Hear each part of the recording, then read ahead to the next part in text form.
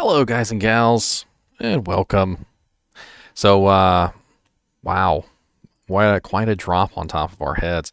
Not only did we get 2.4 Test Realm launch date, we also got 2.4 Test Realm patch notes.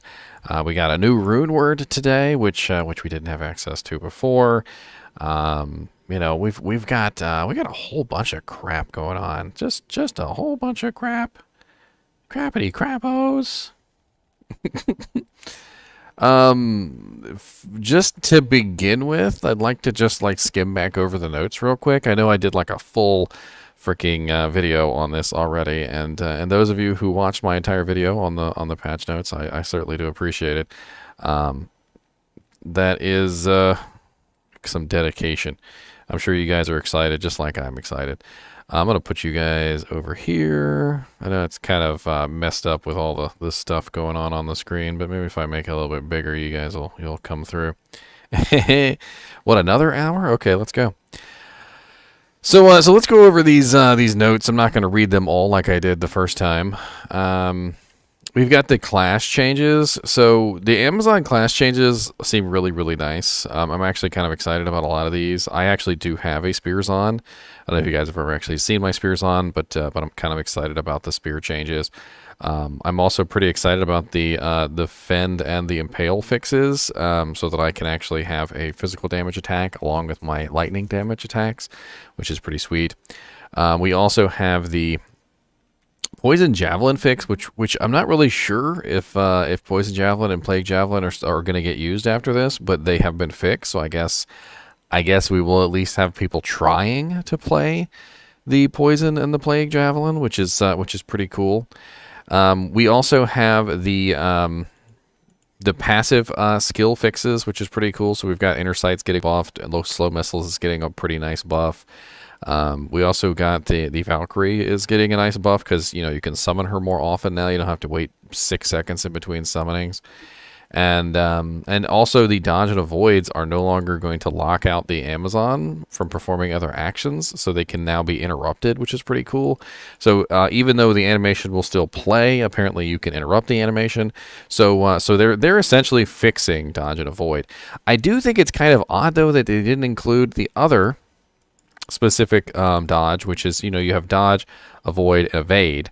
So I'm kind of wondering why evade isn't on the list. It's a little odd. We also have the other class changes. Will you get off of there? We got the freezing arrow. It has the mana reduction, which I think is very nice. Magic arrow getting the extra damage conversion is pretty darn sweet, as well as guided arrow getting a buff because it's always been quite kind of underwhelming. I'm kind of confused about Strafe getting a buff. I thought Strafe was in a pretty good place, but I guess Strafe was not in a good place, and so Strafe is getting a buff. They've removed the 25% weapon damage reduction, so it no longer nerfs your damage, and they also increased the attack rating on the skill by quite a large margin. So Strafe is now probably better than multi-shot, John. We also have the mana cost is no longer increasing on Fire Arrow, and that's great because Fire Arrow was unusable because of that. Exploding Arrow having increased damage is absolutely amazing. My dual spec Fire Ice Zon is going to love that. The Immolation Arrow also getting buffs there with the reduction in the casting delay, and also the separation of its casting delay to other skills, so it will no longer cause other skills to have a casting delay. So this is great for Immolation Arrow. It might actually be worth using at this point. They also doubled the freaking fire damage, which is freaking epic. Martial arts, they're really trying to get people to use the charge up skills, and they increase the attack rating on all the charge up skills, and I can really see what they're going for here. What they're going for is they want to get people to use these skills, and they want they want the skills to have attack rating bonuses so that when you actually use Tiger Strike or Blades of Ice or whatever, you're building your charges, which makes a lot of sense because obviously if you miss, you don't get a charge, and then it just gets frustrating from that point, and you know, that's not good.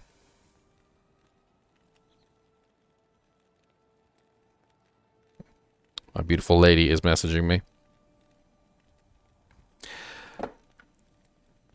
So, you know, they also did this interesting thing with the dragon skills. So Dragon Talon, Dragon Claw, Dragon Tail, Dragon Flight, which is kind of ridiculous. They made it so that they will always hit.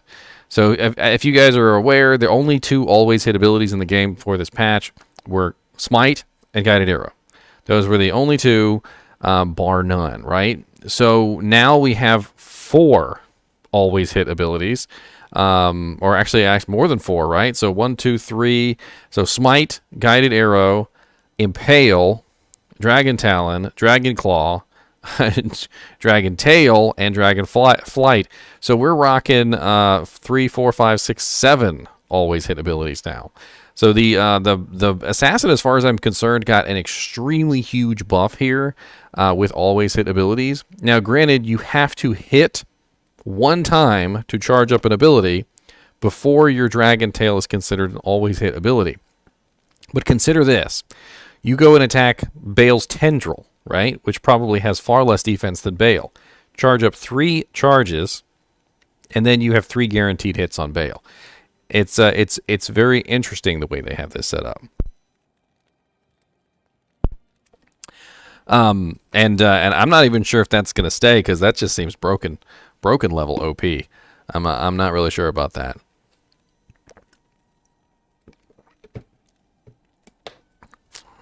Let's see what else we got. So Shadow Disciplines, they gave some buffs to Venom, so the duration went up. That's pretty sweet. They also gave the Shadow Warrior and Shadow Master the same treatment they did the Valkyrie, so you can summon them quicker now, which is pretty cool. They did a lot here to sort of nerf Death Sentry. I don't want to say nerf, but like de-incentivize people from building Death Sentry and try to draw people toward other skills. Their entire goal here seems to be to draw people toward any other trap on the trap tree other than Death Sentry, and I can totally understand that because that's like the only trap that people use on that tree anyway. Blade Sentinel, Blade Fury, and Blade Shield buffs are actually pretty awesome. I'm actually really excited that they increased the duration of Blade Shield, which was desperately needed, because as of right now, even if you had like max level Blade Shield, it would not last any duration whatsoever. They also increased the weapon damage for Blade Shield from the 25% reduction to the 75%. So now it will do 75% weapon damage instead of 25% weapon damage, which is a really big buff as well to the Blade Shield. So we've got an entire tree now of blade skills that can be utilized. The Blade Sentinel, the Blade Fury, and the Blade Shield are all going to be nice to use in tandem. Always got these stupid bots. Get out of here, bots. Banded. Banded. Banded.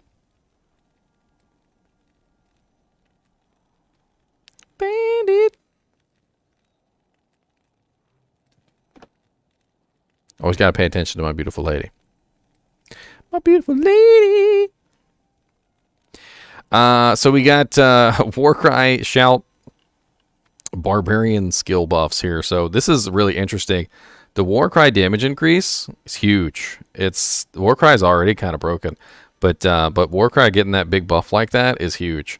I'm also really kind of excited about them putting the radius on all the skills. And I know that sounds kind of silly, but you never really knew what the radius was on the stupid skills until you popped them up and used them. And I feel like some of the skills were like a catfish. Like you have some of them that are like, and they go like 8,000 miles, and then you get to the next one and you're like, okay, this one's gonna go 8,000 miles too, and it's like, it literally goes like 2 feet away from you, and you're like, what? Like, what? Like, that's all, just the 2 feet? That's it? I lose my lungs? I thought in the previous skill I was like, whoa, and now I'm just like,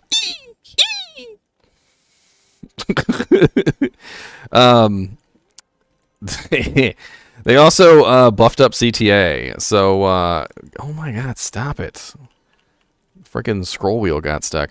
They also buffed up CTA, so that's really interesting. Battle orders and battle command both got a buff in their duration.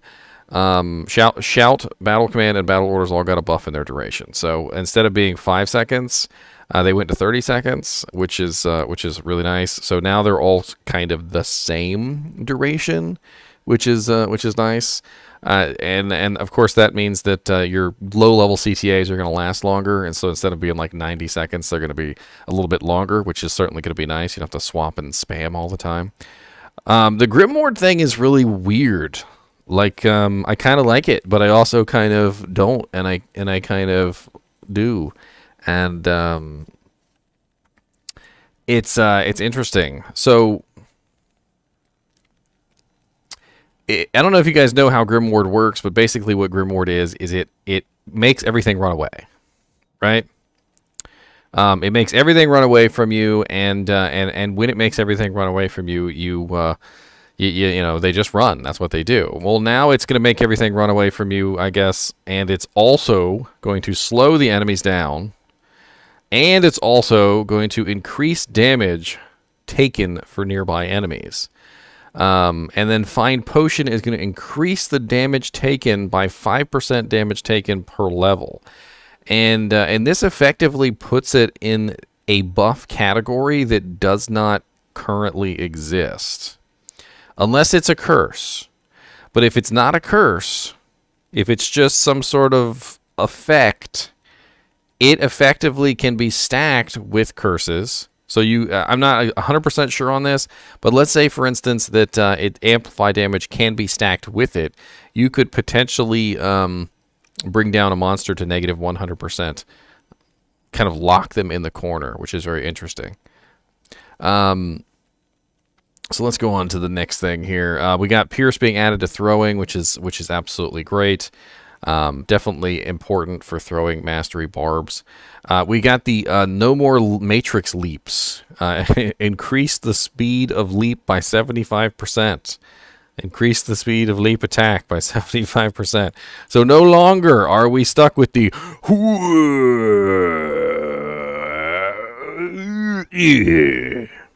So, you know, hopefully these are much more quicker leaps, much more realistic leaps, not the Hulk leaps from the original Hulk movie. Remember the Hulk leaps where he would just like leap across the whole town, and he's just like leaping in air for like 20 minutes. That's how it feels sometimes when you leap on the Barbarian. And they increase the damage of leap attack too, so they're kind of bringing it more in line with other abilities, so that it actually does damage. So you might actually want to build leap attack. Might make it more viable in PvP as well. We also have Berserk is getting the synergy replaced for battle orders, so it's going to be shout, or so it's going to be battle orders instead of shout, which makes a ton of more sense because, you know, Berserk ruins your defense. So why do you need massive amounts of defense from a skill that is not helping you? So battle orders just makes a ton more sense than Berserk. We also have double throw, which is getting actual damage now. So that's a really, really big buff. It had no actual damage on the skill before this, so now it's getting 16% baseline and 8% per level, which we can like multiply that out real quick. So 8 times 20 plus 16. So at level 20, it would be 176% enhanced. And then we could, of course, add another 10 levels onto that. So another 80% would be 256% if you manage to get it to level 30. So that's not bad. We also get this crazy thing here of increased stamina will now add a synergy bonus for Frenzy of plus 0.4 seconds per level. Frenzy already has a 6-second duration. So when you attack with Frenzy, you build up your stacks. Okay, this is the entire purpose of Frenzy. You build up your stacks, and once you build up your stacks, you have this Frenzy thing going around you. These wispy, lines of wind, right? And in 6 seconds, they just go away, and you have to build them back up again. Well, the ability to increase your Frenzy stacks by the duration by 0.4 seconds per level would effectively get you, I believe it's 8 seconds. So 0.4 times 20, so 8 seconds, plus the initial 6. So we're looking at 14 seconds if you were to cap out increased stamina, which means your frenzy would last for a lot longer. Now you might be wondering, well, why would you want to do this? Well, you can use the attack speed bonus with frenzy on other skills. So for instance, I've actually done this before. I will take frenzy, I'll go build my stacks, and then I'll use it to throw. And I will throw with the speed of frenzy. And although I do not get the damage bonus, I do get the crazy increased attack speed and the crazy increased run and walk speed, which is hilarious to combine with the throwing ability, because you can just run around and kite everything. And increasing the duration of that would be nice. Now, of course, every time you tap a monster, you refresh the duration, and it's much easier to keep a full stack of frenzy going at 14 seconds than it is at 6. So keep that in mind. I mean, that's more than double the amount of time that frenzy currently is. We also got the crazy buffs to the elemental druid. They kind of beefed up the damage on the fire skills. They removed all the synergies, or decreased the they decreased all the casting delays and removed some of the synergies from fire claws as well. And honestly, all in all, it looks like the fire druid might just be a character that you might actually want to play. I'm not 100% sure on that, but it does seem like a character that might be fun.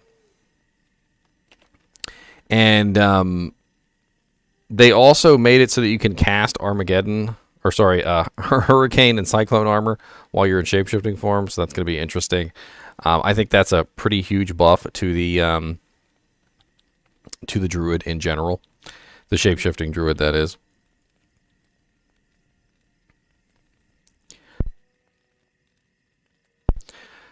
We also got some changes to the bear, which is interesting. So I'm not really 100% sure what to think about some of these changes. So like the rabies druid got a buff in his damage. I didn't even know that the rabies druid needed a buff in his damage. Maybe I'm just a silly streamer who just doesn't pay attention to the meta. But he got a rather nice bonus in damage of 2% per level from the 3% per level on the attack rating, as well as a 2% damage bonus per level on the synergy from Poison Creeper. So he's got, what is that, 2 times 20, so an additional 20% on the synergy bonus, so 20% more poison damage.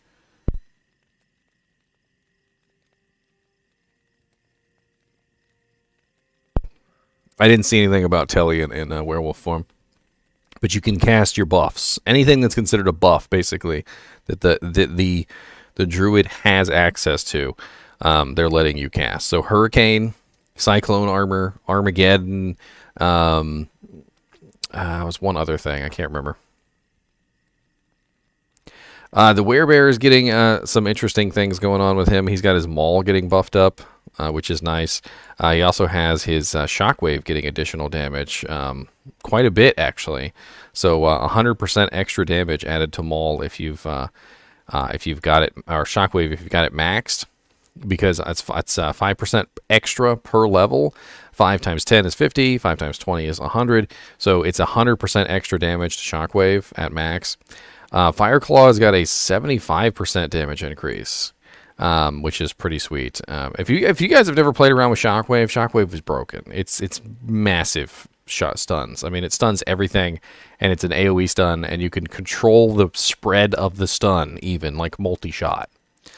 The Oak Sages, the Heart of the Wolverine, Spirit of the Barbs, they all got survivability increases, which is good. Although for some reason they got survivability nerfs in Nightmare. They probably could have left that alone. The Spirit of the Barbs got the flat thorns thing. We have no clue what that flat number is. And until we log into the game on PTR on Tuesday, there's no way for us to know. We also got the Raven being converted to a spell. So Raven was originally a summon, and now he's basically a attack spell. And they pretty much said it, even though I kind of like looked at it and I was like, that seems like it would be like more like an attack spell than it would be a summon. And that's literally what they said. They're trying to turn Raven into an attack spell instead of a summon that just stands around static. So basically, they've reduced the amount of attacks that Ravens have, but they've increased his damage. They've modified the AI so they attack more. They've done a bunch of things. They even added synergy bonuses to the Ravens. So the Ravens are probably going to do a pretty significant amount of damage now, but they're not going to stay around for very long. So they are going to have to be cast occasionally. And when I say occasionally, I mean all the time. And when I say all the time, I mean you'll probably be spamming them for the rest of your life.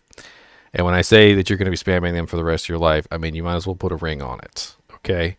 You might as well just go ahead and put a ring on it. Summon Spirit Wolves got cold damage, which is very, very interesting. So Summon Spirit Wolves have always been the inferior choice for damage. I don't know if you guys are aware of this, but the Dire Wolves are the superior damage choice. If you actually built a summoning Druid, there were three options. There was the Summon Spirit Wolf, there was the Summon Dire Wolf, and there was the Summon Grizzly. And the Summon Dire Wolves had the best damage out of all three because it was three that could double their damage by eating corpses, and that double damage would effectively make 6 wolves worth of damage, and the Dire Wolves already did more damage than each individual Summon Spirit Wolf, so the Dire Wolves had the highest damage out of the lot. Well, they took the Summon Spirit Wolves and they turned them into an alternative option, which was an absolutely great choice in my opinion, because now the Summon Spirit Wolves act as a alternative when you come across physical damage immunes. So if you were to come across a physically damage immune monster, you could just simply change out your Dire Wolves or your bear for the Spirit Wolves, let your Spirit Wolves murderize, and then swap back, as needed, which is absolutely amazing. It's going to make for a much greater utility. They also increased their life. They beefed up their survivability a lot, which is definitely very nice. And they're going to show the synergies now. So they said all the tooltips are going to be updated to actually show the proper synergy values. So you'll have a better idea of what beefing up each individual summon is actually going to do for you, which is nice. The Poison Creeper also got synergy bonus from Rabies, which means that the Poison Creeper might actually do damage now. Those of you who have built a Rabies Druid before, you might have just laughed uncontrollably in madness like the Joker at the fact that you had to build the Poison Creeper and the Poison Creeper was absolutely useless. But now it looks like the Poison Creeper is actually going to have some decent damage because 10% per level of Rabies, which of course if you are a Rabies Druid you're going to max Rabies, so that's 20 times 10, so that's 200% extra damage to the Poison Creeper, which is pretty darn sweet.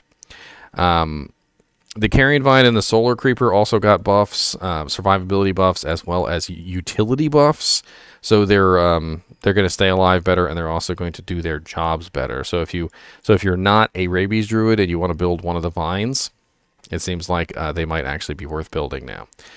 On the Necromancer, we got the Raised Skeletal Mage, which that Raised Skeletal Mage buff is kind of interesting, and I did notice this 750% extra poison with no longer scaling poison duration. That seems like a really ridiculously big buff to the mages. So not only is the poison damage been buffed by 750%, but they also locked the duration at 4 seconds, which means that it's going to do a massive amount of damage over 4 seconds, as opposed to a tiny amount of damage over a long period of time. They also buffed the cold damage one, and the lightning damage one a tiny bit. I guess the lightning damage one was probably okay. They were probably like, he's fine. Let's give it a little bit.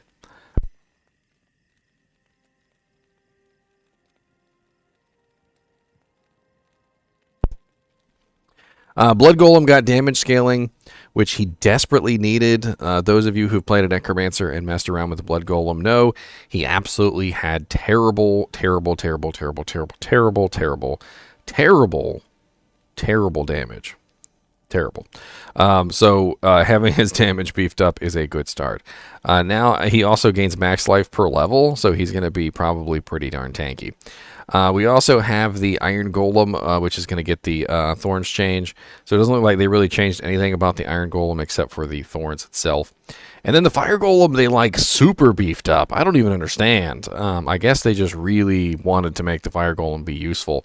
So they increased his Holy Fire level bonus from 1 to 2, which means that now he has, like, at level 20, he's rocking level 40 Holy Fire. At level 30, he's rocking 60 Holy Fire. At level 40, if you can get him that high, he's literally rocking level 80 Holy Fire. Now, granted, he doesn't get any synergies, but it's going to be a massive amount of damage. And then on top of that, the Holy Fire itself got buffed by, if we go down to the paladin, we can take a look at Holy Fire's buffs. And you can see Holy Fire got an area damage now scales to the distance of the caster. And since the Golem is always going to be in melee range of whatever he's attacking, it's going to be that 200%. And then on top of that, they scaled his... They scaled Holy Fire's damage by about 90%. And then the synergy bonuses, of course, don't work on the Golem, so we have to ignore those. But the damage still got increased significantly, which means that the Fire Golem's damage also got increased significantly. So so very important there to... oh, okay. Well, that's beautiful. That is not what I need, but that's beautiful. That's the line code for the website. Can we not look at the line code for the website, please? Thank you.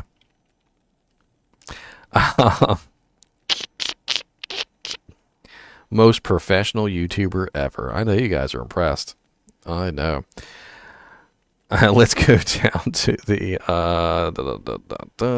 So they also buffed up Bone Armor a little bit, which was actually kind of nice. And they buffed up Bone Spear and Bone Spirit. I'm not really sure what to make of those. I didn't really think Bone Spear and Bone Spirit were really in a position that they needed to be buffed. But they got a 1% bonus over 4 synergies for Bone Spear, which is effectively what? 1 times 20, so 20, 40, 60, 80. So an 80% damage increase over the 4 synergies for Bone Spear. And then Bone Spirit got double that, so 160% bonus for the same. So a 160% damage bonus on Bone Spirit, which is a lot. They also buffed up Weaken. And then we found out Weaken was on that new Runeword Obsession, which I actually do have right here. This is the new Runeword Obsession, which is kind of cool. Let me look at it in my stash since I'm on the left side today, or the right side, no, whatever. So we got the new Runeword Obsession, and they put Weaken on there. So they were eager to play around with their new Weaken ability, which is kind of cool. We've also got what we got here. The tooltip changes, which is definitely nice for the paladin. The Decrepify also got its tooltip updated, so it actually shows what it does now, because it never showed what it does. Like, you never knew what Decrepify did. It was just like, yeah, here's a curse. What does it do? Oh, I don't know. Just use it. Just find out what it does. What do you think it does? Does it do anything fun? What do you think? You like that? You like what? You didn't like it? Well, I mean, it does some cool stuff. I'm not telling you, but it does some cool stuff. It's terrible. It's fun. That's right. It's fun, Digital Shaman. So Blessed Aim has its tooltip proper now, which is nice. We also get the we already went over the Holy Fire buff.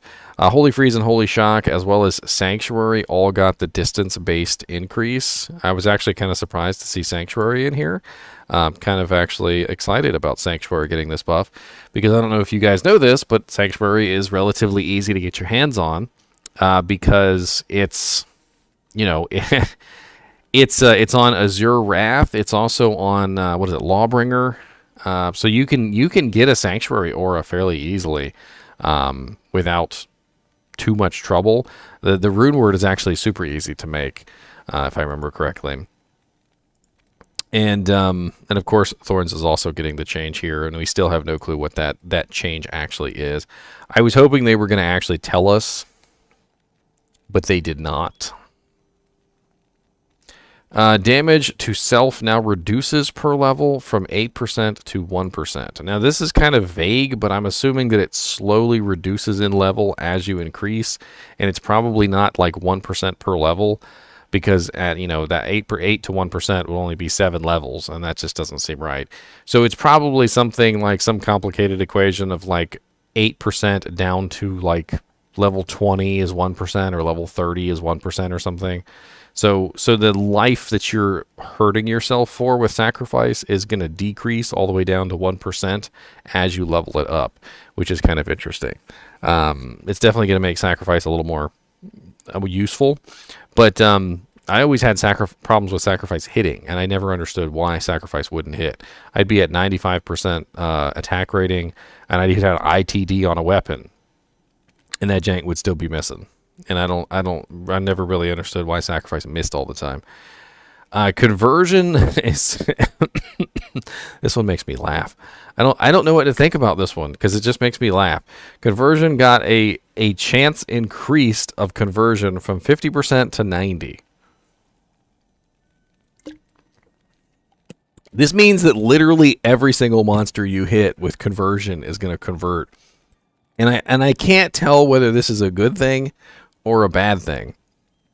I guess if you were specifically, if you were very specifically trying to build some sort of like summon army paladin, and you wanted to like convert things and use thorns and like Spirit of the Barbs and stuff, and then to get things killed, and you just run in and you just convert everything. Or maybe you're using it as an oh crap skill. You know how Assassin uses Mind Blast, and Mind Blast is kind of like their oh crap skill? Like, you could just have it on swap, and like if you were getting in trouble, like say you were in the middle of like 100 cows and they've got you surrounded, you just tap a couple of the cows with conversion, and you know, then you've got a little tiny army, right? So you're not alone inside of the middle of the cows, and then you can work your way out. I mean, I guess. We also got a tooltip for Smite, which is kind of cool. The pierces on Holy Bolt is really cool. I'm going to have fun playing with that. They also beefed it up, so Prayer gives it more healing. So Prayer is the synergy bonus that gives Holy Bolt healing, which means that it's going to heal for even higher now. Hello, Clericdins. So I hope you Cleric Paladins are going to enjoy spamming Holy Bolts on your teammates. They also beefed up Fist of the Heavens by reducing the casting delay, which is very nice. And then it's also not going to share casting delay with other skills, which of course is also very nice. And of course, it also gets the Holy Bolt pierces targets on the skill, which is going to make it extremely powerful. So Fist of the Heavens has got a huge buff, and so did Holy Bolt get a huge buff, both of them.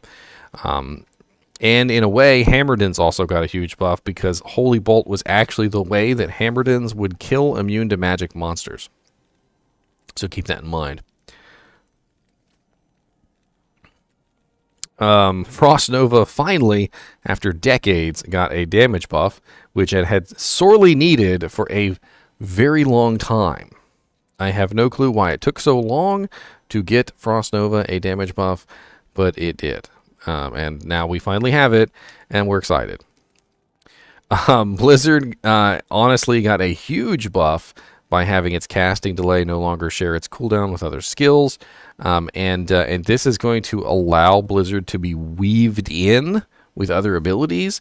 You could even theoretically, do like Orb Blizzard or Blizzard or Blizzard or Blizzard or Blizzard or, whatever other combination of abilities you can think of. But it's going to be a hell of a lot more powerful now in this new version than it is, in the current version. So keep in mind in the future when you make your builds, like especially if you're planning out your character for ladder, start planning out for potential spell weaving, because all these casting delays no longer share cooldown is going to mean a massive amount of spell weaving is going to be possible now. I'm not sure what in Hezmana they're doing with the frozen armor, the shiver armor, the chilling armor. I don't know. Someone needs to tell them that the synergy bonuses on frozen armor, shiver armor, and chilling armor are stupid, and they need to take them out. Frozen armor, shiver armor, and chilling armor should not have synergy bonuses with each other. Okay? They should have synergy bonuses with something else, like frozen orb or glacial spike or anything else besides each other. They need to take the synergy bonuses off of each other, and they need to put the synergy bonuses on something else, because no one is building 3 armors, okay? No one is going to build 20 points into all 3 armors to get one armor that they want to use at max capacity. We just don't do it. And plus the skills doesn't give us synergy bonuses, so it's just going to end up not getting used again. And somebody needs to let them know, just take the synergy bonuses off the armors and put them on something else. Make it so that if I beef up Glacial Spike, I get a bonus to one of them. Or make it so that if I beef up Frost Nova, I get a bonus to one of them. Make it so that when I beef up I don't know, like anything, like even Ice Bolt. Make it so if I beef up Ice Bolt, chilling armor goes up. But don't put the synergy bonuses for each frozen armor on the other frozen armor. It's stupid.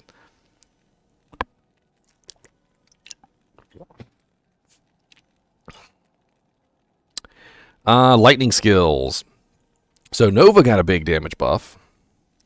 A very large damage buff, especially considering Nova, I think, was already viable. If you had GG gear, it was already a viable option. So we got 5% per level from static field, which is going to be a lot of people running max static field. That's going to be cool.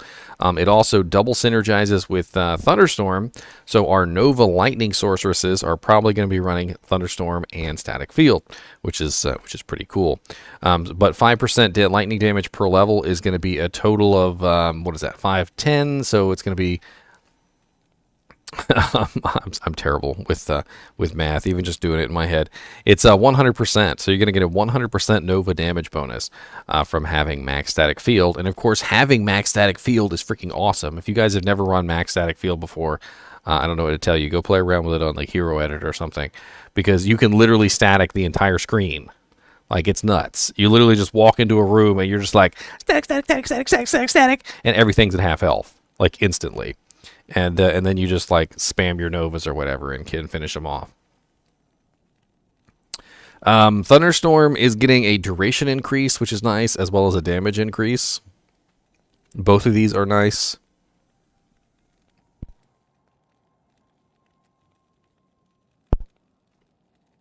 Energy Shield is actually getting a tooltip with the correct amount of information, so that's actually really sweet as well. I'm liking that. I'm not sure what to think about Inferno changes. I don't know what they mean by controls are updated so that skill now casts in free form and no longer locks onto one target at a time. I'm not really sure what they mean by this. I'm kind of interested in that they are beefing up this skill. I do want to test it out, but I'm not hopeful. I've actually built an Inferno Sorceress before. You are looking at the red-headed ginger who actually built an Inferno Sorceress and was disappointed by it. One of the main issues, believe it or not, that I had with Inferno was actually not the damage. It was actually not the forcing you to stand still. It was the mana cost.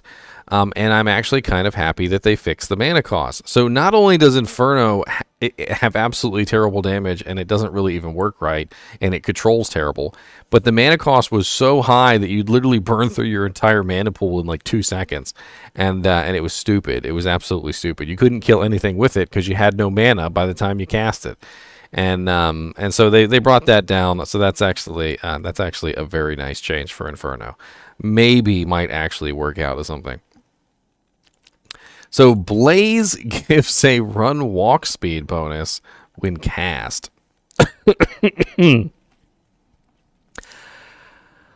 Hello, PvP sorceresses. You guys are going to be able to do damage and increase your run walk speed at the same time. I don't really know if this is a good thing or a bad thing, but literally you could max out Blaze and get 2% per level run walk speed.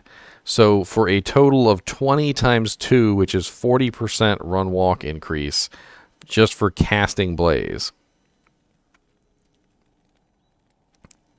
You're going to be fast. You're going to be like Sanic, okay? Sanic the Sorceress. We also got some more casting delay fixes on Firewall and Meteor, which are definitely nice. And then, of course, they also turned Hydras into traps. So basically, Hydras function like traps now. You just cast them down, 6 real fast, boom, boom, boom, boom, boom, boom, done, and you just move on with your day, which makes them actually quite nice.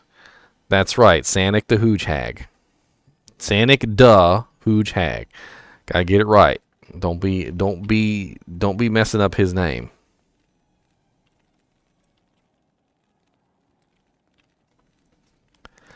Let's see what else we got going on here. So the mercenaries. Oh god, I called every single one of these.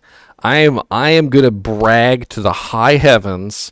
I'm literally just gonna be like God. I called this, and he's gonna be like, shut up. Nobody likes anyone bragging, and I'm just gonna be like, okay, fine. But I literally called every single one of these. Freezing Arrow and Exploding Arrow were obvious choices, and I'm glad that they did, because quite honestly, they're great choices. And Freezing Arrow is an absolutely amazing crowd control ability, and putting that on the Cold Sorceress was the correct choice. Thumbs up. Explosion Arrow on the Act 1 Rogue Mercenary is actually a much, much, much better choice than the stupid Fire Arrow. Absolutely excellent choice. So, absolutely great changes here. They also buffed up Exploding Arrow. So Explosion Arrow was also buffed up as well. Act 2 Desert Mercenary got no changes by... No, I'm just kidding. They did make it so that you could summon all 6 auras in the same difficulty. And they also fixed the unintentional buff that I said that they were going to do. So they actually had this unintentional buff that they did to this. So I don't know if you know, but... the stats change depending on what difficulty you hire them in, and allowing you to hire the nightmare ones in normal difficulty was actually a buff to the stats. And they basically said they've updated each stat/skill gains in all difficulties to match, so there's no disadvantage of leveling the hell difficulty version versus the normal difficulty mercenary. But that still means they buffed up the nightmare mercenary. So if you guys are unaware of this, when you hired the Nightmare Mercenary to get your Holy Freeze or your Might Aura or whatever it is, that mercenary has less stats than the normal difficulty ones. So they've equalized them all out now, so the Nightmare ones actually have the correct stats, and that means that your Might, Holy Freeze, and Might, Holy Freeze, and I'll remember it. My brain's not broken. Thorns, and your Thorns Merc will have the correct stats. it's literally written right here. So Thorns Aura scaling increase will now continue scaling up beyond the highest level threshold up to the max level. So apparently the Thorns Merc was borked. Apparently he was locked. He wouldn't scale any further than a certain level. Interesting to know. I did not know that the Thorns Merc was borked. Iron Wolf. So the Iron Wolf got a huge buff to his life and defense, and he also got a huge buff to his resistances. He's now the highest resistance mercenary that you can get, so that's pretty cool. Might make a very good choice for Travancore. Who knows? I mean, if he's got max resistances, he might be able to stay alive a little bit easier. The Cold One cast Glacial Spike more often, which was what I said needed to happen to this particular mercenary. I didn't think that he specifically needed changes, but Glacial Spike was a much more powerful ability than Ice Blast. And Yeah, they were worse than the rogue, Red Arctic Arclight. They were literally worse than the rogue in defense, worse than the rogue in HP, and worse than like everybody in resistances. So now they're equal to the rogue in defense, equal to the rogue in HP, and they're better than everybody in resistances. So the Act 3 Mercenary has been super buffed. So basically what I was saying about this particular mercenary was Glacial Spike needed to be casted more often. They also beefed up Glacial Spike so it does more damage. So this the Cold Mercenary is going to be hitting like a truck now. The Fire one, they removed Inferno, which was absolutely the best idea in the universe. And they added Firebolt, which is not going to be the greatest damage, but they increased the Fireball chance, so he's going to be spamming Fireball more often, and Firebolt will be his sub-skill, and he's also going to be enchanting everyone, which is freaking ridiculous. I'm going to just, like, throw a bunch of Fire skill equipment on him so he has max enchant and just enchants everyone. We get the Lightning one also got Static Field, and unfortunately they made one mistake with the Lightning one, which is they left Charge Bolt on this guy. So due to the way the AI works on the Act 3 Merc, his Charge Bolt is useless. But they did increase the chance of him casting Lightning, so hopefully he'll cast Lightning more often than he does Charge Bolt, and hopefully he will cast Static Field pretty often too, because Static Field is an amazing damaging ability. That was a pipe dream, Maul. Pipe dream. Really, all they needed to do was increase the Glacial Spike cast rate. I'm sure if you go back in my live stream, you'll literally hear me say that, because I've said it multiple times. The Barb.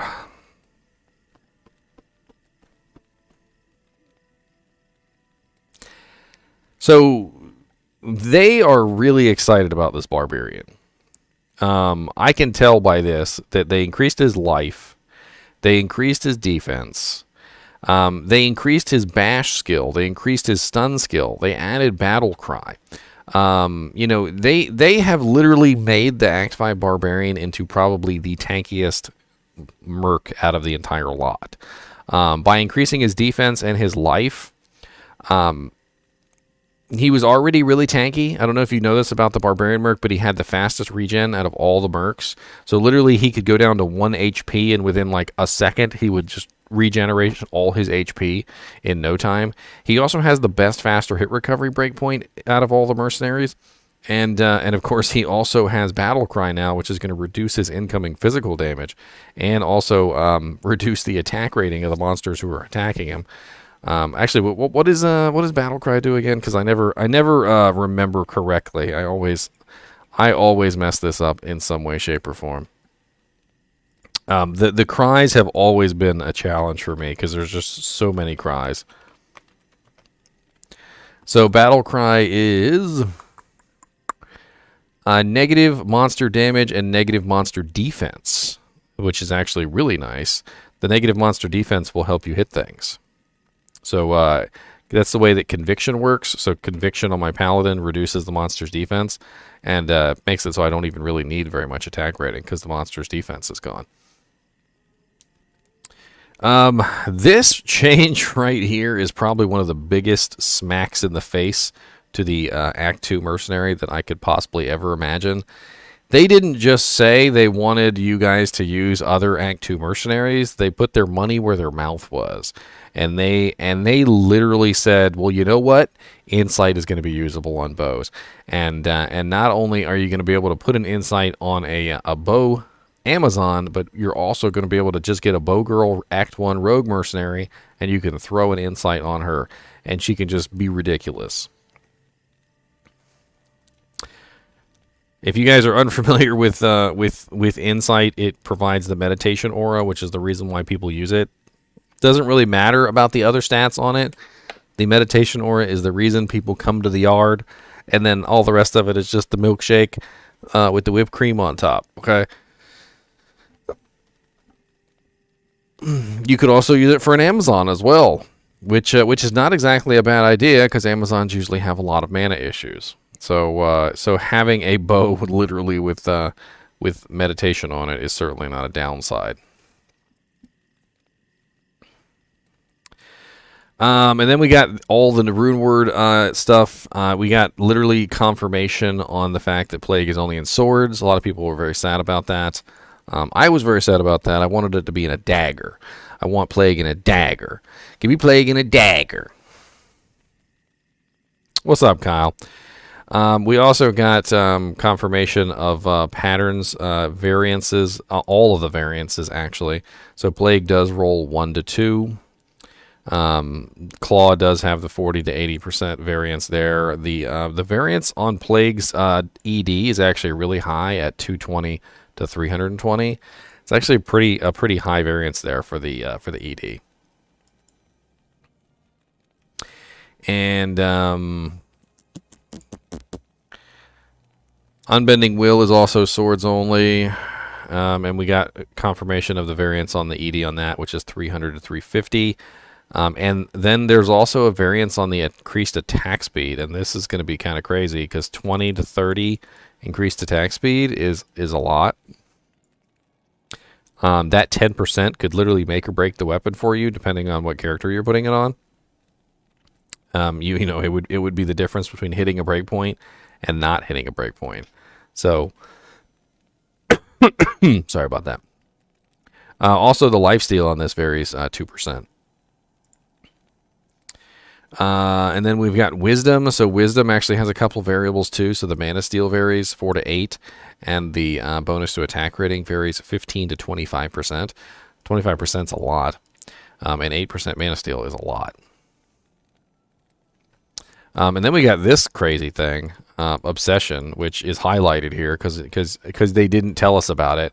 They literally left one rune word. They're like, you know what? We're just not going to tell you about this one. It's going to be a surprise. And quite a surprise it is, because it's kind of like the shield killer, the Hodo killer. If you found the perfect staff base for this, you could theoretically make a weapon that is better than Hoto plus Spirit. There's a lot of things that people have been messaging me ever since this rune word got announced. Like, for instance, the fact that if you build this, you wouldn't have to put any points in Dex. You wouldn't have to put 156 points into Strength to wear the Spirit. There is a whole lot going on here that this staff allows you to build, and then you end up with more HP. Or maybe even energy if you want to build an energy shield sorceress. But just generally, this staff allows for a lot more wiggle room in your build. We've also got the variances on Flickering Flame. So Flickering Flame does vary level 4 to 8 on the Resist Fire Aura. We also got negative 10 to negative 15% on the enemy fire resistance. And then the mana also varies on that. So we didn't have the variances before, and now we do. And then Mist. Finally, we got the Mist variances. So Mist varies 8 to 12 on the concentration aura. And then we got the ED variance, which is 325 to 375%. So it actually goes, I think, higher than we originally had the rune word for. Where is my Mist? Where are you, Mist?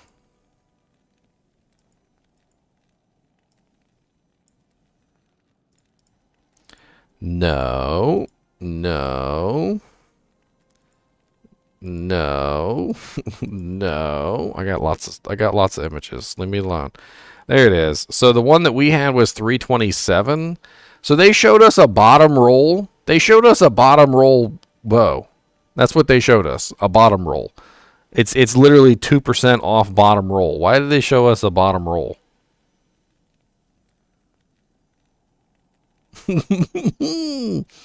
They're so silly. If I was going to show off the rune word, I'd show it off in its top form, not in its bottom form. Poopies. So that variance is quite high at 300 to 325 to 375%. That extra 50% is going to make a huge difference on that bow. And then this was just lazy. I was really excited for new rune words, or sorry, new Heraldric Cube recipes, and all they did was just reuse the old Heraldric Cube recipes.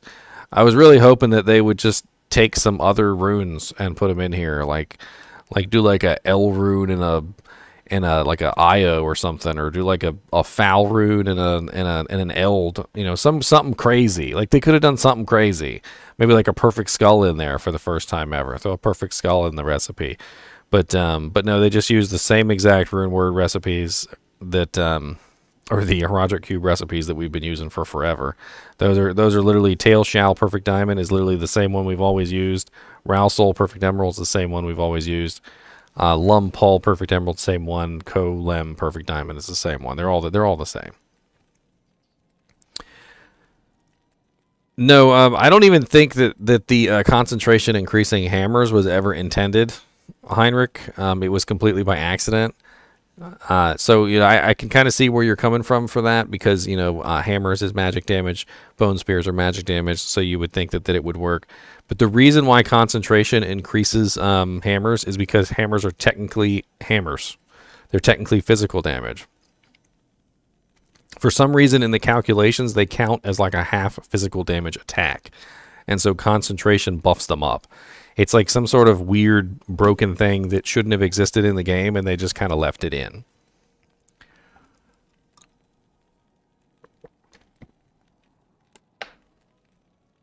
Six P skulls is actually re-rolling a rare item.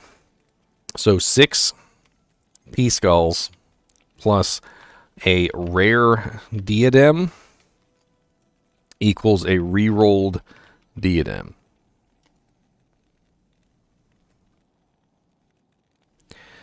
Let's see here. The set bonus changes. So Arcana's tricks actually got +1 to all skills, regenerate mana, and an additional bonus to mana. So it went from 25 to 50.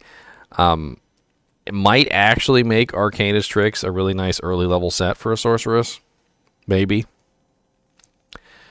The Arctic gear just got a buff to its cold damage, which I think the Arctic gear was always a fairly nice level 2 set, and the buff to the cold damage might make it even better. I'm pretty sure it was level 2 anyway.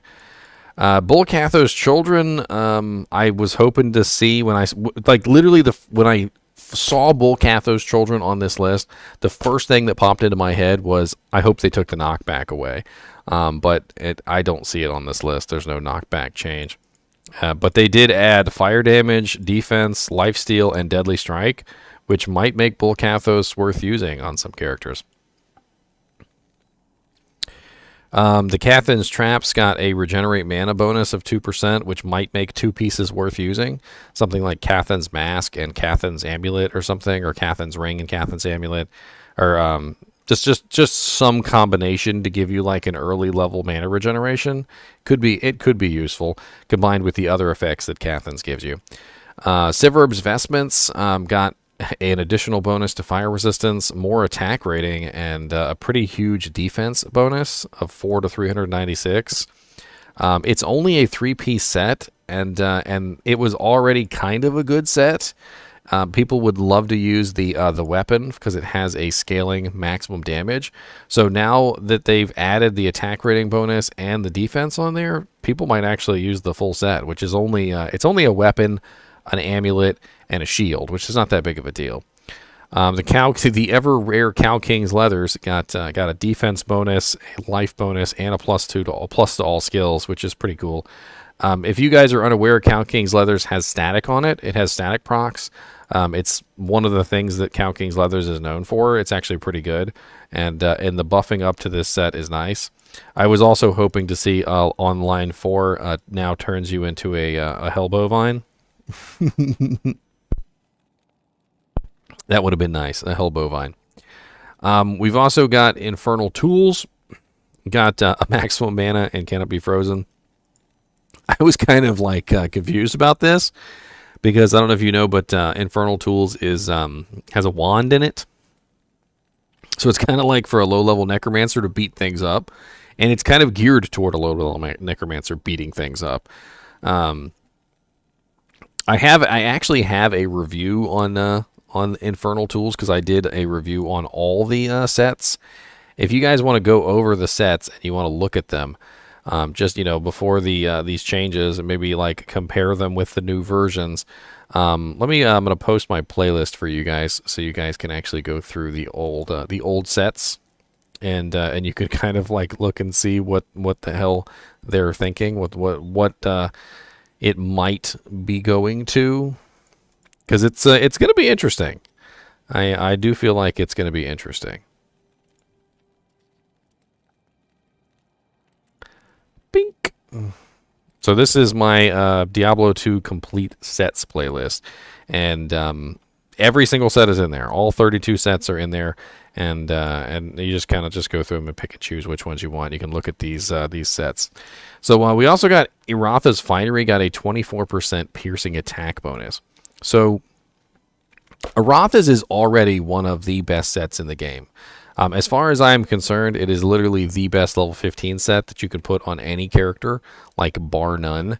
And like, just to give you an idea, if you've never actually used Iratha's set,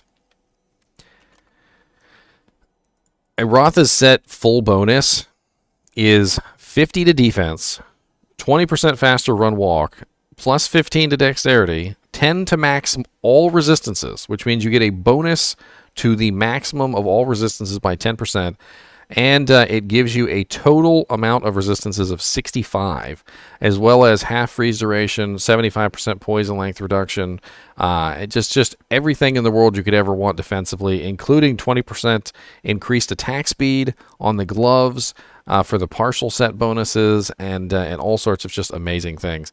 And so now it's also going to give you 24% piercing attack on top of all that, which literally, as far as I'm concerned, makes it best in slot for a low-level Amazon and a low-level throwing Barbarian.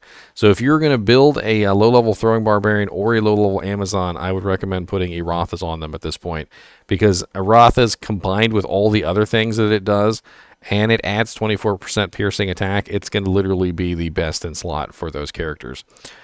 Even if you are not a throwing Barbarian or an Amazon, let's say you're just a low-level character who's rocking Ravenclaw. So I don't know if you guys know this, but Ravenclaw is a really nice bow that has Exploding Arrow. Exploding Arrow got buffed, by the way, which means that Ravenclaw also got buffed. And now you can have Pierce's attack on your level 15 character with Iratha's Finery, which makes, honestly, the Iratha's Finery plus Ravenclaw combo probably one of the strongest combos at level 15 that you could ever do. Milibrega's Regalia got Cannot Be Frozen, which is pretty sweet. And that actually needed a little bit of love. Milibrega's Regalia is kind of nice in its full set. It really sucks piece by piece.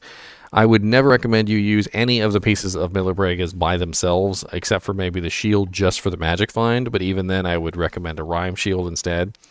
But in its complete form, Milibrega's Regalia is actually not bad. And adding Cannot Be Frozen to it is a really good change, along with the additional lightning damage is a really good change. Naj's Ancient Vestige. This is one of the biggest changes, I think, in the game, because they added 1 to 148% better chance of magic items to the set. So Naj's has 3 pieces. It's a very small set. It's not the kind of set that you would think. Like, a lot of the sets have like 5 or 6 pieces. Like, if you think about like Saigons, there's literally like 6 pieces to the set. But Naj's set is only the staff, the Hellforge plate, and the circlet. Now, the Hellforge plate has a really high level requirement, and you cannot put that on early on, which really takes the Naj's light plate out of the equation, because Naj's light plate is level 71 requirement.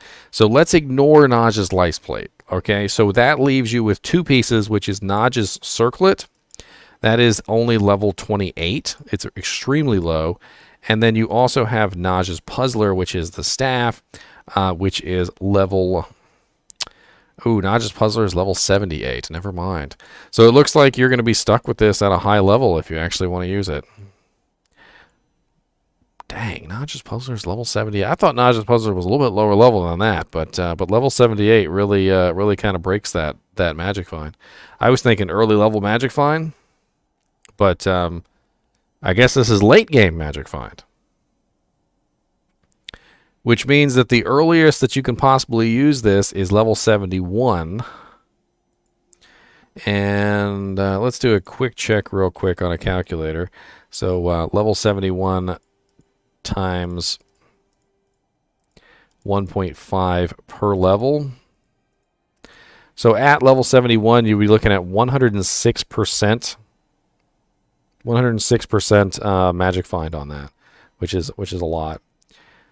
We also have Sabazi's Grand Tribute, which is one of the only sets in the game. There's only two, by the way. One of the only sets in the game that can actually be put on Mercenary. So you can put Sazabi's on an Act 3 Mercenary, and you can also put it on the Barbarian. And the beefing up that they did to this might make it a really good, easy choice for a Barbarian Merc until you get him like GG level gear.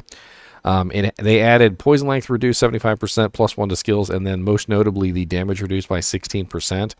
Sazabi's already has a massive amount of HP bonus, so it's really quite a large amount of HP and survivability already.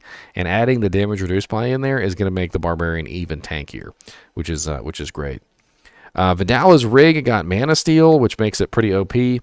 Vidala's Rig is the early level set that provided Pierce's target. So if you happen to have a full Vidala's Rig set, if I remember correctly, Vidala's Rig was I want to say it was 50%. That's what I remember, 50% Pierce. And let me just double check on that. Yes, it's 50% Pierce's target. So not only are you going to get your 50% Pierce's target with Vidala's Rig, you also get the Mana Steal and the cold damage as well, which is a nice buff to that set. It really didn't need the buff. I'm going to be quite honest with you. It really didn't need it. It was already a really good set for a low-level Boson, but with the 7% extra Mana Steal in there, now it's an even better low-level set for a Boson. And it's only 2 items, which means that you could get this 7% Mana Steal just by utilizing like the amulet and the boots, which could utilize this fairly well for any character if you just want to grab 7% extra Mana Steal on anybody. Because Vidala's Fetlocks are really common, and so is the Snare, and you can just throw them on anybody, get your 7% Mana Steal, and then throw them away when you're done with them later. So not terrible, and you also get 15 Dexterity and 75 Attack rating, which is a pretty nice little bonus. Level area changes. This was actually pretty cool. I'm actually super excited about this because it gets really boring in the game farming the same areas over and over again. I mean, who wants to go to the pit for the 18,000th time and farm the same monsters over and over and over? Not me. I would like to actually have more places to farm than just the pit and ancient tunnels and so forth and so on. And they've given us what is this? Let's add it all up. So 1, 2, 3, 4, 5, 6, 7, 8, 9, 10, 11, 12, 13, 14, 15, 16 new zones that are level 85. And every single one of these zones is probably going to be a good place to farm now because of that level 85 requirement. Or A level is what it's called. Arachnid Layer jumps out at me because it's literally right next to the waypoint. So whenever you take Spider Forest Waypoint, it's literally right next to the waypoint. So that's going to be a super easy one to farm. Swampy Pit is also right next to the waypoint. It is directly next to the Flayer Dungeon waypoint almost every single time. The Disused Fane, the Ruined Temple, and the Forgotten Reliquary, all of these, with the other 2 that are actually in Kurast Causeway, makes for a total of 5 temples, and each one of those temples is now level 85. So you got 5 temples that you can go to that are all 85, which are all pretty close together. Sewers level 1 is a pretty big one. Sewers level 1 is a huge zone with multiple chests. It has multiple elites. It has huge roving packs of monsters. And the only thing that's really bad down there is the dolls. There's dolls down there. But there's enough like areas where you can teleport to safety, where it's really not too big of a deal. It's not like in the Durance of Hate where the dolls just kind of have the free roam of the universe. And then they also kind of took the suggestion on these. Everybody always makes fun of these. The Abaddon, the Pit of Acheron, and the Infernal Pit. These are the three like red portals that exist in Act 5, the ones that nobody really use. And this is pretty cool because honestly, these zones were pretty useless and nobody ever went in them because they weren't level 85 zones and there was no reason to go in there. There was no quest. There was no nothing. So now we've got 3 new 85 zones we can go farm in. Drifter Cavern and Icy Cellar are the 2 caves in the cold zones. And this is pretty epic, and I'm going to tell you why. Because the cold zones tend to have very few fire immunes. So if you are a fire sorceress who is a magic finder and you would like to have a place to farm at level 85 and you didn't have much luck in the pits and you didn't have much luck in ancient tunnels, you're probably going to have pretty good luck in Drifter Cavern because most of the monsters in there are cold immune, not fire immune, and you'll have a lot easier time farming in there in general. You will probably still find fire immunes, just like you do still find cold immunes in ancient tunnels, and just like you do still find certain immunes in the pits, but they're going to be far less in Drifter Cavern and Icy Cellar, so that'd be a nice place to go. Just really awesome all around. I really like the fact that some of these lesser used areas are getting some love. This one right here was kind of surprising though. Underground Passage level 2.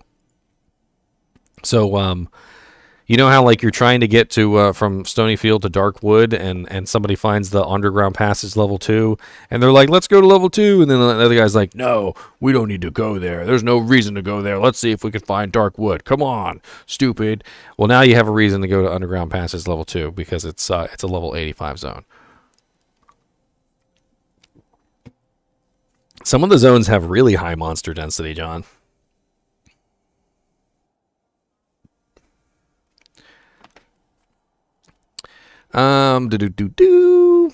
Tooltip changes are nice. There's no really reason to go over these. They're just clarification tooltip changes. They're just trying to make it more clear what's going on in the game, and I can understand that. It's good. It's a good change. I like it. And one of the things that they talked about in here, let me see if I can find it.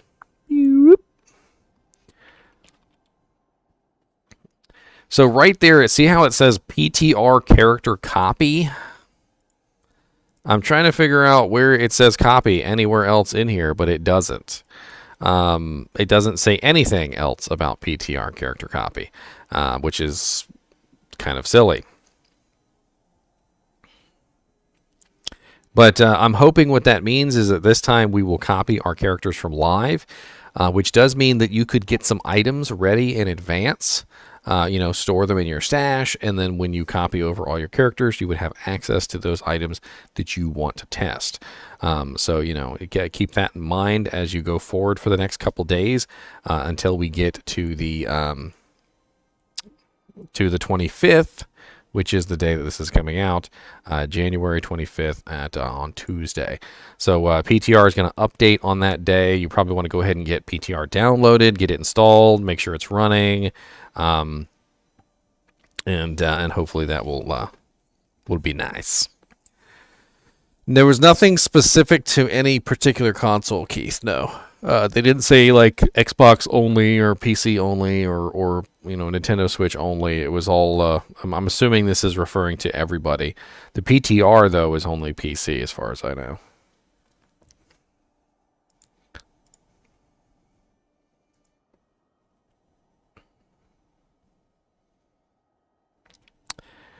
All right, I'm going to take a quick break, and then I'm going to come back, and we're going to play some Diablo. I'm going to mess around with some of these items, and then maybe we'll do some mock ladder or something if we have any people.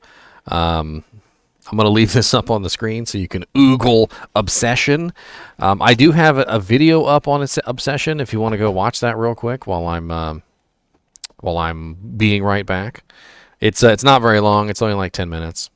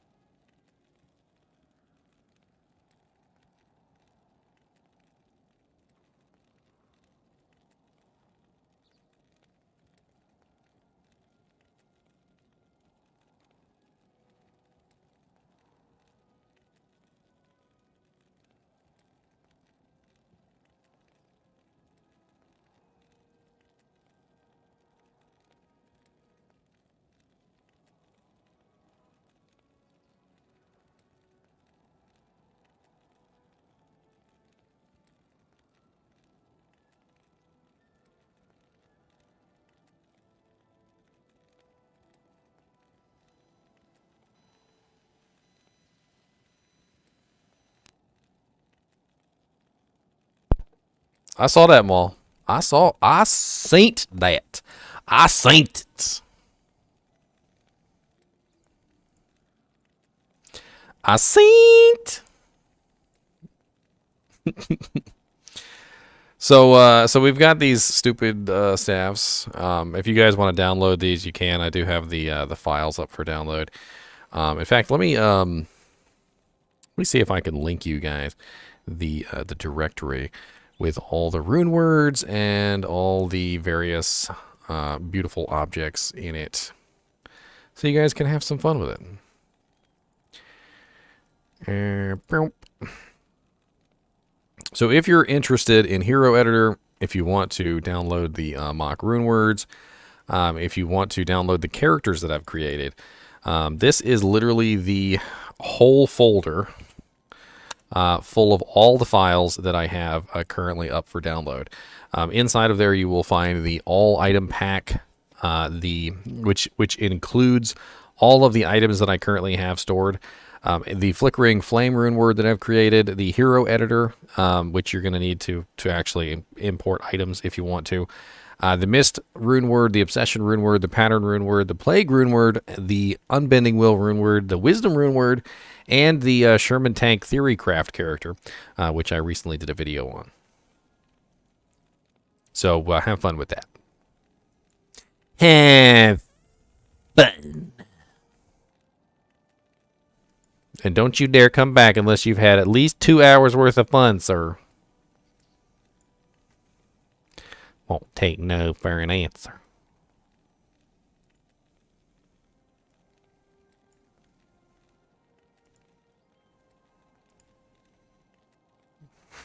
Kapow.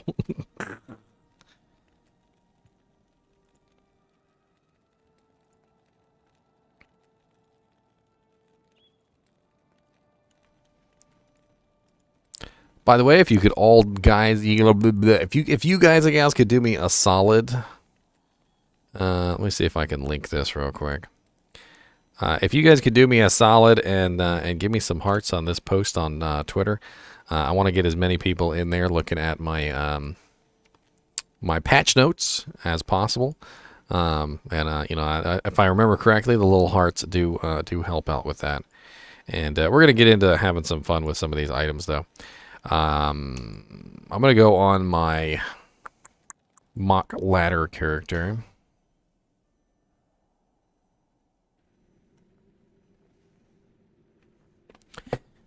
Nah. Bink. There's my Sherman tank. Ugh, look at my little mock ladder necromancer. He's terrible. He's terrible. He's rocking the worst equipment known to man, and I accidentally hit play instead of lobby.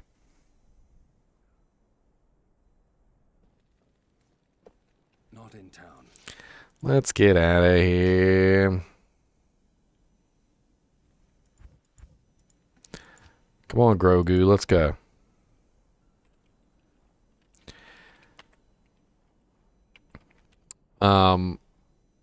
Mock ladder is essentially the process by which we pretend that ladder is going on.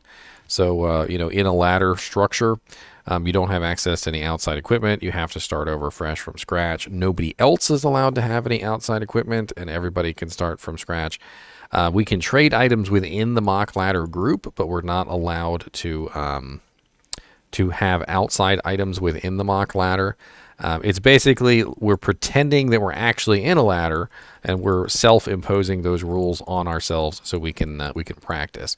And my character is just the most scraped together, cobbled like mess that you could ever imagine. I mean, he's running some trangs because we found those, and he's got like a terrible ring with some magic find on it and 2 res, and he's got a gold wrap, a nagel with 17%, telling of beads, a treachery because we actually found a lem rune, which I'm super excited about. We found 2 lem runes.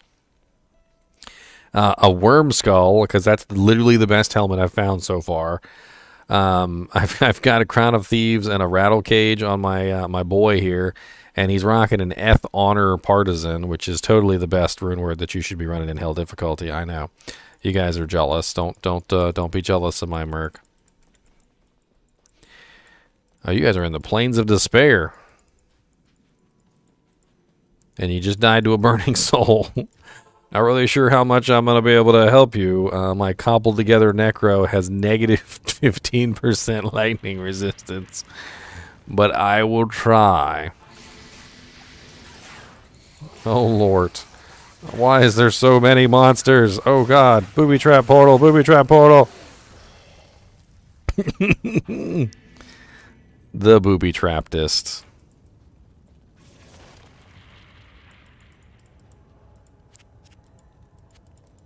The booby traptest portal that ever booby trapped. And now I don't have enough gold to actually resurrect my mercenary.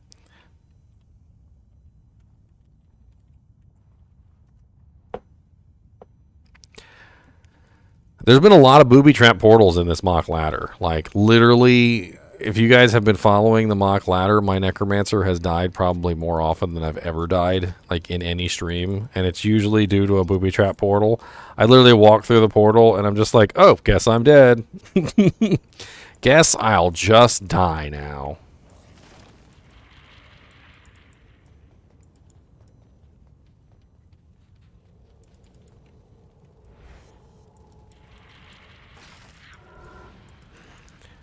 Why is my dagger not on my skill bar?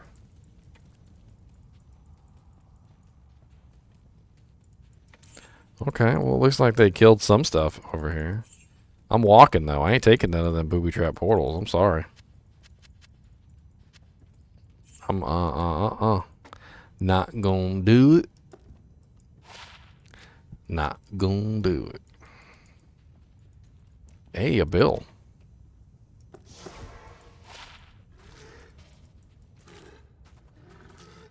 Immune to poison. Ah, you're not immune to poison now. You're still mostly immune to poison. Well, thank you for joining the mostly immune to poison club. I mean, it's not better than the one that my merc is using right now, but it's still probably better than one that somebody's using. God, will you bots get out of my stream? Like, just, why are you bots always in my stream?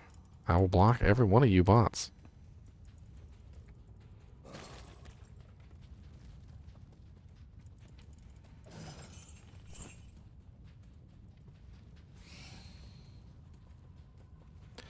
Grimoire suckers.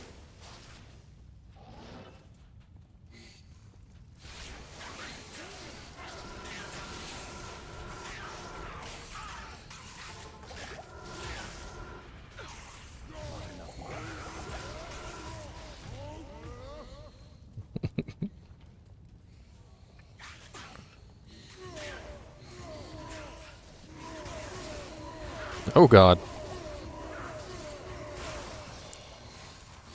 You know, having negative 15% lightning resistance in hell is not a great start to any kind of adventure. Not a great start at all, but at least I got some items to sell.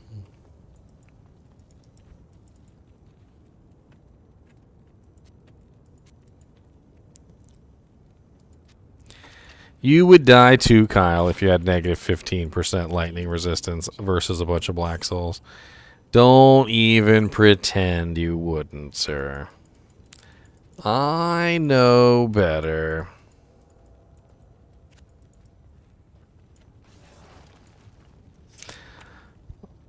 My TP is clear, and I still can't tell who actually said that because your name is Hinklegoat.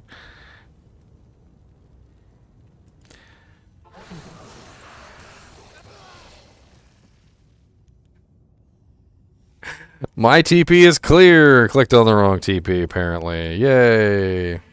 Dead bodies everywhere. Dead bodies in your hair.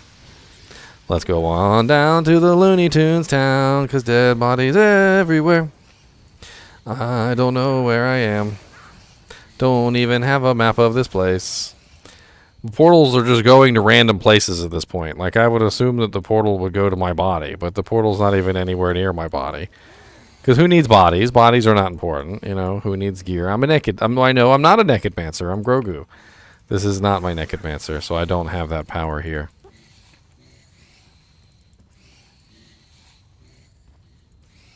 You have no power here.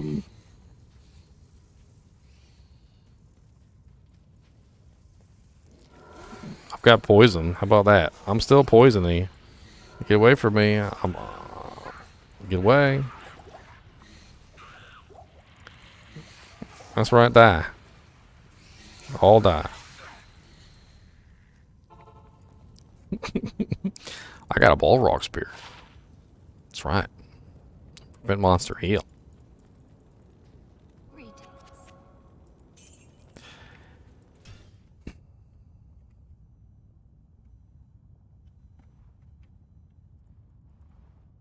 Get on Discord VC.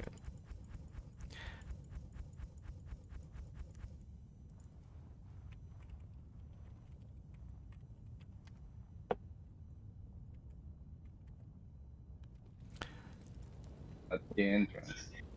Hey, we're back at the dying game again. Oh, hi. What's up, man? How are you? I am fine. I may have a permanent fear of taking anyone's portal other than my own, but I'm fine. There's definitely got to be a story behind that. Yeah, that's Not right. It's today. right. Today It's it's literally right now. This is the story. We're in it. We're living the story. Not today. Not really. Yeah, you're not in our game. Why are we in the waiting booth? I Because we brought have a two new games friend open. over, Yeah. and he isn't in the kinship yet. And if you're running around in hell, you need to drop down to the other crowd. Yeah. There's like doing that there's now. there's like 3 other like voice chat rooms though. Oh, I don't know. I don't know what he can see when he's a newbie to the server, so I just went for whatever.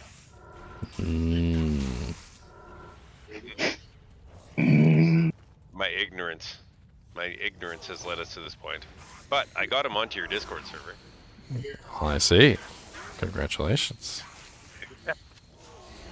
Not enough mana. That's like very pretty, clean English. In English, we got a Japanese, a German, and a Canadian in this room. What's clean about it? No, the last guy who was talking almost sounded like a Japanese, like a what do you call it? Textbook English. Oh, What? Mr.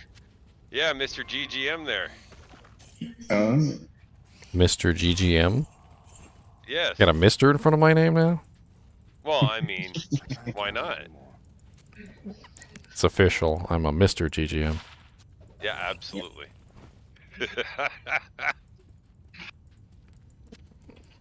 I don't know if I want to come to River. Is the waypoint booby trapped?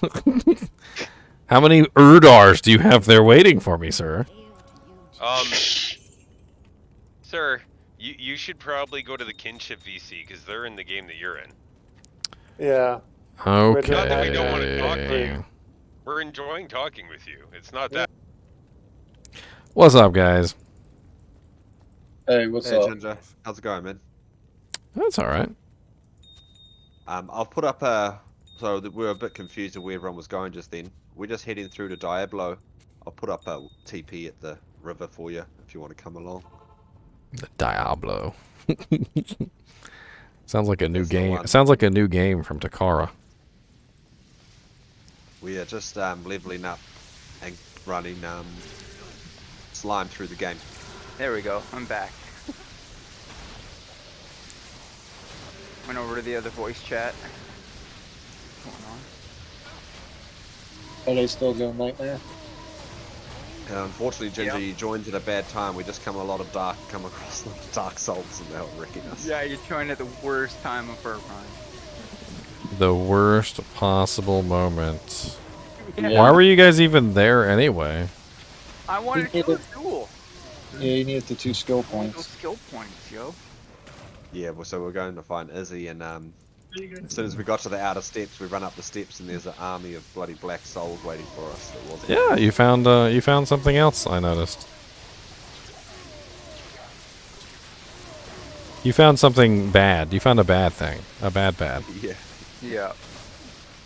Found her death. You found my And death. I used to get so mad at those creatures. I'd be like, I wanted to message Diablo and say you need to nerf those monsters. They're wrecking me too much.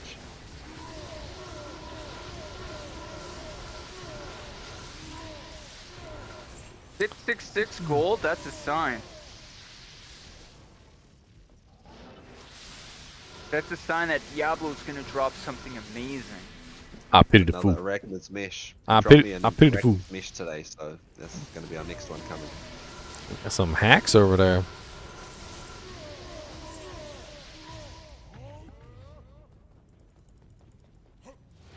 Here we go.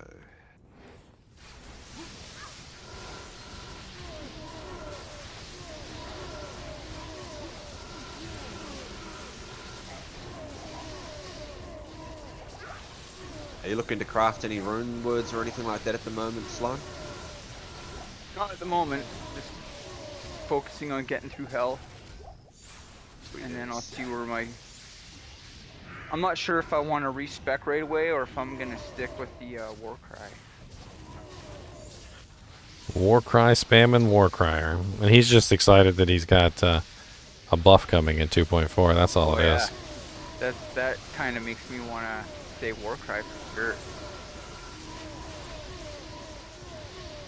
Well, it'd be nice because I get to see what it's like now before, and then when I play the I'll build my same build and see how it functions afterwards.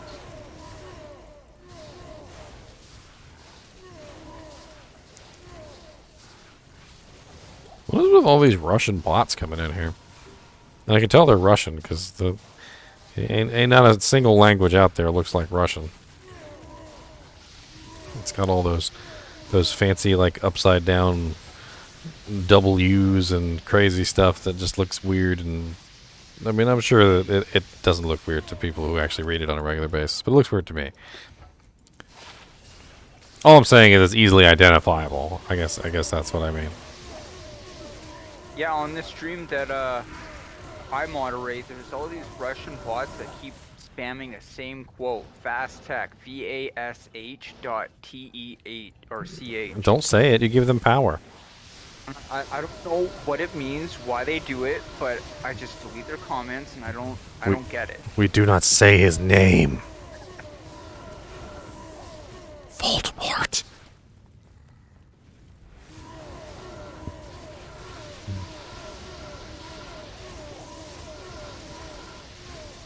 Superior Trellis. Trellis is nightmare, though. I think Yeah, it is. it still could be. for us. It still could be good for something if it's got a good defense. What's the one above it? Wire fleece. It only has one socket. Doesn't matter anyway. It's only got the one socket. I can't count how many times I have literally found like a 15% ED, like ethereal item, and I pick it up and I'm like, yes, superior 50%, one socket. Oh, okay, never mind. Screw you. Teasing me like that. And you can't roll sockets into something that already has sockets. No, so one socket items are just completely useless. They have no purpose whatsoever. They literally just exist just to torment you. Is there a way, so obviously I know you can socket your Harlequin Shaco, right? Yeah. Harlequin Crest Shaco. You take it to Lazarus. That's right. Can you do it another way? With a Soge? Oh, okay. I think there's a recipe to socket items with a Soge. It's not exactly worth doing, but Yes. I can't remember the recipe right off the top of my head. What's up, Darren Stewart? You see the patch notes, man? Hope you seen the patch notes. I'd be blasting them patch notes all over the place, like confetti on New Year's Day in Times Square. Yeah, like we were saying before, Mentor, we were quite impressed with your output in videos lately. I've been putting out as many videos as I possibly can get away with without everybody crying that I'm putting out too many videos. Oh, I'll never cry you're putting out too many videos. Well, let me just say there's about 20 videos waiting in the wings that could be up right now that probably aren't going to be up because I just, ow, that I'm not paying attention. That could be up that I'm not putting up specifically because I don't want to flood everybody's screen completely with everything that I've got.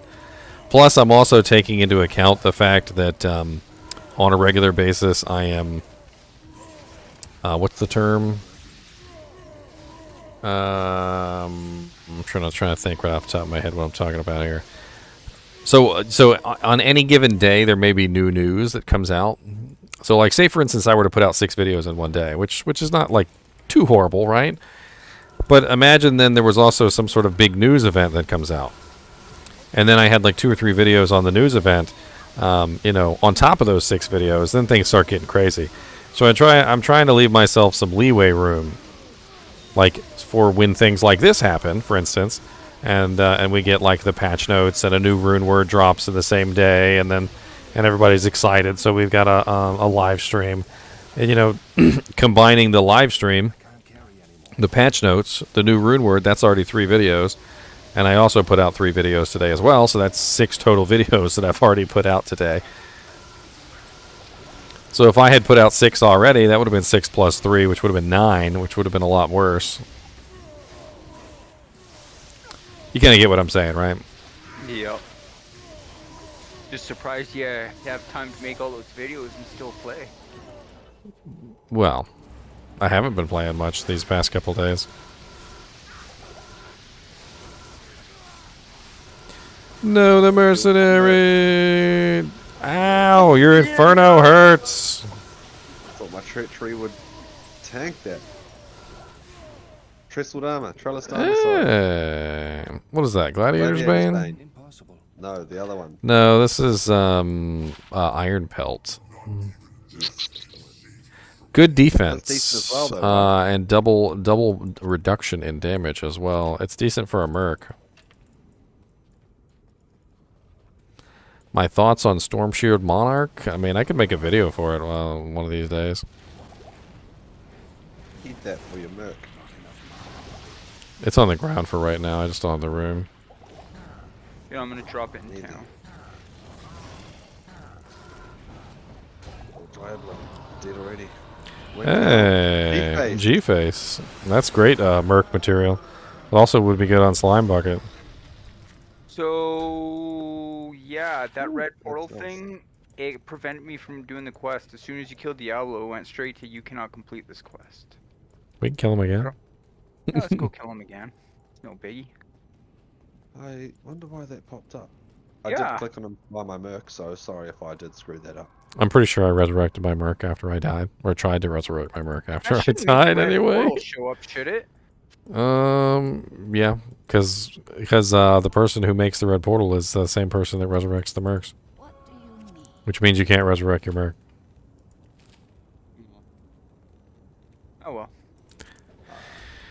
I can't. On another note, would anyone have a Chip's I'll gem remake. for me at all? I'm remaking Mock Sweet Ladder ass. 2. Same patch. Chippy gems is what he wants. Or wait, priority right now, I think I shouldn't leave this iron pellet trellised armor there in this game. Do you have a merc available with anything good on? My merc's running Rattle Cage for the crushing blow, which is pretty much the only good thing he's got running right now. That's why I was thinking of putting G-Face on him for double crushing blow, but he'll lose the lifesteal on the Crown of Thieves. Here we go. I've made some space. We're good to go.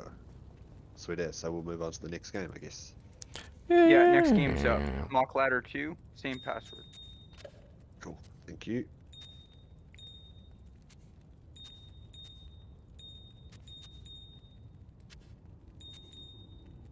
Because I'm pretty sure my merc doesn't have any good armor on, so that will Make sure to help out resurrect a your lot. merc before you join. Or you can go to a different difficulty setting or an act. Would be I'm alright. not gonna get. I don't even have the cash for it, so I just won't touch it at the moment.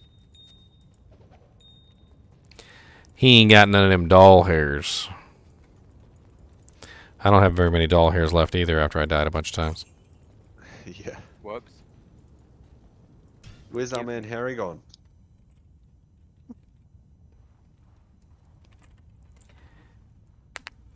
Harry? Who's Harry? I shave every day. I'm just kidding. Oops.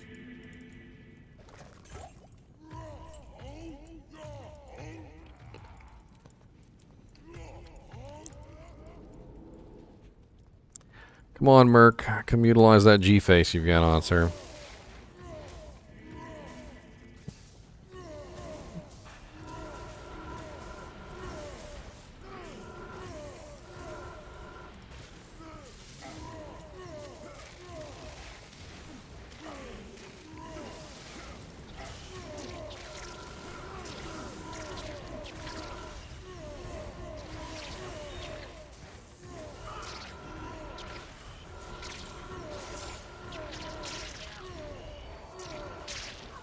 Immune to poison, maggots.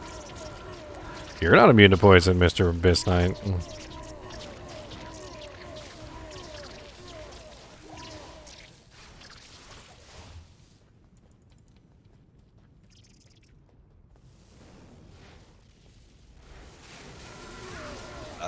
Ginger, if you remember yesterday, What's up? I think it might have, someone gave me the lidless eye. Yeah. I managed to finish my monarch last night, found a monarch, so I sorted that out. Do you want the lidless eye? I mean, I'm really just using the rhyme shield for right now because it's got poison on it. Yeah. Sweet as. Does it have resistances on it? I can't remember, I have to go check. I don't think so though, eh? I'll be right back.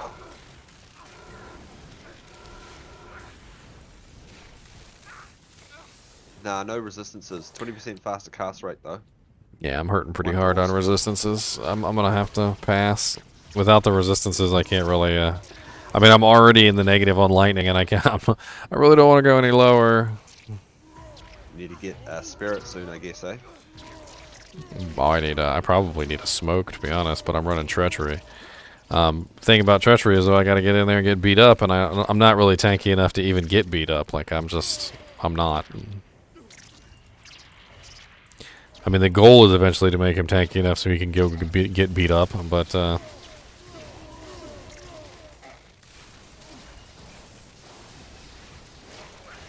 it's just not happening. All right, well, we're in Time the to go in fuel the. my mana pot addiction. That's what she said.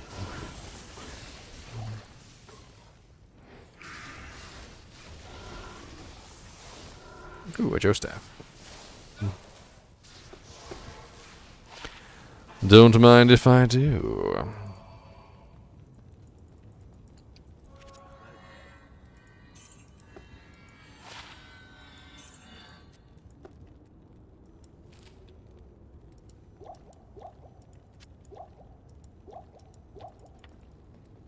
Bing, bing, bing, bing, bing, bing. Viper Slam the Unholy. That's right. He's I gonna like this guy's he's style. gonna slam you. That's what he does.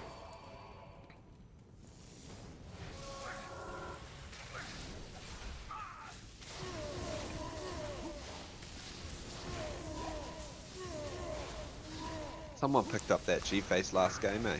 Yeah, I put it on my Merc. Nice. He's running Rattle Cage, so he's got what is it? Blah blah blah blah blah. 60% crushing blow right now, which makes him a pretty effective boss killer. I need to refresh him though because he's only level 62, but he does have blessed aim, so he's probably hitting everything. Nice. It's kind of a good combo: blessed aim plus crushing Rattle blow. Cage being the IK's body set, body armor? Rattle Cage. It's the embossed blade.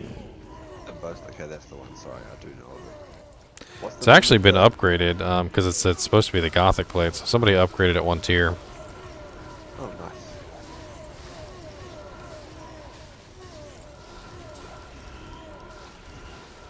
Is it Soul Cage, which is the name of the Immortal King Barbarians one? Druid attack speed change in 2.4. I'm not sure what you're talking about, Brandon. I mean, I went over the patch notes literally twice. I didn't see anything in there about Druid attack speed changing.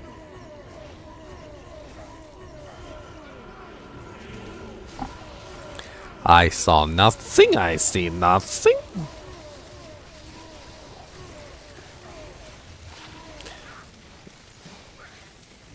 Area, all right. The way he formulated the question too. What am I, like a professional athlete or something?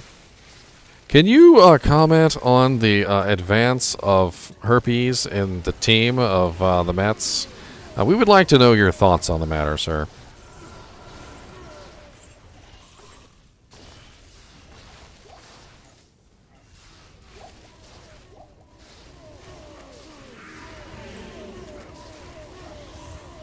Do you have like a copy and paste of the patch notes with this particular information? Because I didn't see it in the patch notes.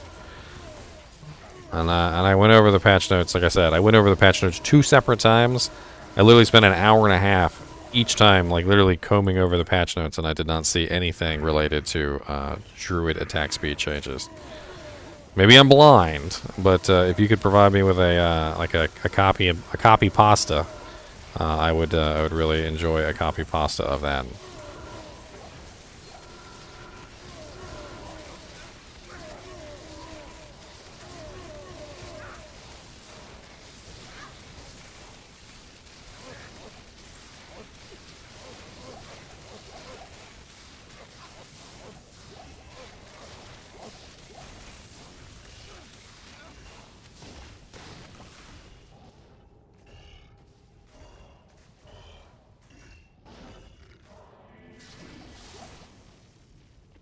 Don't be freaking me out like that, Brandon.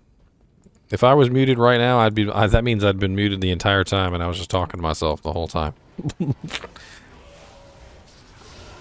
Well, I've been talking to myself for 2 hours. Wouldn't that be a hat trick?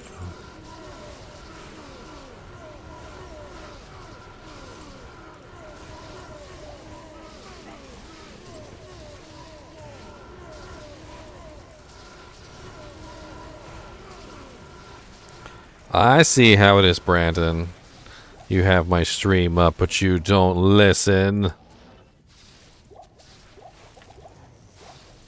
Anyway, what I said, Brandon, was I did not see it in the patch notes, and I went over the patch notes 2 separate times, literally an hour and a half each time.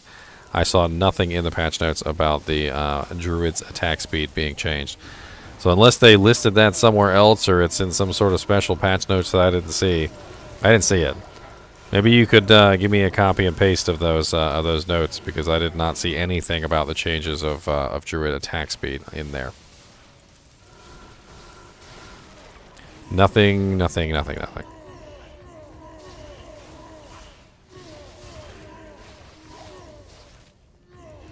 I did see a lot of changes about the Druid form, like for instance, they changed the ability to cast buffs while in that form.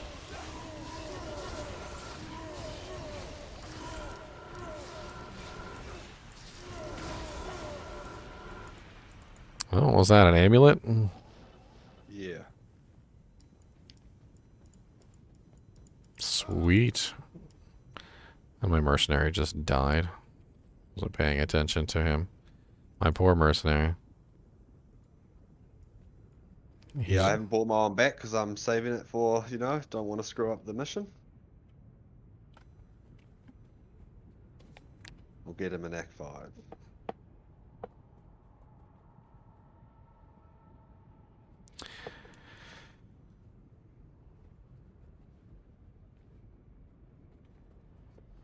Changed how attack speed is determined while transformed as a werewolf. Attack speeds while transformed should match attack speeds while untransformed, enhanced by the werewolf's increased attack speed. I don't know if that actually does what you think it does. The way that they worded it makes it sound like they're beefing up the werewolf's increased attack speed. So the werewolf form provides increased attack speed. And from how they're explaining it, they're making the werewolf form's increased attack speed actually apply correctly. So apparently the werewolf's increased attack speed has not been applying correctly up until this point, and they basically just fixed a bug that made it apply correctly. That's what I get from that. Which probably only translates out to a very small buff in his attack speed.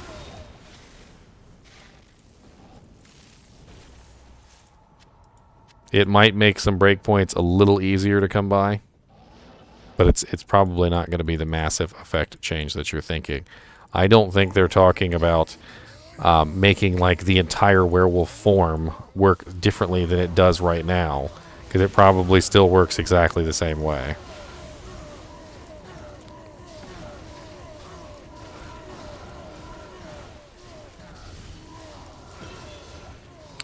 Great axe. Oh, superior healing potion. What a drop.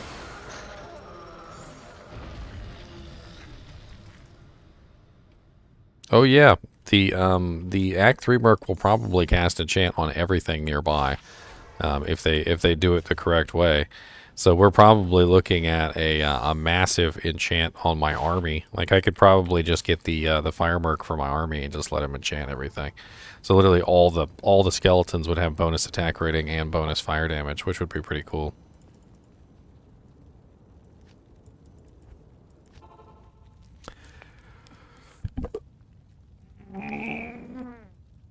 It really depends on the level of the Fire Merc. Enchant can get pretty high, and really it's the attack rating that you're worried about.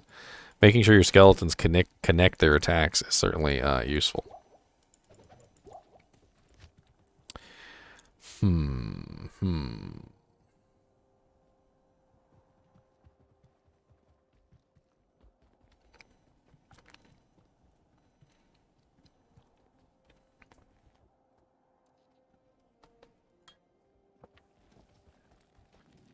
So many patch notes. Anyone up to doing Anya? Yeah. Do you want to walk through or do you want to be rushed through? What's the goal? Well, let's here? try to walk, and if it's too brutal, then we'll just teleport it. But we'll try to Okay. walk first. Oh yeah, I get you. So I know what you mean. I go straight to the crystalline passage. Well, actually, so I was thinking that it was only the werewolf, but it also says here for the werebear the same thing, which makes me think that maybe they did change the way that werewolves and bears function with their attack speed. I'm not really sure what to make of that. I can't imagine that they would give a massive buff like that to the werewolves and the bears. I mean, if they basically made the werewolves and the bears function like regular characters as far as attack speed is concerned, that's going to be a massive buff to both of them. I guess we're going to have to test that out. Win 2.4 PTR resumes.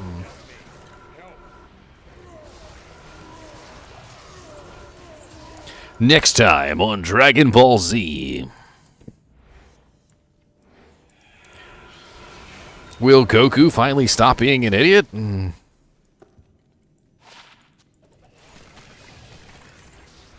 I highly doubt that. Will Vegeta finally give up his pride?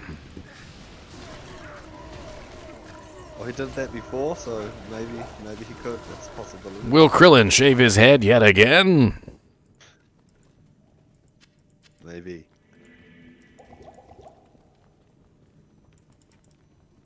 Will Gohan let us all down one more time?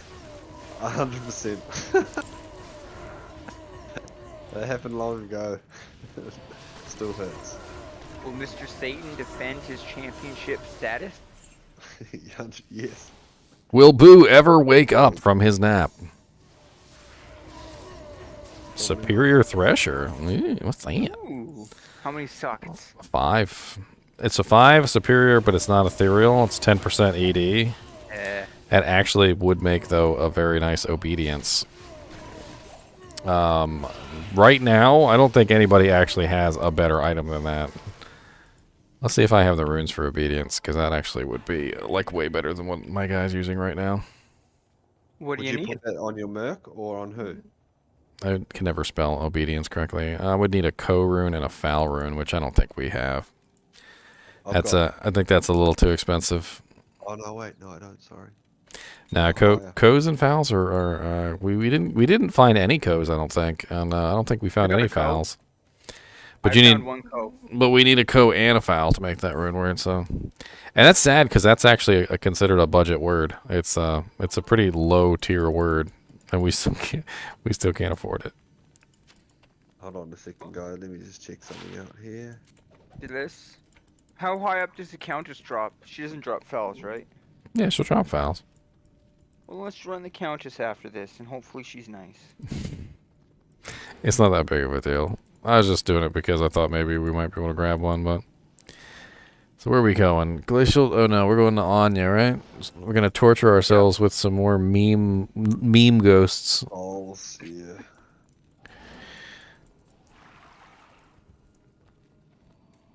Yeah, on some level, you have to be a little bit of a masochist to play this game. We're playing ladder, Kyle. We don't really have choices, sir. I always think it's funny when people are like, you know, this one's better, and I'm like, yeah, we don't really have that choice. Like, if choices were choices, you know, we would have none. Oh, well, that's a dead end. Well, you already down there, Slimebuck. Jeez, we got left behind. I was That's- just exploring and a that- different path. And that's why my merc is using an ethereal honor right now, because it's literally the cheapest rune word you could possibly make. Good afternoon. Merc, I need you. Stop dying.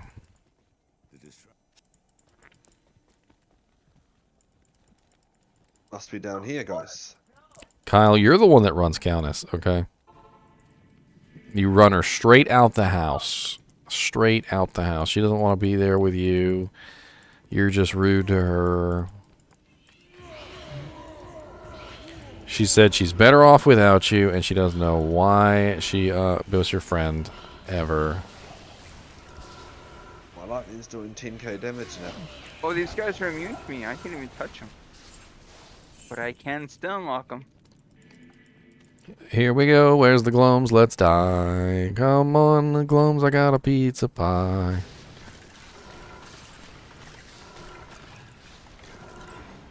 Superior Executioner Sword. I am overburdened. I can't. How many sockets? It's not socketed. It's it's just max durability. Poopies. Not worth the repair. Not worth the repair cost that's gonna force you into.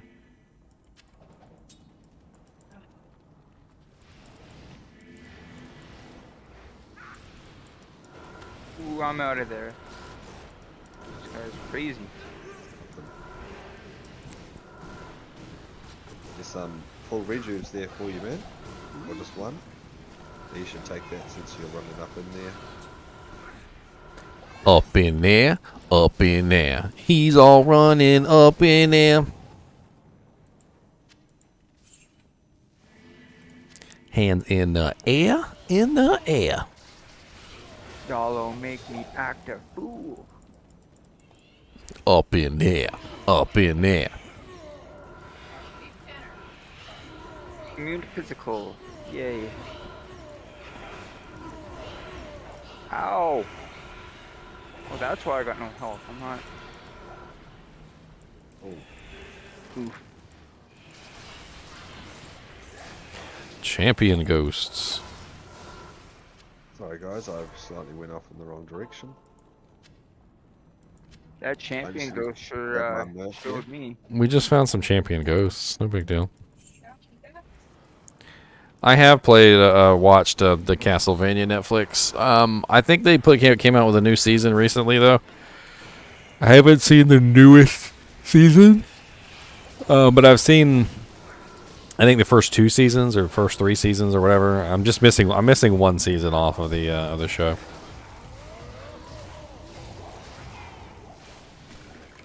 I think the last one I saw was when Alucard, which is Dracula's son, and of course the vampire hunter, and then the witch girl, they all team up to take out Dracula. I think that was the last episode I saw.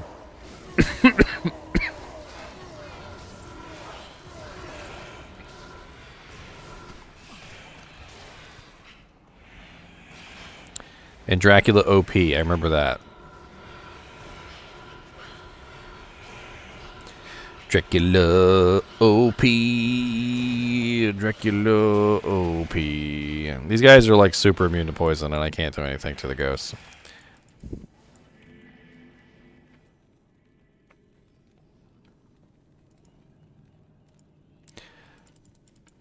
Way to spoil it for me, Kyle. Way to spoil it for me, Kyle. You know, I didn't know that he got resurrected, okay? You didn't have to spoil it. They live anywhere between 3 years if they're inbred to all the way up to 27 years is their Guinness World Record. Probably depends on how many raisins you feed them.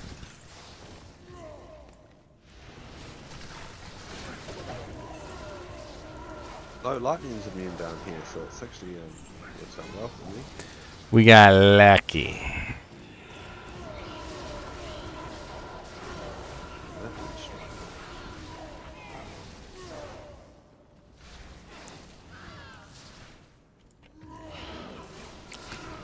Freaking immune to poison.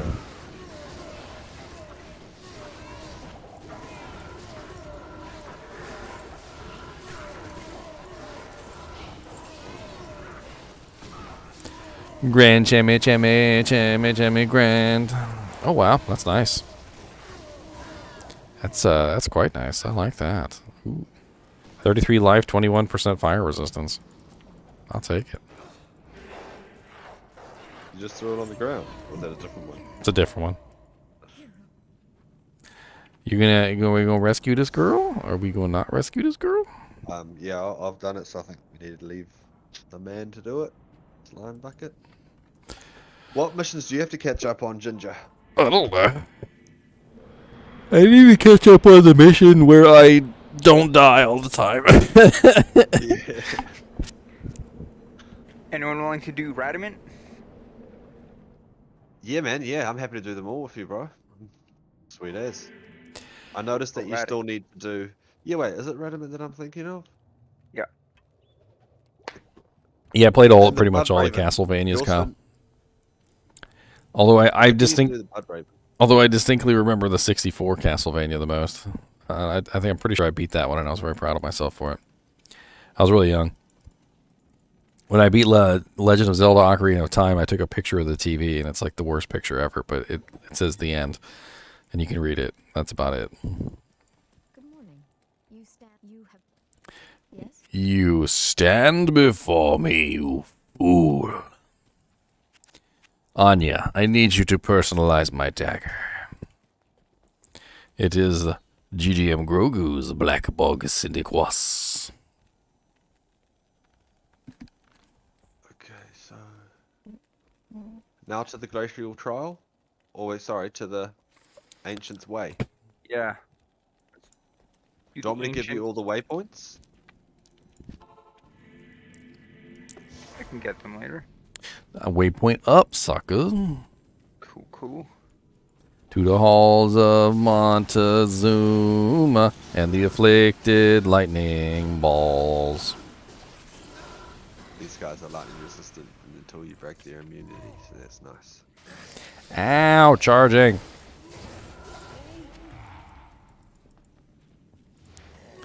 Don't charge me, fools. I pity the fool. I pity the fool charging Necromancer. I pity. I pity the fool. I ain't want to be a tough guy. I want to be a dancer.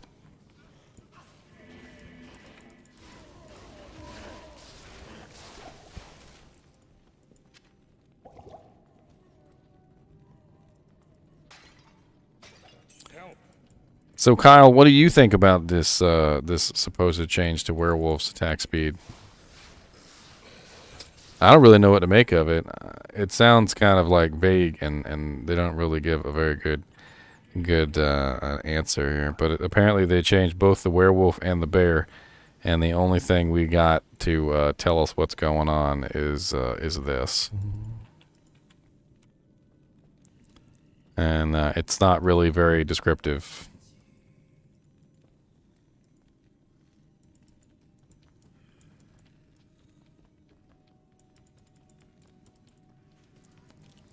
At first, I thought they were talking about the attack speed that's innate to the werewolf form, but they also have the same exact copy pasta that's written next to the bear. So the bear form. I don't know how I missed it. I guess I just wasn't paying attention.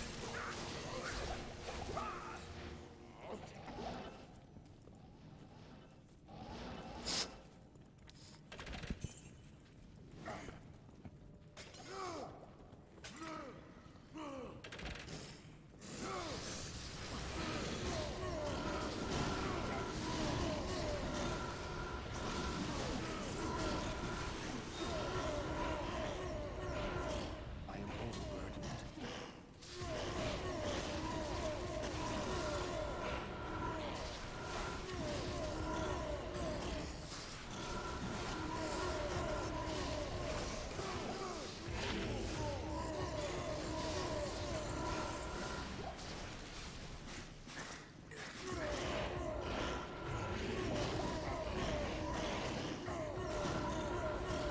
Flying Bucket's just gonna stamp his feet.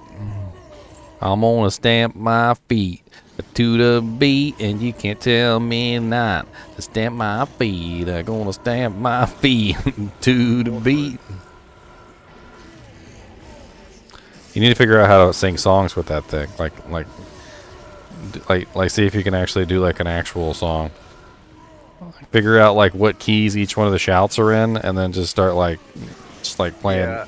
Just start playing like Miss Mary Mac or some stupid crap.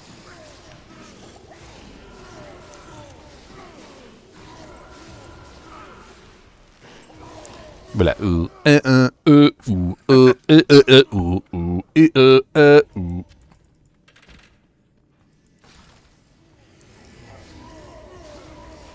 Yeah, that's a whole idea for a video right there.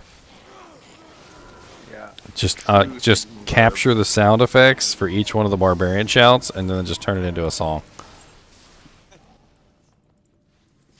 Like keys on a keyboard. Lopsided, that's my line, sir. Don't be stealing my line. Here it is. And if you're gonna steal my line, at least be inventive. You could be like, "Hello, squirrel and squirrelettes." Damn squirrelettes.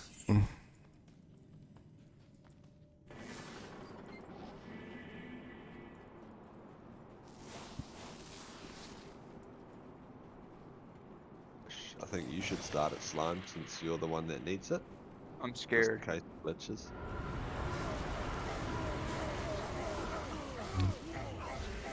They're lightning immune. Have a little bit of poison. Have a little bit of poison. Have a little bit of One shot. poison. Oh yeah. Yeah, we gotta start again then, right? I was No. not paying attention. Did anybody make any portals? I don't think. No, I'm gonna have to do it now, and it's gonna start it again, right? Nobody made any portals. Okay, I'm resurrecting. Don't listen to Kyle. He's rude.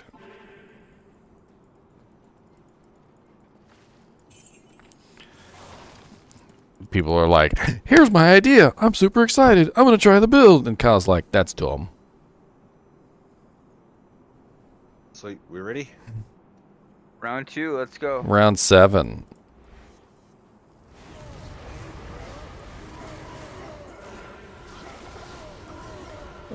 Spamming all my stuff, and I don't care. Just spamming everything is what we do.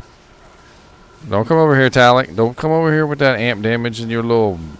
No, Follow don't. someone's dead. Don't be doing stupid stuff like that. Ow! Ow! Ow! Ow! Ow! Okay, oh man, this last one's lightning immune. I can't kill him.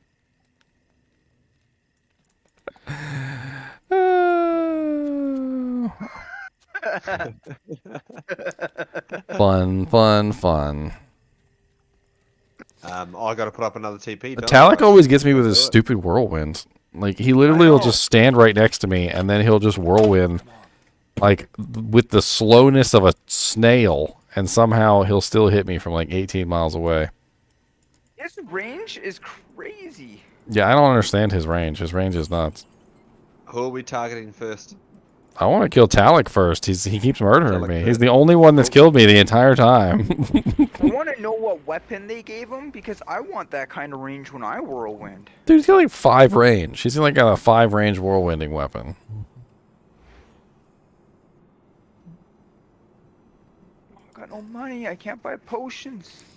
Sounds like you need to stay out to fight, sir. Oh, there's all my money. Okay. Oh, I accidentally clicked it. I'm sorry. Oh god. Buy Sorceress. My money. No. I just wanted my money. Get away from me, Talik.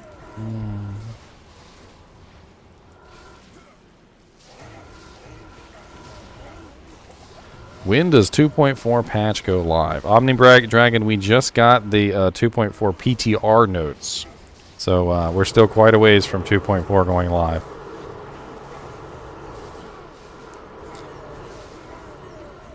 Yeah,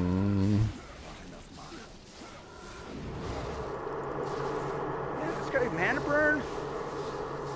That's not nice. I can't hit Maddock. I don't have enough attack rating. He keeps stealing my mana. I have to like run away and go back to him. Run away. Stop stealing my mana, man.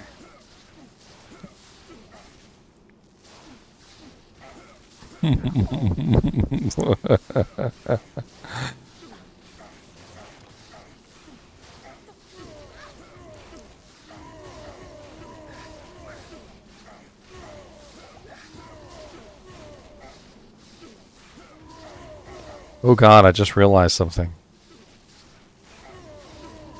Maddock in 2.4 has throw, and he's gonna have Pierce on his throw now because they're adding Pierce to the throw.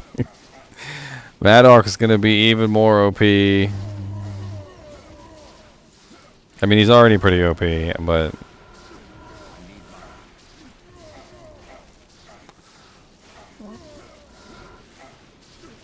Maddock, die already. Thank you.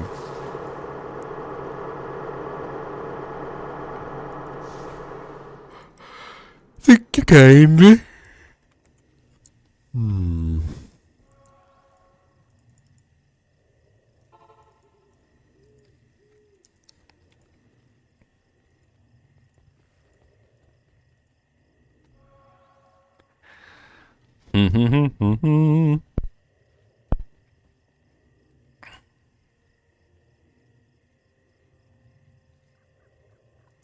Sorry guys, I was just muted. I don't think I realised. I don't have the Worldstone Keep waypoint. Oh, I've got it. Cool. I've got it.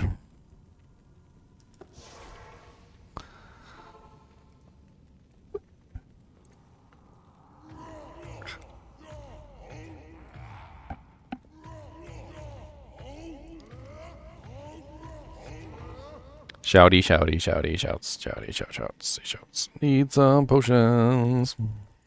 Good evening. Ooh, a monarch. Oh, there's a Monarch. What'd you get? A unique monarch? Nope, just a white monarch. That Make a could be spirit from it. that spirit.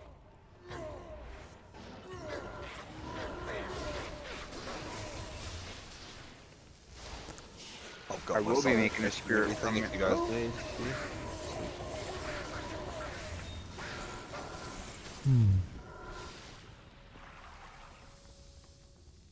As a Warcry Barb, I love these guys that just swarm you. They're swarm you and then you just unlock them. It's hilarious. Swarm and Stunlock.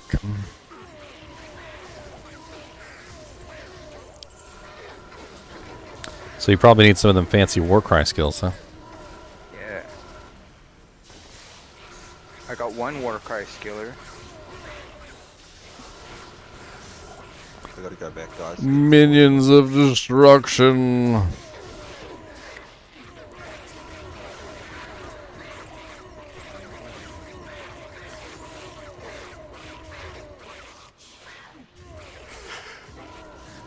Go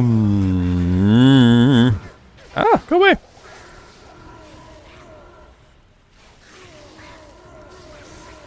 Shit, watch out, he's little guys coming up. I'll stun him.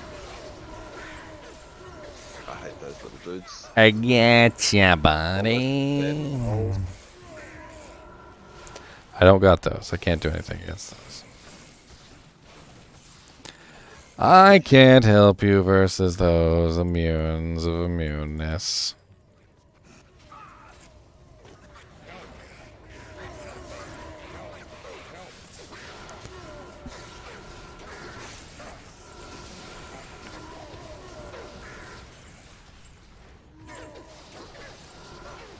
Superior at an axe. How many sockets I got? Was it ethereal? It's got one socket. Woo! The best number of sockets. That's right. Because it never gets filled.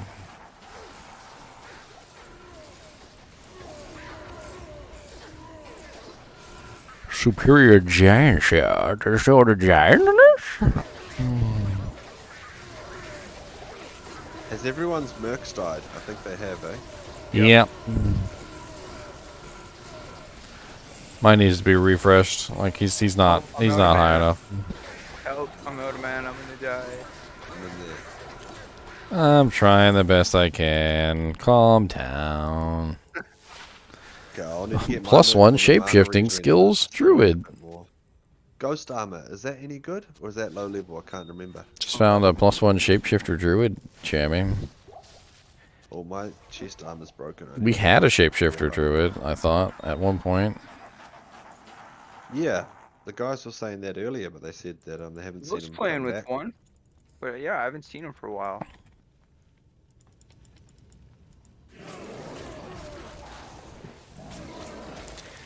Oh, the minions of destruction are going to eat my face. And that is why I brought my big old can of mace. I spray it everywhere, especially in their face. You should write songs as well, Ginger. Oh, minions of destruction, you can't keep up with my pace.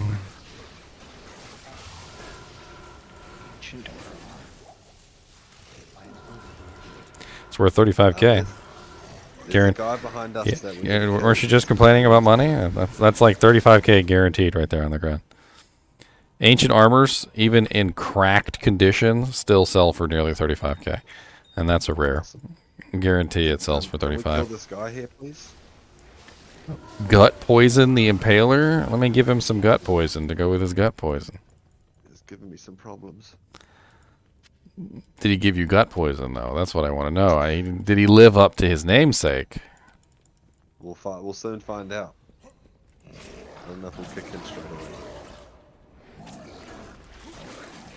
That's a nice 35k, thank you. And we can get a merc. So we've got some mana regen. There we go.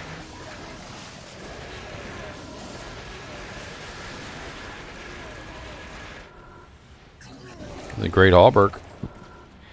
That is a rollable object that is actually pretty good for a lot of bases. If anybody still needs a base armor, it's considered a light plate. Has decent defense too. Wonder what defense did it roll? 409's a little low, but if anybody's trying to build an armor right now, that would be a decent base. I think I'm all good. Stop stealing all my manta. I need that for poisoning you.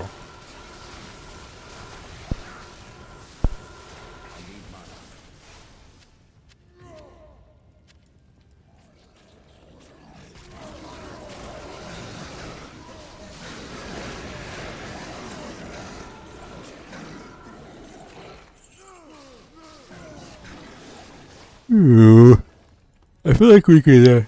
I feel like we'd be in an anime if with these characters. They could totally make a Diablo anime. I'd Oh, yeah. I'd watch that. I totally would watch that. Necromancer be in the bag. He'd be all like, But like, you can never beat my army of the dead.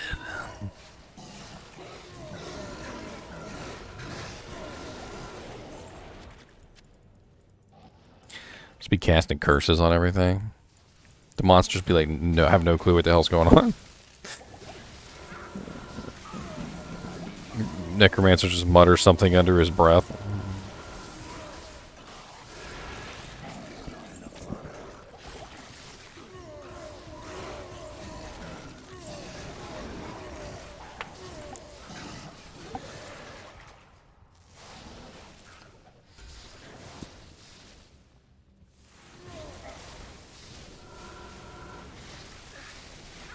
Nice, me.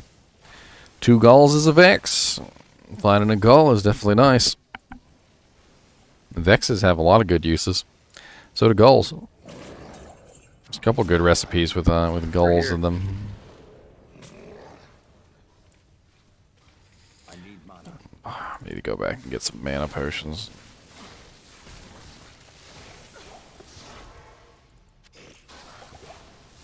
Oh, found one. Let's drink that one. Move on.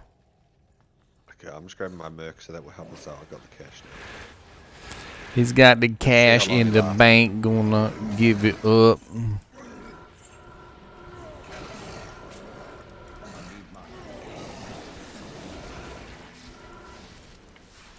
Bone helm. Full. 2 resistances. That's about it.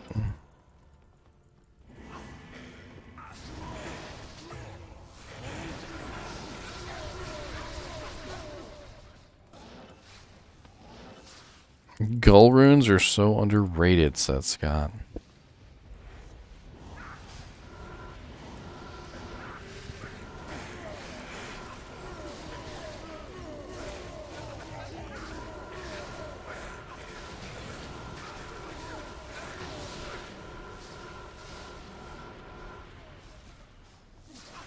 The MF barb without Enigma. Can you kill the monsters? I mean, that's kind of the whole question there. The reason why the teleport becomes so important to a MF barb is because half the time they're just teleporting past everything and they can't kill anything. And then when they finally do actually go kill something, you know, it's a concerted effort, and then they do them. Obviously, they also do the item find on the corpses.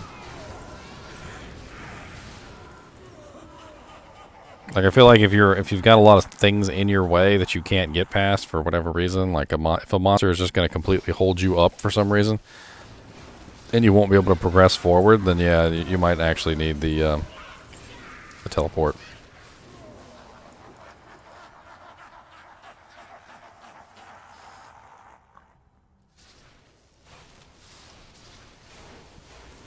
Hey, leap is getting better. It's not a matrix move anymore.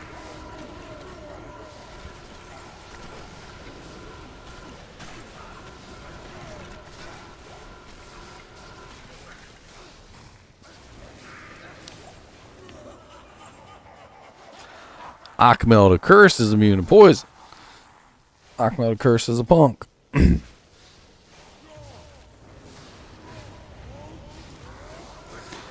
Oh yeah, Heinrich. Leap is extremely effective on a Magic Find Barb. Extremely effective. I don't even know. Wasn't even thinking about that.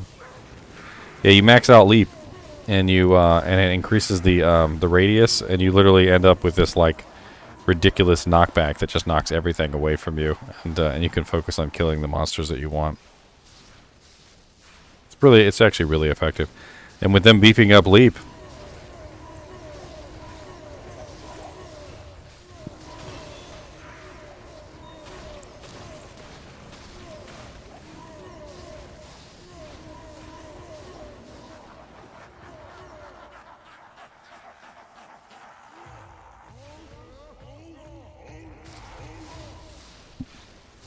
It stuns very hard. Oh, sorry, hold on.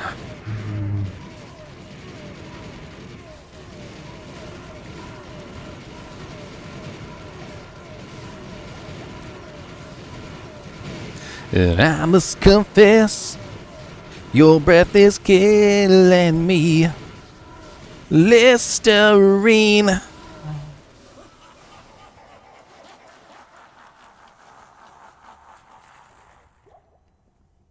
You can't be here. I'm going there. 'Cause Bale is in the throne.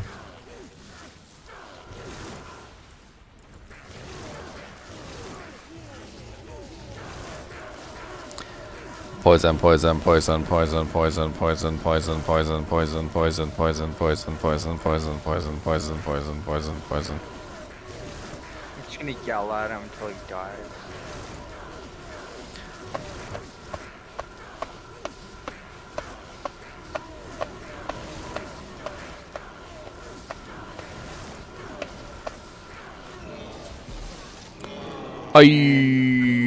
Gloves. Check gloves. Gloves could be good.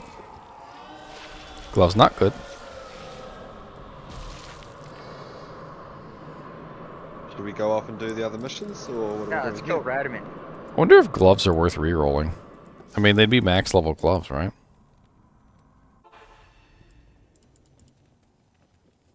Max level. do? I'm not Do not have educated on Sewers that. level 2 if anyone's got that. Yeah, bro, got it up for you. Sewers level 7. At your service. I also need to do the guy in Act 1. The guy? Bloodraven. The guy. Blood Raven. That's a guy? I hope in Have you future zoomed in on updates- her? Have you zoomed in on this guy and checked her out at all? Nah. Because I'm pretty sure the guy's wearing a bikini and People might like that. Oh. I hope for future updates they come out with monsters that are even stronger than the Ubers. weapon potions. Oh, they should buff weapon potions. Why would they buff weapon potions?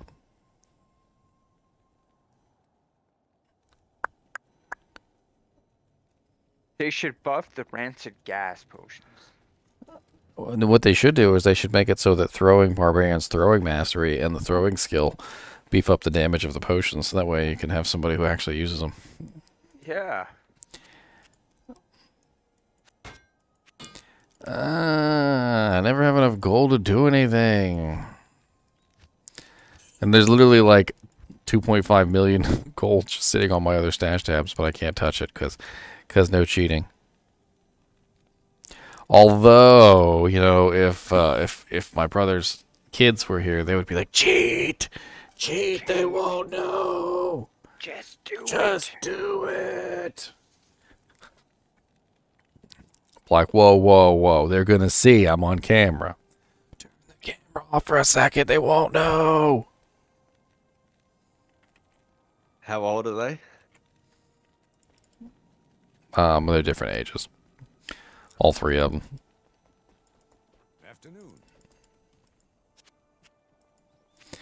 Oh, Chalan, I need to refresh you, Chalan.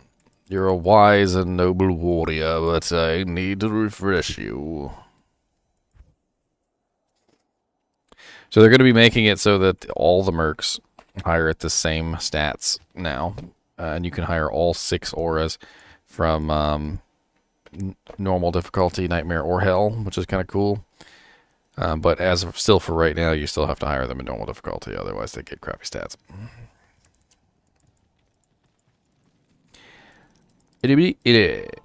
They're also going to take away the variance on the level too, which I think is nice.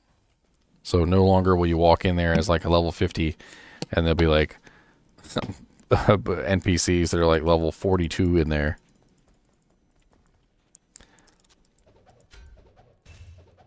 Good day. Good day, Grease. I would like your finest blessed aim, mercenary, please. Hey, look, he has Chalan. I could get the same Chalan. There we go. I just upgraded you, Chalan. I didn't actually rehire you. I'll put that to good use. You better put it to good use. What did you think I gave it to you for? Just give him an item, and he's like, I'm going to throw that in the dirt. That's going straight in the garbage.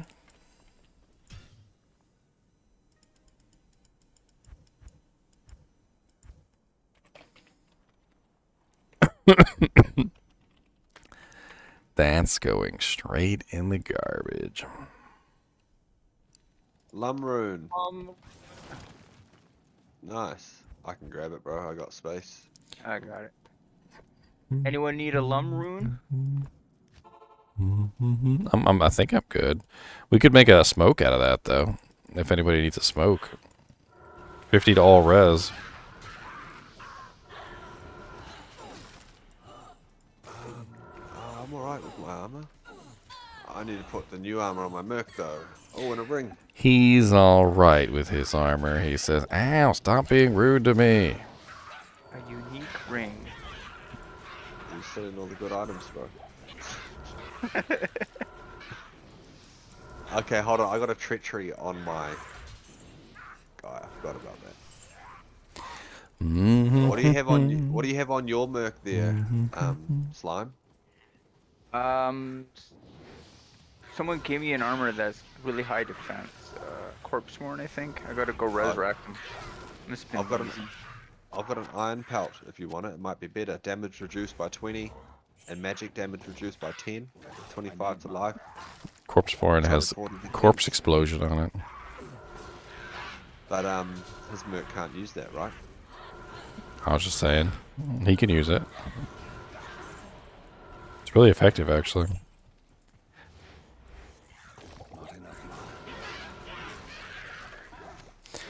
Poison Nova is so broken.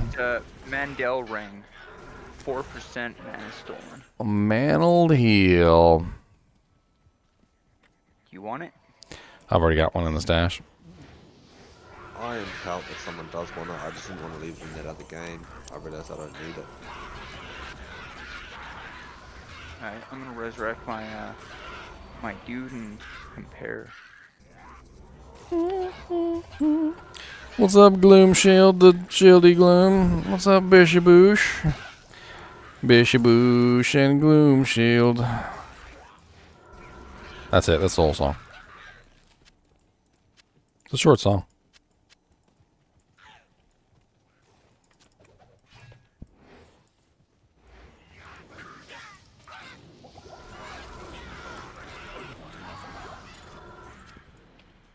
What's better, really high defense or damage reduced by 20%?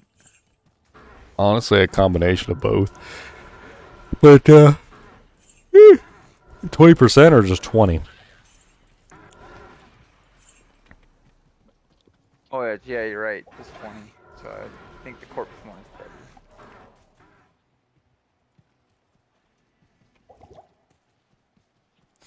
Murdering stuff. Yeah, percentage mark really changes the thing. Changes what? 20% or without the percentage is totally different. That one little percent sign totally changes it. All right.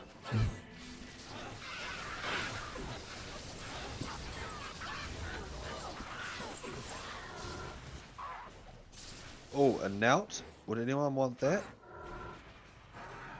A knout. What's the cube 3 socket. recipe?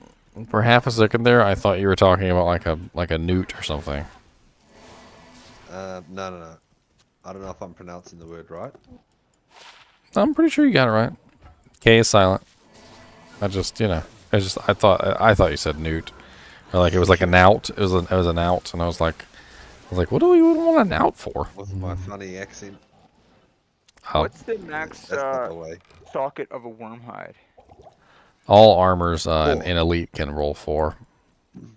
So I got a ethereal worm hide here. What's a good use for it? What's the defense on it? 574. It's not bad. Is it 4 socket or? It's no socket. I was going to use I was deciding whether to do the socket quest or put it in the cube. I mean, you could roll it. If it rolls 2 sockets, you can make a smoke out of it. If it rolls 3 sockets, you can make any number of recipes. There's a whole bunch of recipes. And 4 is stuff like fortitude and stuff like that. I mean, it's up to you. I mean, it's really just kind of like luck of the draw. It could also roll 1 socket, by the way. Yeah.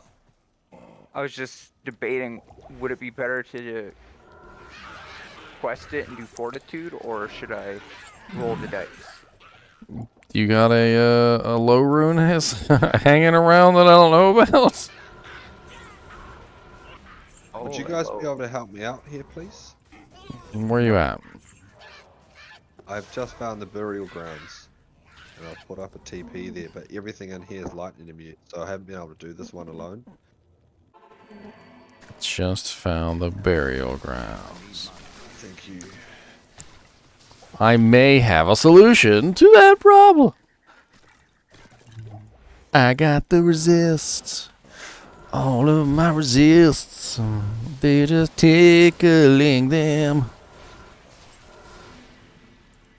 Makes for a strong team.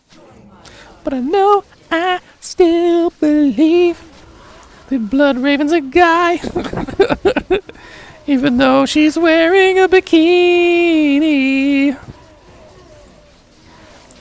'Cause I just cannot believe she's just so butch. And all of that blood. Nice. Thank you guys. So what's the reward for killing her after you have a mercenary? Is there any reward, or is it just good job? Keisha just Revives says. one for free. So you actually, if you follow the storyline, sir, the reward is that the rogues trust you.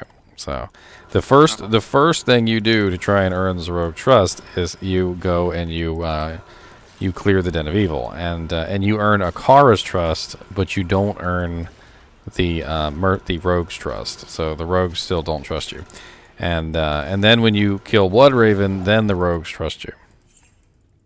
I can't carry anymore. I want to make this monarch have some sockets in it. Someone want to help me kill Shank? Shanky poo, oh shanky poo. Let's go. I don't have the frigid highlands. I will come and give it to you. It's not Christmas anymore, but I will show you the door. Please get out. Archery is down. The lights are gone, and it's over.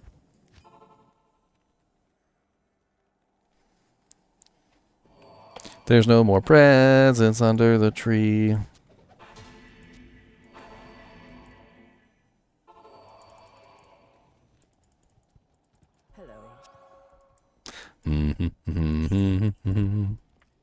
Hey. Hello. We've encountered interesting issue over in our Nightmare game. What's that? Yes. Diablo did not want to spawn even with all seals open. I think that's happened to me before. Maybe the ghost boss floated off into a spot where you can't kill him. I've had that happen before. Oh no! Somehow Dessous was hiding somewhere. Probably has teleportation effect. Yeah.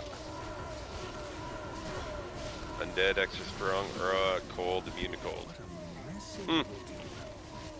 It's the weirdest thing. We're all standing there like, I've never seen this happen. Like, Diablo always comes out to play.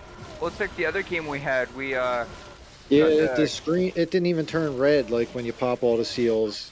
Didn't even do that. But I guess all we the missed Karen Dessous stones. enough. Yes, Blood Raven is the rogue from Diablo, Mimi. Here he is. Oh, he's gonna kill us. Oh god, the way I said your name reminded me of frickin' Just reminded me of that TV show with Drew Carey, the Drew Carey show or whatever it was. Mimi with the makeup and the oh god, oh god. We're gonna kill Diablo without help, and I got none of the loot. Awesome.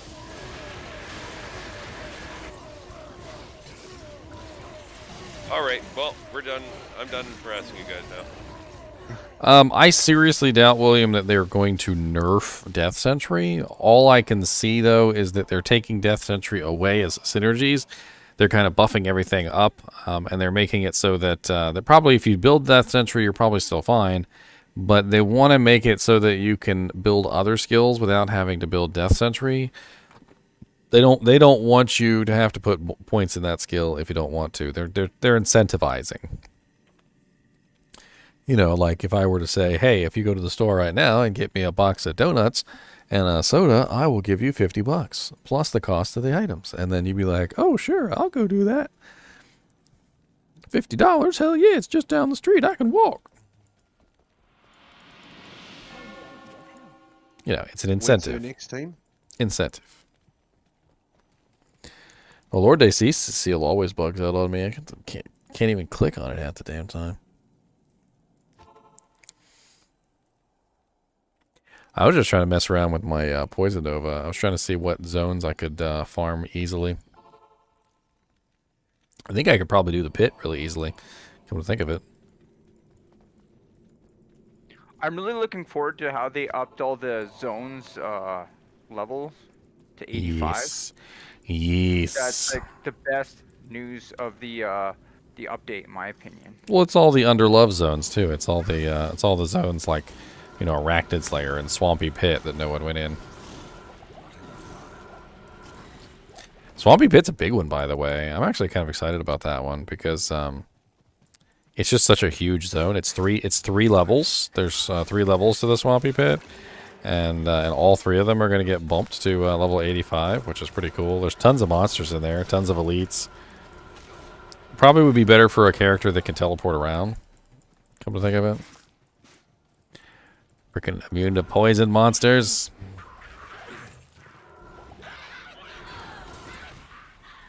Time to go make a spirit monarch. What else do you need to do there, Slime?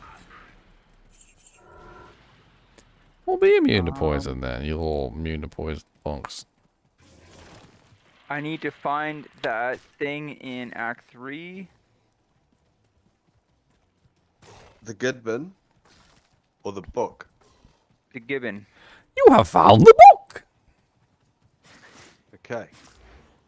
The Gibbon. Or not the It's Gibbon, the- that monster? eagle statuine, figurine, Okay, so we just gotta walk through Act 3 and kill the monster, I guess. pretty much. There's a very good You wanna- chance. There's a very good chance it won't drop. Yeah. There's a bug with that thing where literally if any other item drops that is counted like in the same category as it just won't fall on the ground. If you don't get it within the first like 2 or 3 monsters that you kill, it's bugged. Okay. We haven't really done Act 3 in No. this game, so we might as well go try. Are you sure?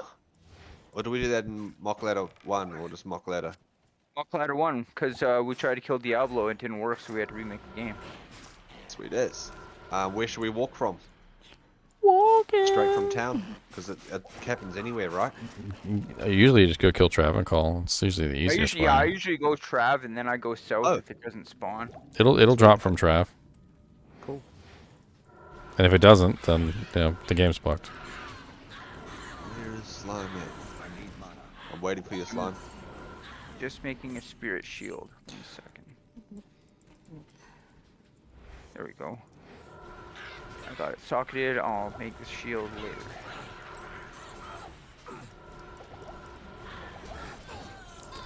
Stop being mean to me.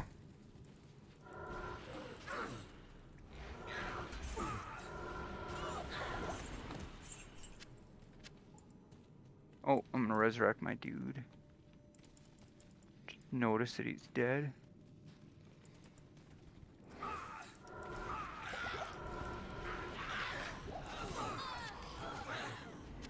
Cutscene. My poor dude. Not Hassan. I really wish that they would make a Act 4 Mercenary. What would he be though? I don't know. I feel like you got to solve that question before you can just be like, they should make an Act 4 mercenary. Well, what would he be? That's the question. Well, like What Material, would he be? like an angel. That seems a little OP. the armorer and the other vendor there. What magic sect are they from? Whoever party they're with, make the mercenary one of those guys. I mean, we've never seen them Yeah. fight. We don't know what they're good at. They could be the worst. These guys are lightning imbued. I can't even kill them. Always so needed. Can't ever go anywhere. Oh, and they're healing each other too. That's just fantastic. Oh, and another one just came in. Don't you love these guys when they just keep healing themselves? Yeah. Oh, you killed one of them. Well, maybe my move did. Oh yeah, drop me a blade. Well, I'm out of mana, but I can keep stun locking them, so I'll just keep doing that. Just keep Oh, swinging. everybody healing each other. Yeah, you might want to drag them away from the like each other, so that way you can kill them one by one. Come over here, slime. Try and bait. I'm gonna try to stun just this one. You can't have demon mercs. We're killing demons. We're demon killers. We can't have demon mercs. Okay, I'm gonna stun these two. Get that third one away. Oh, we got Ginger here. Oh, we don't need to take them away now. No. Just melt their faces. Melt their faces.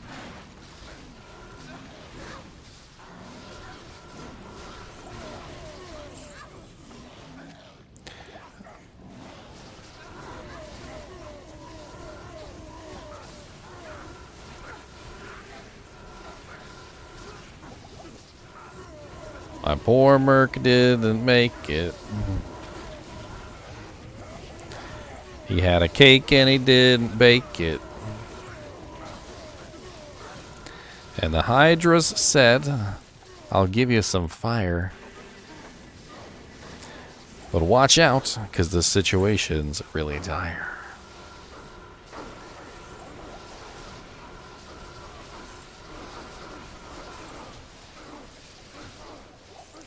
A scourge. Okay. An so I guess ethereal it didn't drop, scourge. eh, guys? Yeah, if it didn't drop from the council, it's not going to drop. Usually, when it comes to this, you have to make another game, and it usually will drop from the first monster that you kill. We killed the entire council and it didn't drop. It's probably not going to. I one time spent literally the entire game trying to get the item to drop, and it never dropped. And I just remade the game, and it was literally from the first monster. Yeah.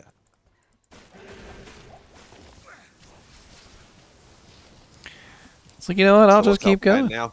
I'll just keep going. The council is dead. Yes.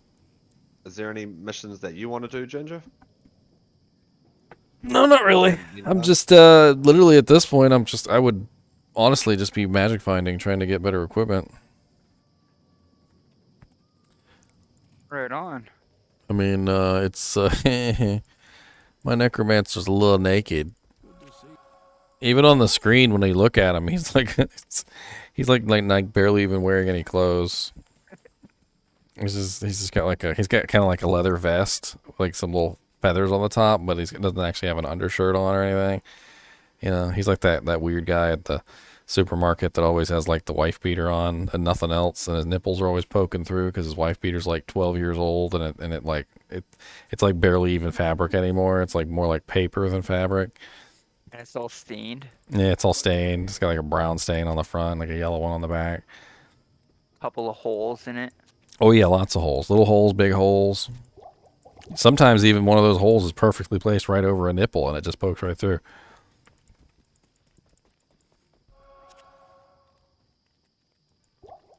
See, this is why you come to my streams, guys, for imagery like that. Can you see it in your mind?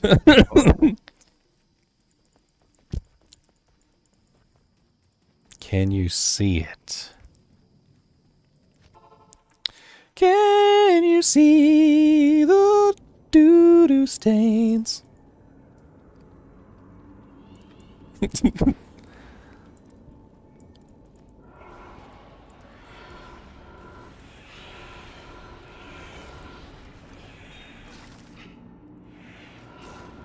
I might be able to get away with farming Arcane Sanctuary. Yeah, the ghosts usually don't like poison. I'm testing my luck in here right now. The ghosts I can kill easily. The ghoul lords steal life way too much, but let's see how I can do against them. Not bad. The ghosts are good because don't they have a higher chance of dropping ruins because they don't drop many weapons or something? They don't drop weapons or armor, unless they're like a super elite or something. Those have different rules. Same with like the birds and stuff, right? They don't drop weapons or armor, so their Yeah. ruin chance is much higher. There's a whole list.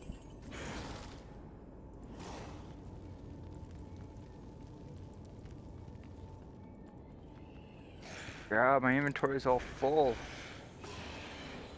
I don't have a single spot. All my share tabs are full. James Clifton, I certainly hope so. Talk to him enough. I got him on speed dial. Got that by number 1. I was watching that funny Seinfeld episode where he was dating this girlfriend who kept like moving him up and down the speed dial when he did things wrong or did things right. That jank was hilarious. He's like, I was number 3 on the speed dial yesterday. Now I'm number 7. He goes, I got bumped. And then he like deliberately took her on like the best date of her life. Like did like a handsome cab ride and like got her favorite music and like really went all out. And then like freaking like the next day he literally checks the speed dial and he's on number 1 and he's like, yes. And then the next day he gets pulled aside by some older lady and it turns out the older lady is the girlfriend's stepmother, and she's like, you think you can just take the number 1 speed dial position and I'm just gonna let you get away with it? And he's like, I don't even want it.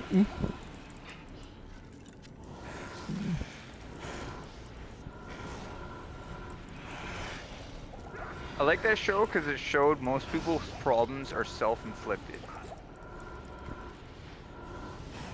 Like a lot of people, they always complain about their problems, but if you really look at the root of the problem, it's something only they can fix.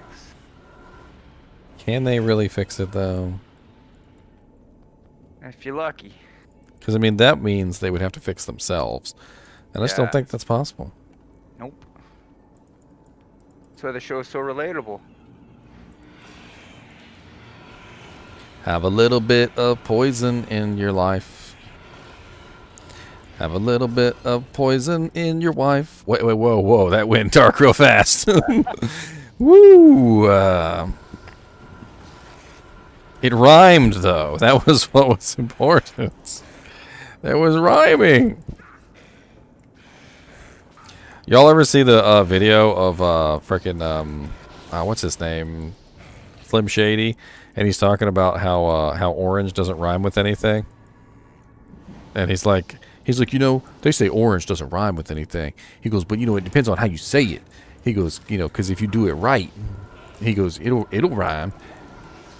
And he freaking rhymes orange. Like he literally rhymes orange with multiple words. And I'm like, well, crap. Yeah, I've seen that one.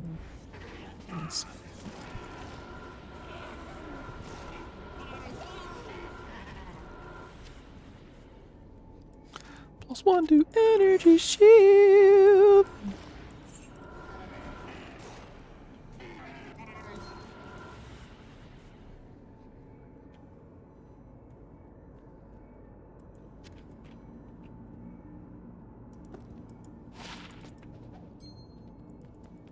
Yeah, James. So are we going to be remaking a new ladder for when PTR 2.5 drops? Or 2.4?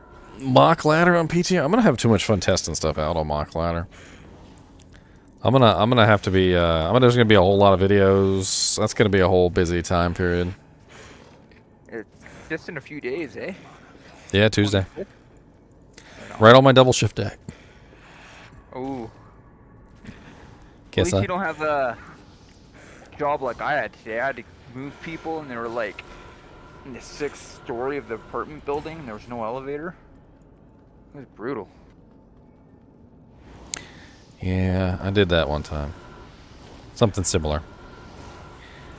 Me and my boss, when I used to work in construction, we had this job. It was on like the 4th story or the 5th story or whatever of this building, and our job was to replace drywall, because the drywall ceiling had leaked and the whole thing was ruined. And since it was a building that had to be everything had to be to code, so we had to bring up 5/8 inch drywall, which we normally only use 1/2 inch. And it had to be fire rated drywall, which fire rated. It's heavier because it's fire rated. Yeah, right? fire rated drywall is like super duper heavy, and we're carrying up full sheets of drywall up like a flight of stairs. There's no elevator, and we got to go up all the way to the 4th floor. And by the time we got up to the 4th floor, we were literally like dying. And we got the last sheet of drywall up there because we needed multiple sheets. And boss literally just turns to me, and he's like dying, and I'm dying, and he's like, "Yep, that's it. We're going home." And we literally got in the truck and we just went home. That was it. That was the end of the day. Yeah, I used to do drywalling. Kelpie snare. Kelpie Same snare. exact thing. Going in when apartments were flooded, and then having to move all the furniture out, bring all the drywall in, patch up the walls. Come back this way, have you? That fire rated drywall, man, that thing's like really heavy. I think they're exactly twice as heavy as the normal. I mean, I'd say it probably has asbestos in it, but you know, the whole mesothelioma thing probably took that out of the equation. I was watching some video though about this. Apparently, this magical compound, which apparently was supposed to be copyrighted and patented. Sorry, patented. It was some sort of foam or something that it was just kind of like a mix of certain chemicals and compounds, and apparently when you burn it, the surface raises up because of CO2, and the CO2 forces the carbon to form into like this carbon foam, and the carbon foam like protects the what's underneath starlights. Ambiotic knows what I'm talking about. And apparently, like, this stuff, like, literally is heat resistant for, like, you can literally just put, like, a 4,000 degree butane torch on it for, like, 10 minutes, and it doesn't even, like, I mean, it makes it turn black, but it doesn't even really do anything to it. And I'm like, man, they should use that stuff. But apparently, a lot of the recipes for it are edible, and that's part of the big concern is they don't want bugs going in there eating it. I don't know. This one guy, though, he added borax to it, which I thought was pretty cool. You know, because borax kills a lot of bugs, so any bug that would eat it would then die.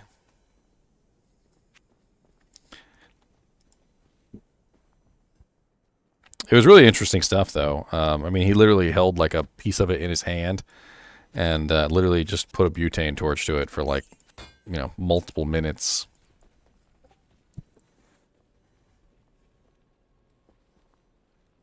Hey guys, how's it going down here? Pretty good. It's all right. We just finished up this run. I think I'm going to go play around with some characters. We're doing some Nightmare Chaos Bales.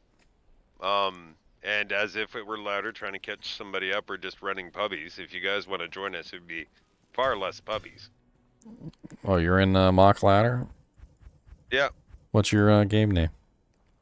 Chaos Bale 003. What's the class of the person you're raising up? I'm a Javazon 54 right now. Chaos Bale 003, no spaces. Not a single space was to be had. Correct.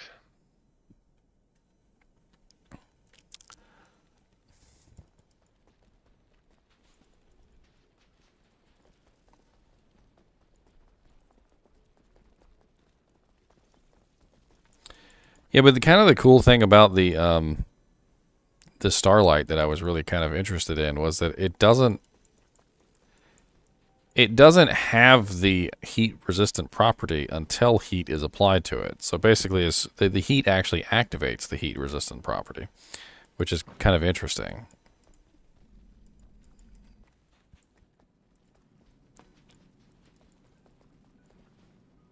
Well, if What any the of you hell? guys want to join the How did I- nightmare runs, What the hell just happened? What's that? I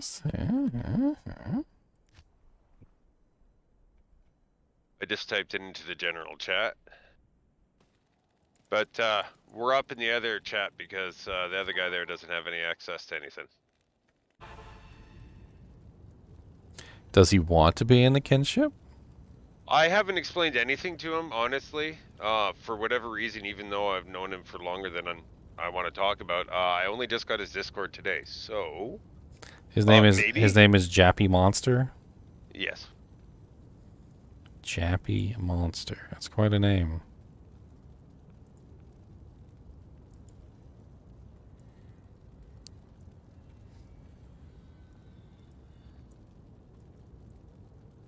The power of the admin. In the corner again. Oh, burning souls. Be You guys careful. already killed him. There's burning souls in here. Yeah. It's, Or, there's a well, they burning were soul. down there. I guess they're not in here. Did that person like just die in chaos and not come back? So Sylvia? So Yeah, I Sylvia's back. Yeah, I think they crashed. She's back already.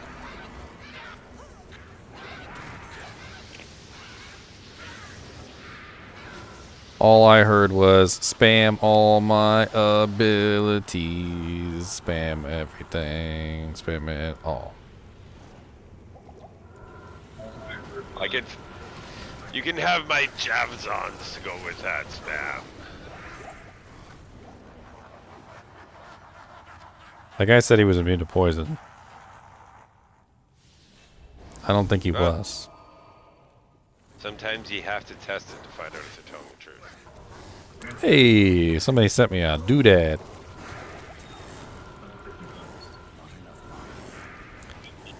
Well, thank you, Timothy, for the $3. Let's see, like it's.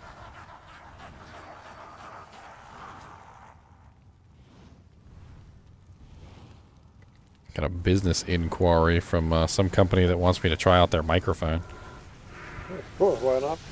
That's cool. I just have a hard time like wanting to accept any of the stuff though, because I'm like, they want me to like agree to do like a review or whatever of it, but like, what if it turns out to be a piece of crap? I don't want it. Then it is. But then you tell them it's a piece of crap. Yeah, ask them ahead of time. How are you going to take it if I find I don't like your product? I mean, if that's. they have a negative response to that, then at least you know. Well, that's kind of what I mean. Like, are they gonna get upset if I get the product and I'm like, yeah, this is a piece of crap. I don't want to do a review on it. Like, because if that happens, then I don't want their product. Like, I want to give an honest review. I don't want to give a. At that point, you give them the ultimatum. If you don't pay me, well, then I'm gonna do a review. Oh, shit. Whew, okay. That went dark real fast. Are you still streaming right now? Yes. Oh, awesome.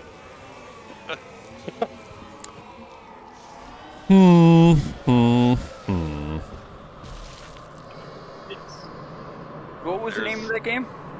4 is next, Chaos right? Veil 004. 4. Gotcha. Darby and his speedrunning. I've been having fun, chatting with Darby sometimes. I don't know if you guys have ever seen him before. He beat the Super Mario Brothers 1 speed record a while back. That's cool.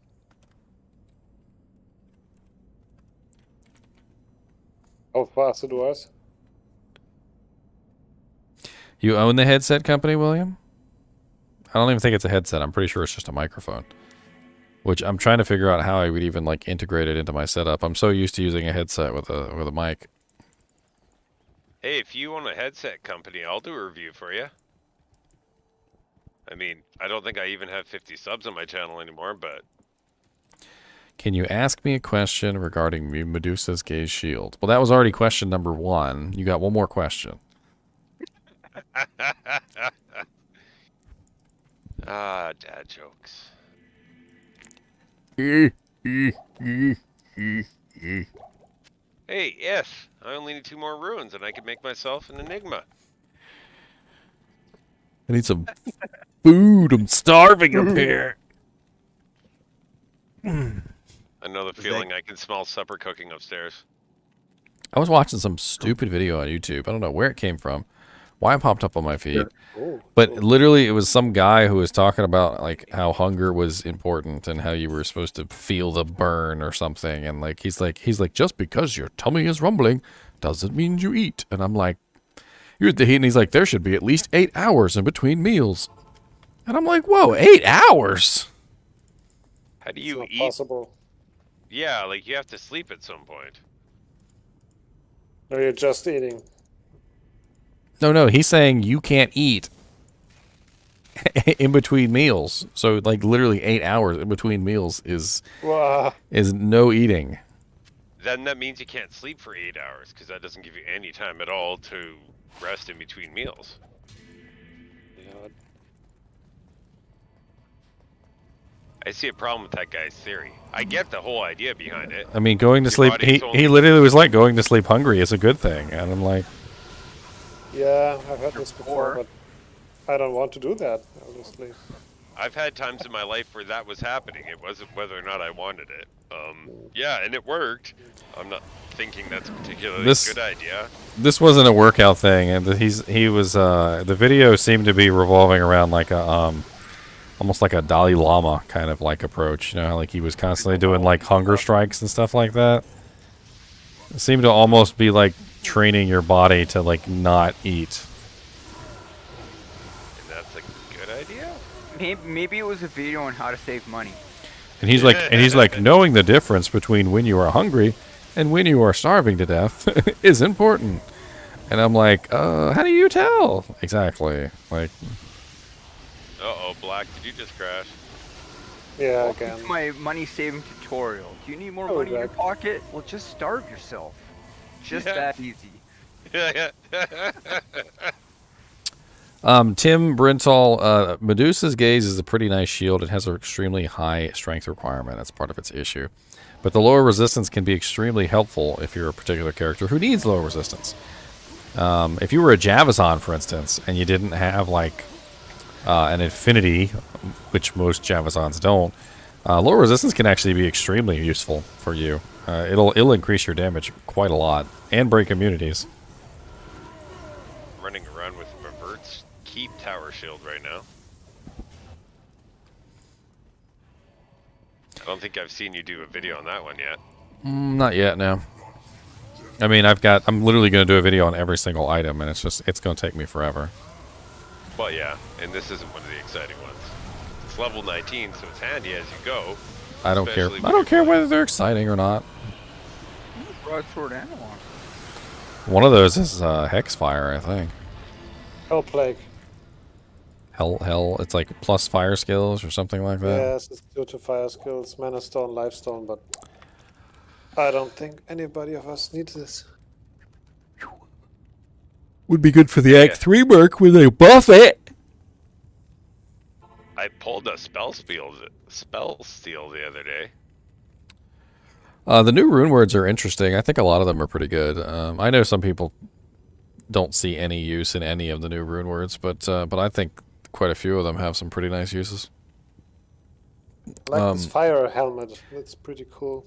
I'm pretty excited about having a second pierce option besides Razor Tail. I'm also pretty excited about being able to stack the 2 pierce options together. Both of those are nice options. I like it. I likes it. I think all of the rune words, honestly, have uses. I think all of them can find a use in a character. Even the pattern claw, honestly, I feel like that has a pretty nice use as an offhand buff stick for a claw assassin. And with the buffing that they did to the martial arts tree, it's probably going to be pretty nice. On level, that pattern claw, it looks like it's going to be pretty beast.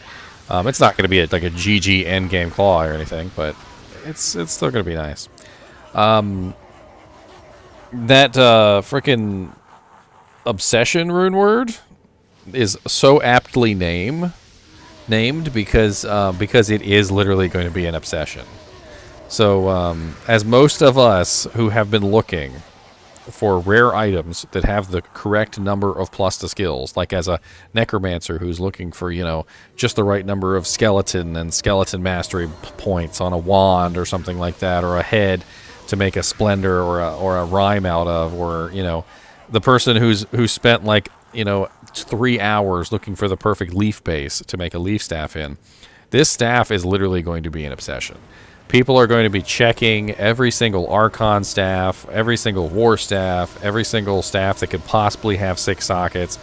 They're going to be looking for the plus to skills that they want, the very specific set of plus to skills that they want, and it will literally become an obsession to find the perfect base.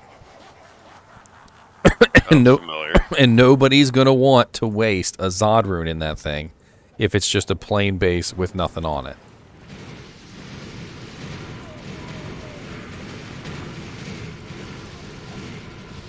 Hey, anybody know anything about how to make a Javazon properly? Like what skills?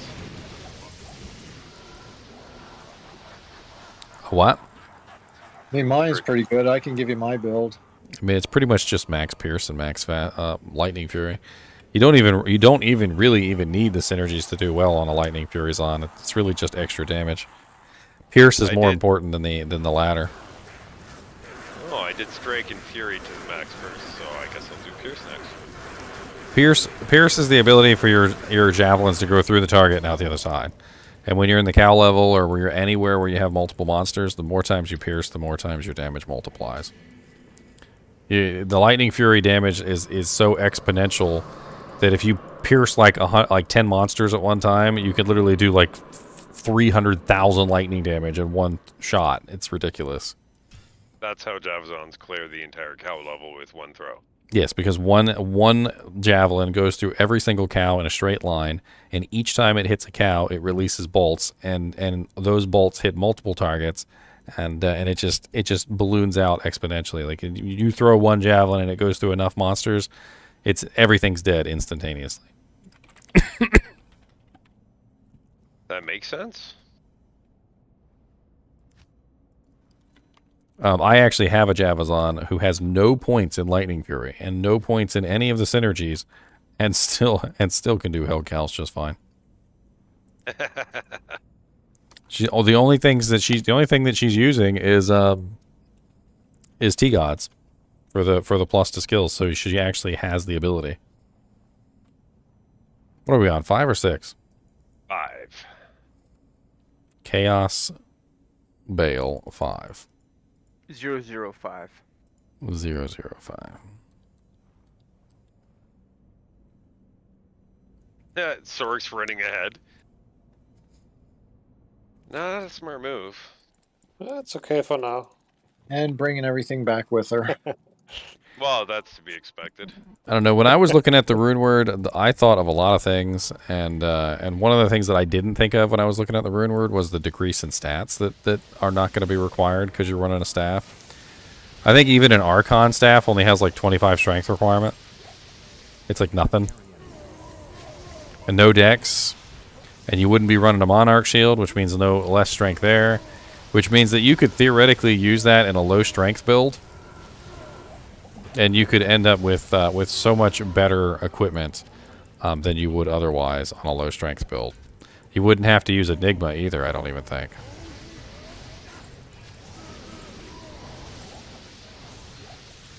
That could be interesting. Oops. Way to go.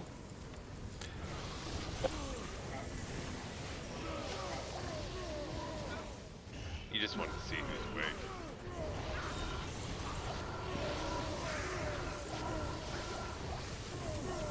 New underwear? Some new underwear. Your underwear. That's awesome.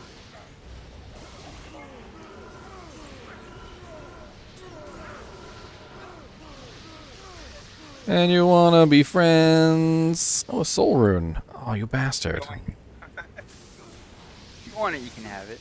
No, it's fine. Ooh, a small charm. Look at all those fire waves. Yeah. 17 to life, small chammy. Booyah! That's not too bad. Hey, grief. For a I found ladder, free for a fast mock wall. ladder character who has absolutely nothing, it's great. Yeah. Never say no to more health. No. Oh. 1540. Here comes Lord DeSales.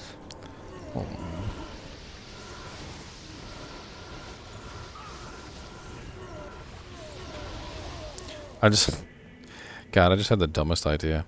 You know, in Star Wars, when frickin' Obi-Wan is like, "If you strike me down, I shall become more powerful than you could ever imagine." All right, but now imagine Goku saying that, because he always gets struck down and then he comes back Yeah. more powerful than he was before. Every single time, gets his little Uzaru boost.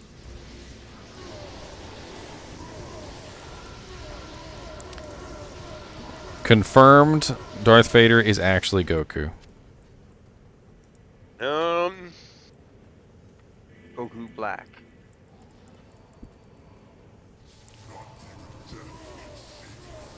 Watch enough DBZ to be able to argue with you on any of that. He doesn't know the memes. He doesn't know the memes. Meme check. Meme check 1, 2. My favorite Dragon Ball character isn't even canon anymore. Hail to you, champion. Vegeta didn't earn it. Literally, there was one episode where Vegeta's like, "I didn't know that you could get power boosts by almost dying," and literally made Krillin kill him just so that what's his face could bring him back to life. He's like, "Kill me." Sounds like a smart cookie there. Yeah, my favorite character is Giru from GT. I never enjoyed GT. The fakest of shows. In the final fight with the final bad guy, Pan yells at Giro, "Do that move we've been practicing," and he like ejects some gun into the bad guy's ear. And it's like, wait a second, you two have been practicing that move? That's wrong. Hey, It does bring a few questions though. fake it till you make it. Just gotta fake it. Fake it till you make it.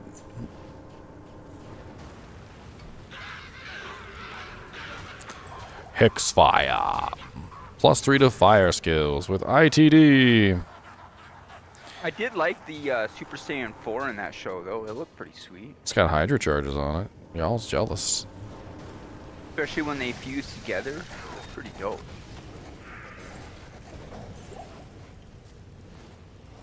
Look at my dope Hydras. 2.4, is Hydra's getting buffed at all? I didn't really look at the Sorceress part of it. Massively.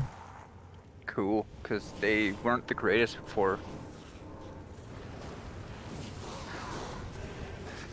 I always want to use them, but then, yeah, they're not that great, and I always have to switch out to a different build because I can't do anything. Yeah, they're turning him into And then traps. back in the- They're turning him into traps, basically.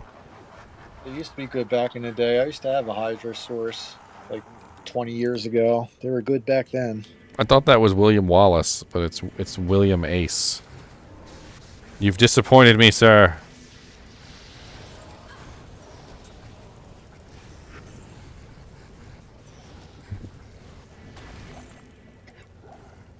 Connor McLeod of the Clan McLeod.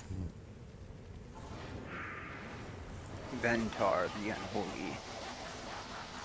Uh-oh, here comes Listerine. Listerine, Listerine, you're just so mean. What's up, Listerine? Oh, I don't even have my skill on my bar. I'm over here like pretending like I'm attacking and I'm not doing anything. I'm just standing here right in front of the door. Well, it's a bail run, so that's to be expected.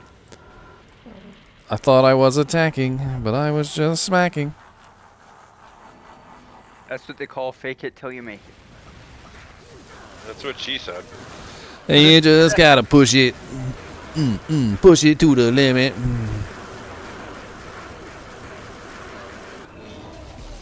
Ooh. Ooh, I missed everything. Even high gloves. Poison. Venom grip, if you want them. I'll drop And them next. heavenly gobble. If you catch that stuff, grab them. What are we on, 6?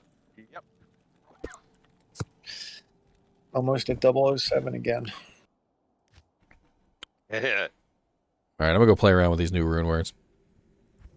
Well, you have fun with that there, then. I have all of them. I have all the rune words. Blind, did you want these Venom grips? If not, I'm going to drop them for the public people. Oh, I'll grab them. Alright.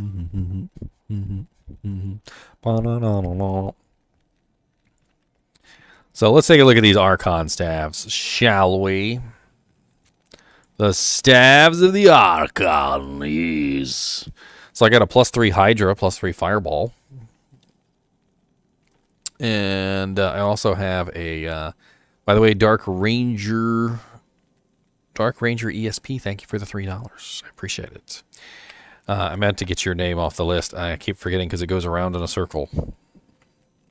I also like to check and see what nice messages you guys leave for me, but you can't see them on there. I can see them on Streamlabs, and I can look and see what you guys said, like you're a punk and your mom's a hoe or something like that, and that way I'll be like, hey, wait a minute, that's not nice.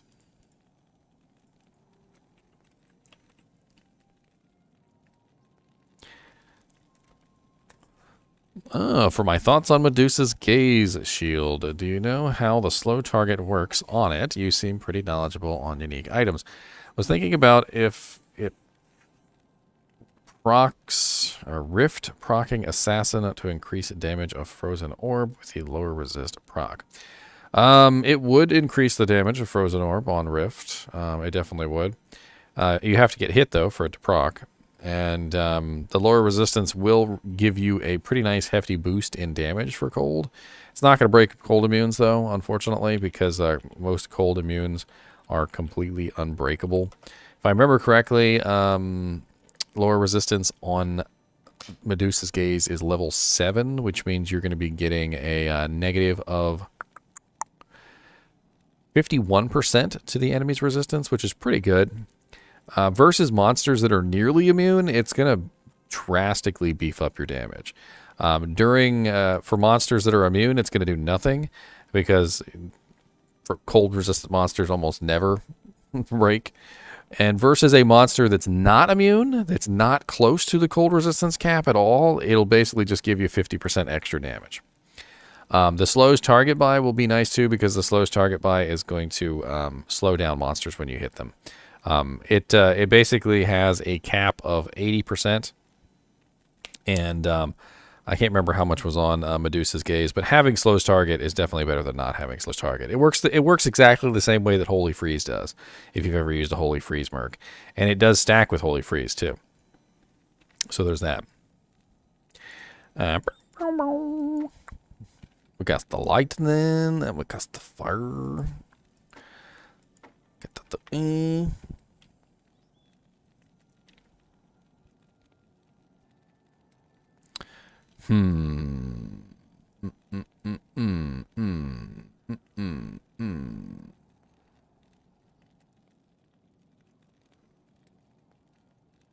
By the way, you can download this character. If you go to the video with the Obsession rune word, you can download this guy and you can play around with these staffs. You too can be part of the the problem. Let's go use some chain lightning.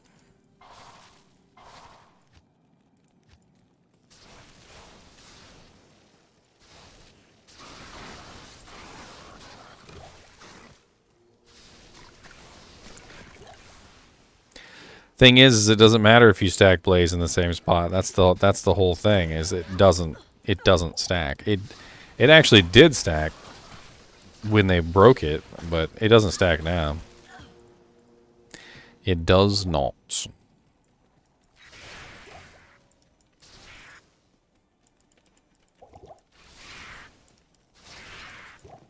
Yeah, I didn't put any points to teleport, did I? Look at me, I'm smart as a whip. Wait, what, oh.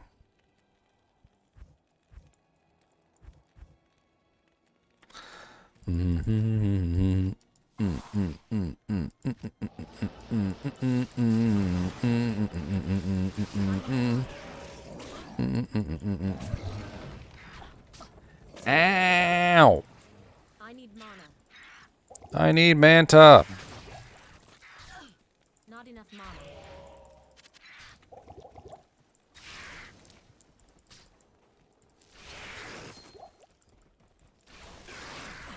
I need mana. I like the weaken effect. I actually really do enjoy the weaken effect. I think it's working pretty well too. I need mana. And it works from the other end of the calculations too, which I really like. Oh yeah, I forgot to put any points in warmth, didn't I? That's what's going on. I need mana. That explains it. That explains it. Yeah, I made them in Hero Editor so that they function exactly the same as the real rune words. They're not actually the rune words, but they function the same as the rune words, and you can download them and you can play with them. I made several too, so I didn't just make one particular type. I also made the lightning one. I made the cold one here, so you can play around with that, and I also made the fire one here, so you can play around with the fire one. And there's also fire chamois in here.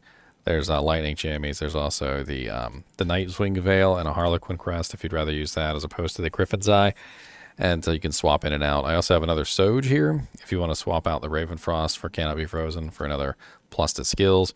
And just a bunch of fun stuff. I've got tons and tons and tons and tons and tons and tons and tons of files so far. So when you go through my videos, like my most recent videos, I've been doing this for pretty much everything now. So if I make a character, if I do a theory craft for a character, if I build a rune word like this that is not in the game yet, I go ahead and I make a file, and you guys can download it and you can play around with it. I feel like that's the least I can do for you guys, so you can really get a good feel for the items. You know, you listen to me drone on. At least I can do a small favor back in return. Let's go take a look at some of the other ones. So I also have, well, actually Sherman has multiple on him. Let's play around with Sherman. Sherman tank over here is impressive to say the least. He is an impressive beast. He's rocking a total of 30,200 defense with a 75% block chance. He's also rocking an amazing 54% damage reduction. And on his offhand, he actually has 89% damage reduction. He's also rocking a huge amount of regeneration, as well as the cleansing aura from the plague. So this is the mock plague, which I can't really do anything about the names. I tried to actually rename them, but there's no way I can do it. This is the mock unbending will, and I also have the mock flickering flame over here, and a really nice conqueror's crown with +3 stun and +3 bash, because I wanted to really try it out on a merc. And I figure the one merc that can actually utilize the flickering flame like to its utmost is the barb merc, because he has special barb helmets. I mean, obviously you could also put this on a druid with relatively nice effect. Let me pull this over here too, so you guys can actually see it, because you know I know that I'm covering it up. I know. Ooh. And really cool. Somebody actually shared this with me, believe it or not. So if you guys are in a different language and you download these files, all of the effects will translate to your version of the game, which is really cool. And then you can take a screenshot of it and you can share it with your friends who may not speak English or read English, and that's a pretty cool little way that you can do things. He sent me a picture of his Japanese client. He had translated it over to Japanese, which I thought was pretty cool.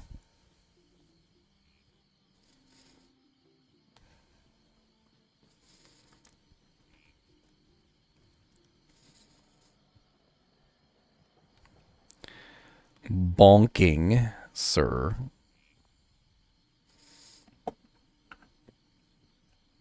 He said smacking stuff with my obsession staff. I said bonking. It's bonking with a staff, not smacking with a staff, sir. Get it straight. Anyway, this guy is utilizing a whole bunch of different abilities to make himself like super tanky.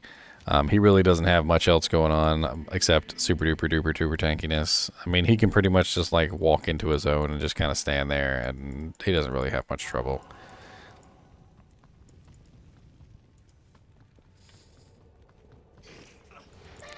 Let's play around with it, shall we?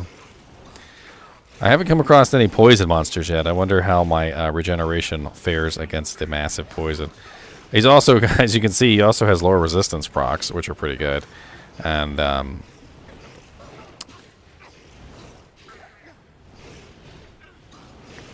no, it's it's fire skills, which is not as great. You're right. Absolutely. I just honestly, I just wanted to get the aura. That was really the reason why I wanted to put it on him. I wanted the aura.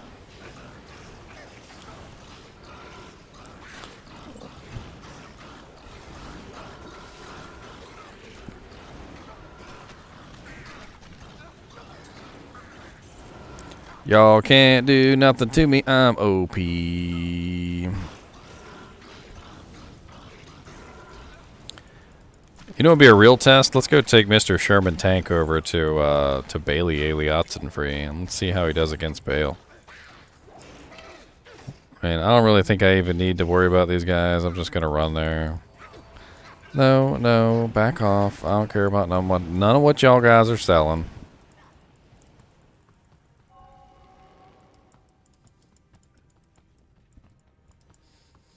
I don't want none of what you're selling, son. Take it back to the store, or I'm gonna throw you to the floor, hon.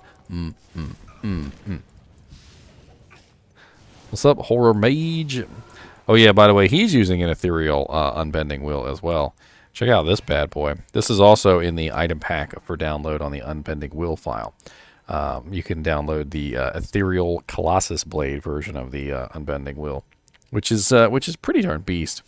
And as we found out later, it can actually be a little bit stronger than this, because they showed us pictures of non-max rolled items, which was a little odd. So a lot of the pictures that got leaked out were actually not of the correct rolls. They were of like middling rolls, or some of them were even bottom tier rolls, which was kind of crazy. Makes me want to go into the files and re-edit them to max rolls so we can see what they're capable of if they roll well.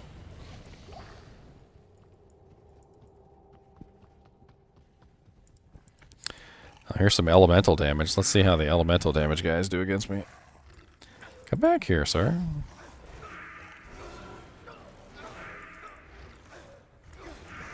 I'm rocking about 111 regen, which is a pretty hefty amount of regen. I also have life tap on the shield. This the whole purpose of the tank. This character is just to be a Sherman tank. Like, he has no other purpose. He's just to be as strong and as tanky as possible. And my poor mercenary over here is biting the dust, though. He doesn't have all his HP and defense upgrades yet.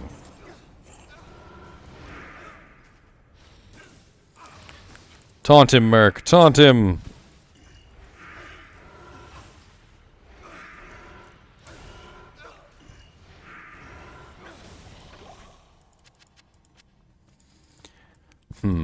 Another pile.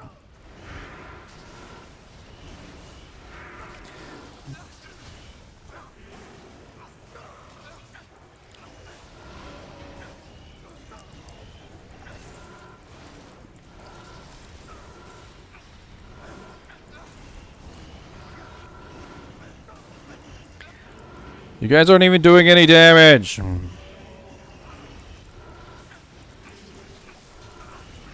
What's up, Lord Warwick?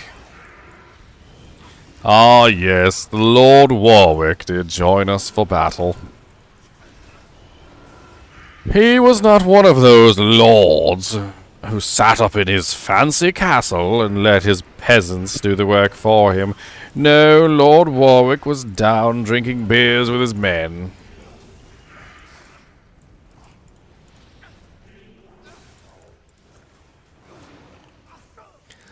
Stop resurrecting all the undead. Please stop resurrecting them. There's so many Herodrums. I was wondering why things were going so poorly. It's because the Herodrums were resurrecting every single one of the monsters I killed, and I just wasn't paying attention. There you go. I'm amped. Swap to my mega tank stat. Mega tank, mega tank. Mega tank.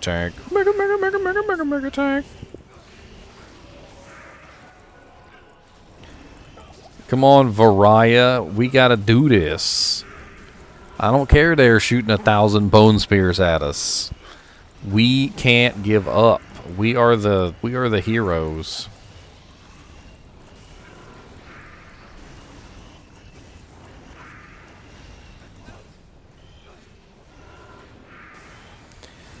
Stop resurrecting everything. Stop resurrecting everything.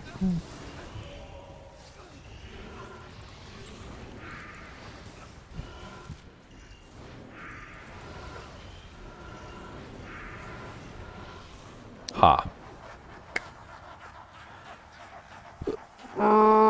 SOH? What is SOH?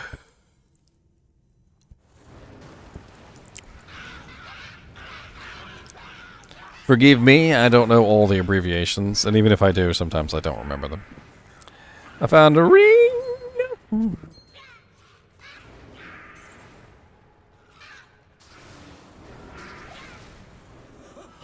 Oh, standard of heroes. I hope they eventually make it useful. But what are they going to do with it, though? That's the question.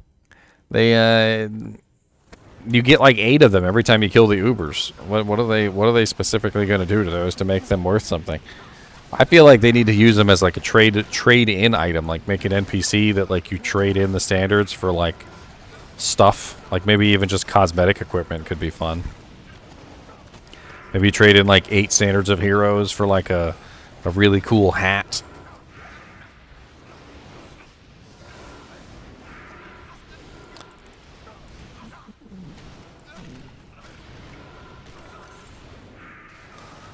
Alright, Merc, get to work.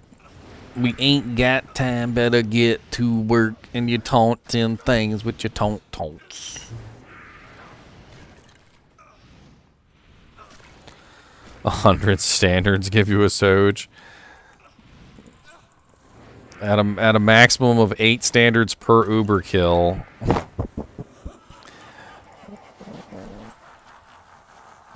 Honestly, that's 100 Uber kills by yourself. And if people know that they're worth a Soj, they're not going to let you take theirs. So you're only going to get one per run. It's going to take you 100 runs. That actually might be well balanced.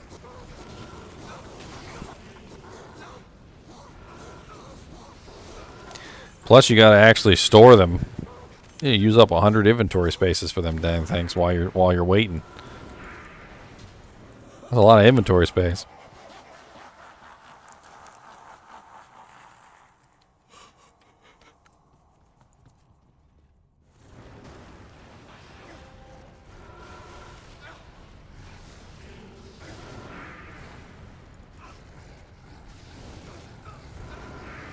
Anything announced about Annie's? Not that I know of. Not that I know of.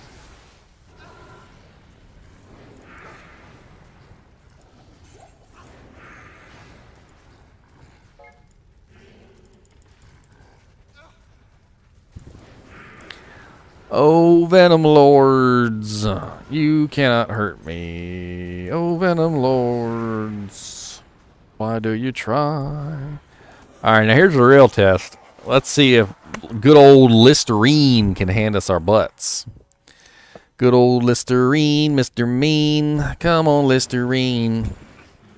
Ow, Mana Steel Listerine. Mana Burn Listerine coming at you. He's so mean.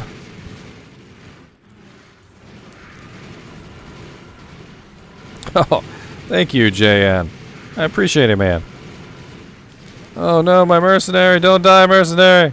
I'll feed you all my potions. I don't need them.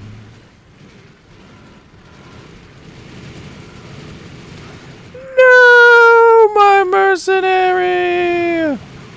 I literally just killed frickin' Listerine, too. Just killed Listerine. Just meoed him. Meoida.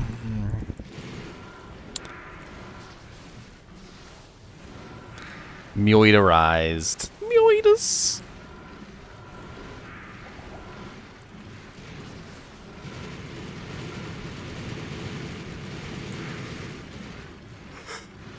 You guys suck. You can't even kill me.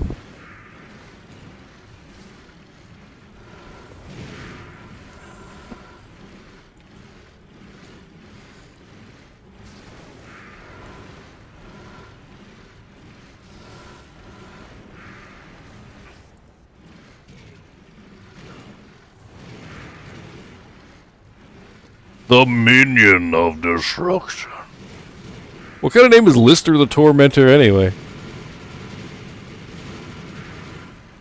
I bet you there was somebody at the office who was constantly listing the things that they needed to finish or something.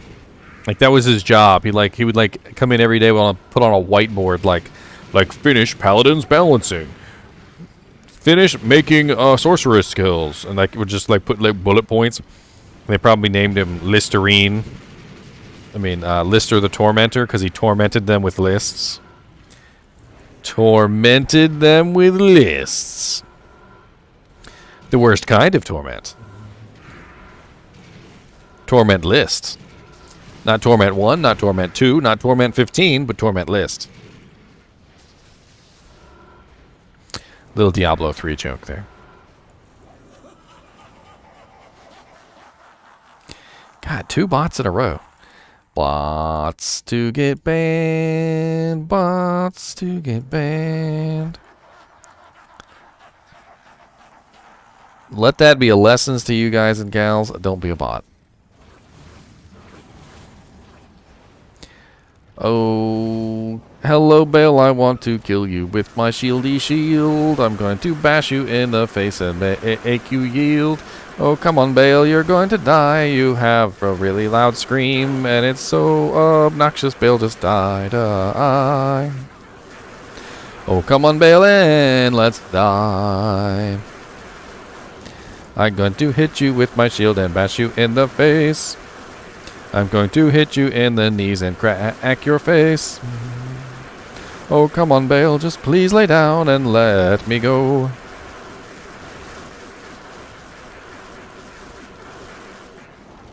Bale.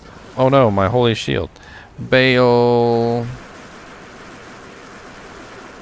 I hit you with my sword and I'll hit you in the face.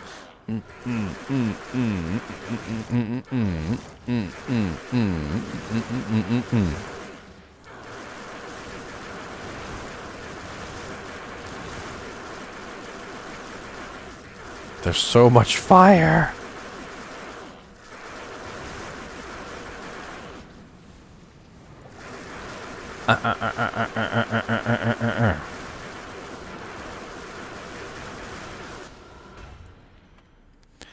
A war size, a death mask, a chaos armor.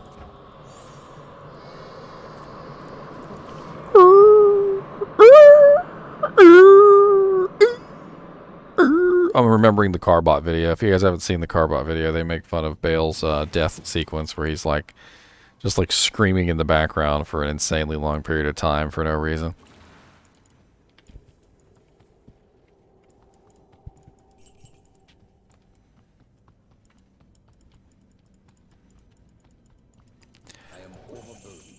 Oh, max gold, suckers. Overburdened. I can't carry anymore. I can't carry anymore. We can take a look at the mist bow, shall we? The mist bow is kind of interesting. The Misty Misto from Misting Town.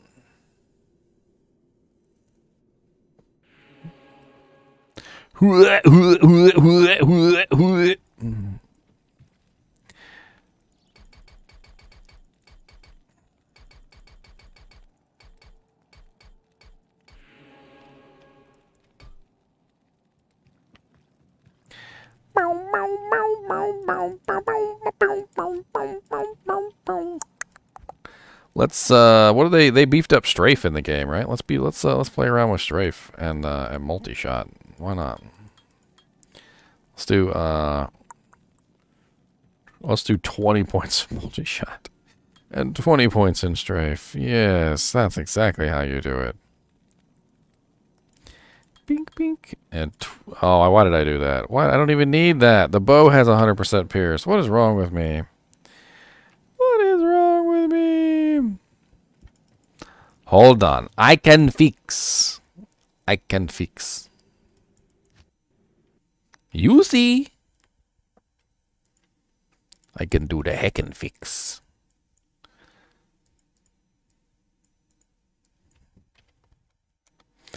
The heckin' fix.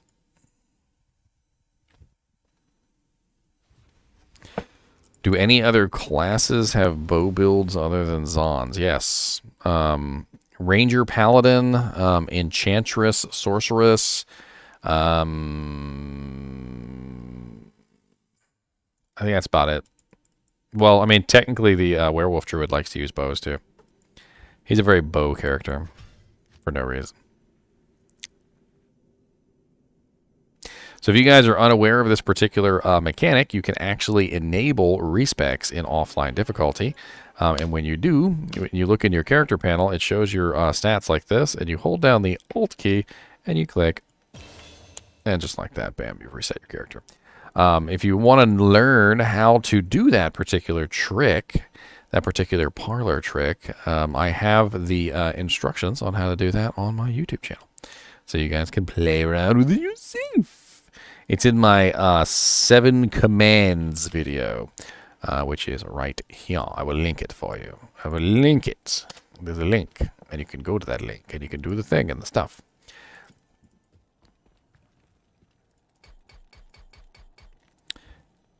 Bing, bing, bing. Bing, bing, bing, bing, bing, bing, bing, bing, bing, bing, bing, bing, bing.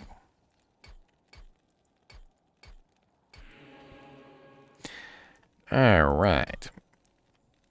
So the mist bow actually has 100% pierce on it, which is the reason why I was so stupid for putting any points in pierce, and I just wasted them.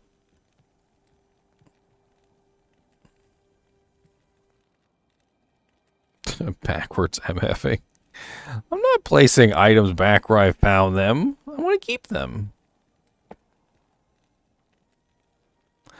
I want to keep...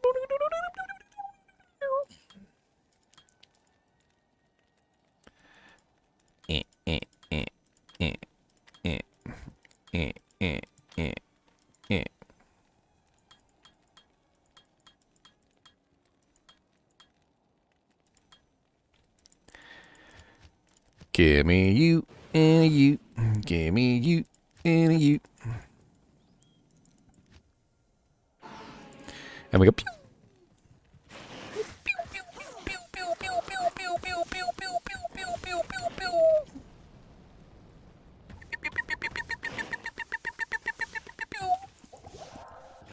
I am 5 years old and I do make pew noises.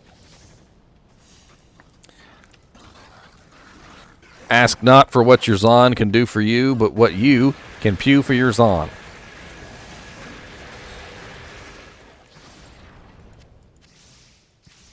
Alright, that was ridiculously easy and boring.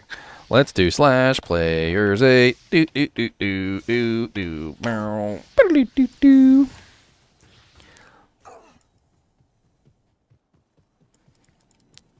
Drop your items, do-si-do. Let's go down and have some snow.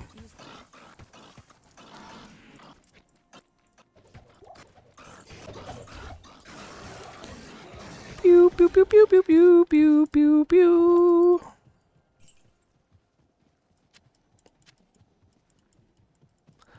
My tummy is growling so loud. I have the loudest tummy growl. I need to go partake in some foods.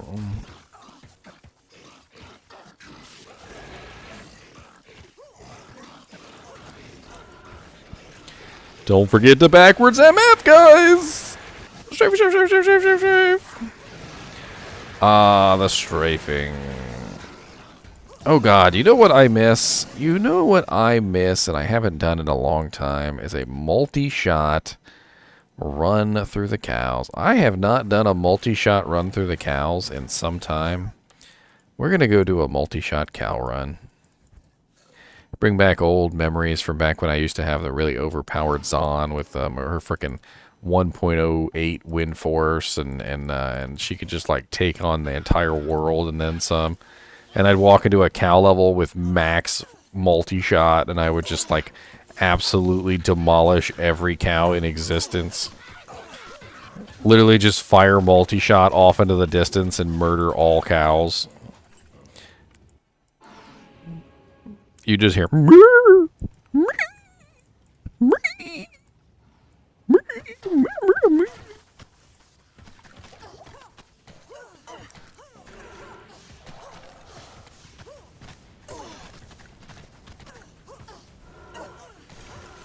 Players 8 is a little bit more fierce.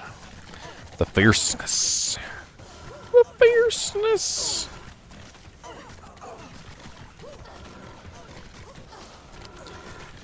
Go away, Mr. Griswold. I will kill you with my guided arrow. Here, have this. What do you think of that? He don't even care. He's like, that tickles a little bit. How about some cold arrow? We think of him.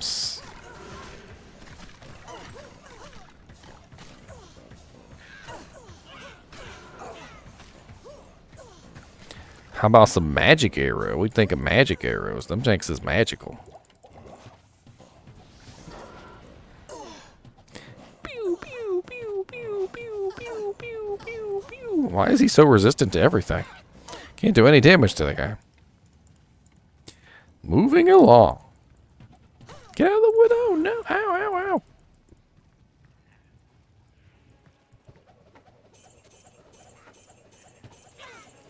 Give me my leg. Go away.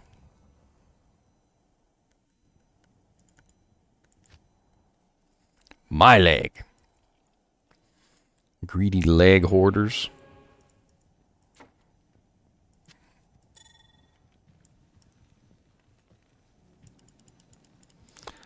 I do have a video up if you want to look at the changes, Roger. Kind of goes over everything.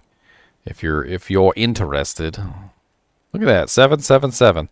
7 energy, 7 mana, 7 max stamina, and 17 dexterity. 7, 7, 7. That's pretty cool. That's pretty darn fly. It's pretty darn nice for a big monster cow thing.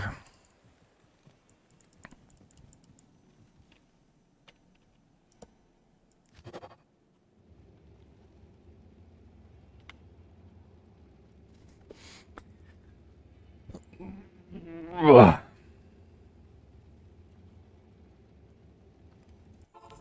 Well, I go over everything, Roger. So if you're interested in everything, that's what I did. Everything. Ow! Stop being rude to me. I only just got here. Why are you already trying to kill me? I didn't even shoot my bow yet.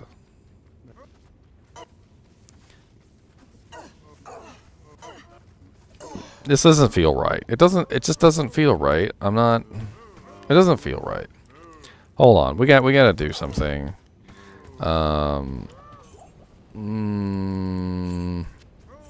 You watched my double 2-hour long patch video, Alan? Really? I actually did do a separate one, right? And then I also, when I did the live stream, I did a full sort of like overview of everything as well, giving my thoughts. So it's interesting.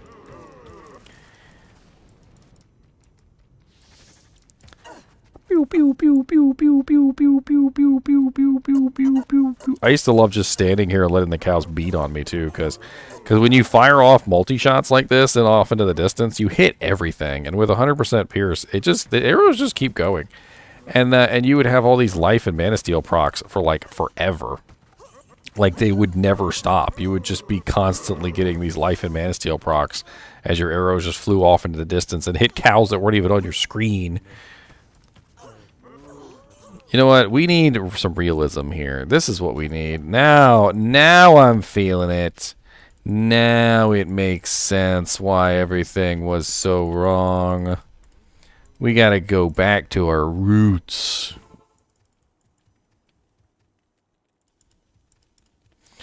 Oh, we're definitely making a summon druid, Kyle. What are you talking about? We are definitely going to be making a summon druid. If you don't want to summon druid, maybe you shouldn't have signed up for the Summon Druid YouTube channel. Also, the Head Bob YouTube channel, where we bomb our heads like this. Back off, suckers! That's right. Moo, moo, moo. Don't you moo me, I moo you. Moo in everything. Ow, it burns. What do you mean you mean mana? Must be a mana burn monster in there. It's gotta be. Gotta be a mana burn monster. Gotta be a couple of them. Taking all my HP away. Oh, I found you. I found you in that little pack. You little punk. Extra fast. Mana burn. Extra strong. Gray maul to butt face.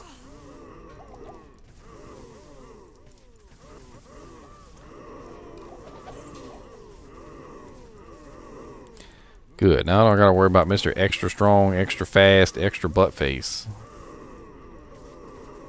Extra butt face is dead. Doo doo doo doo doo. Extra butt face is red. Doo doo doo doo doo. Extra butt face. He's got a butt for a face. His name is Extra Butt Face. He thought it was a race, but he's an extra butt face.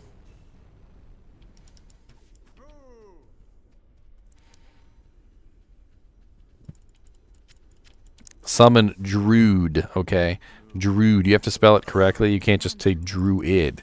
You gotta say Druid. Yes, this is the mock mist rune word that I created, Kyle. I've been playing around with it. Just having some fun. It's pretty OP. This is players 8, by the way.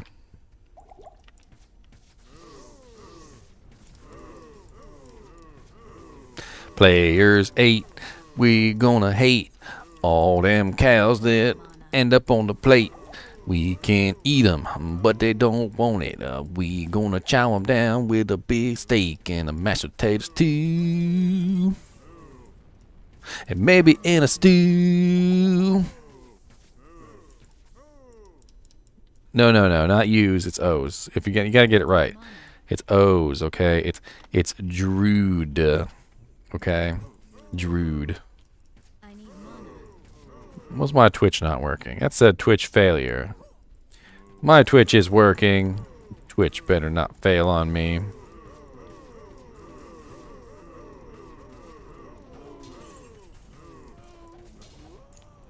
Yeah, all you guys die. That is definitely not right. That is definitely incorrect. Kyle, you're fired from spelling school. Okay? You were fired from spelling school. I need mana. Need a little mana for my tank. I'm gonna go empty if I don't grab a little bit of mana for my tank.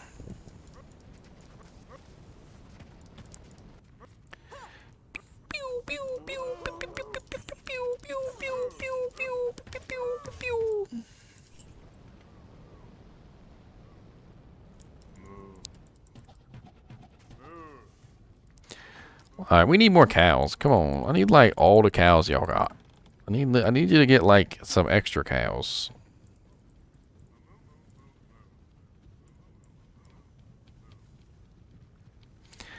IAS and Mana Leech.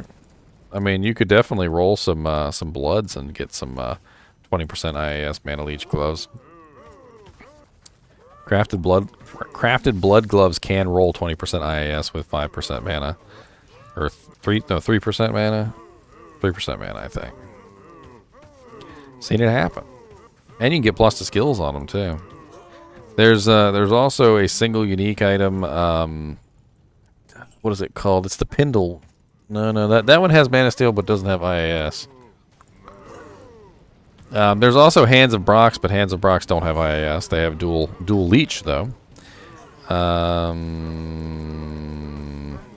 trying to think which one has the Mana Steel and the IAS. I need mana. Now Ghoulhide has the Mana Steel, but it doesn't have the IAS.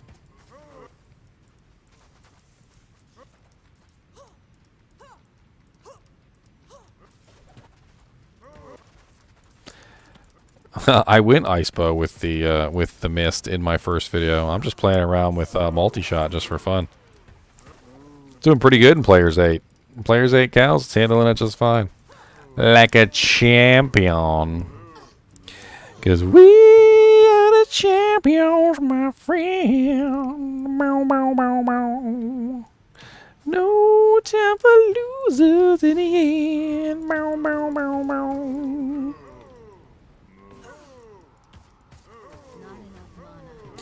We are the champions. No time for losers.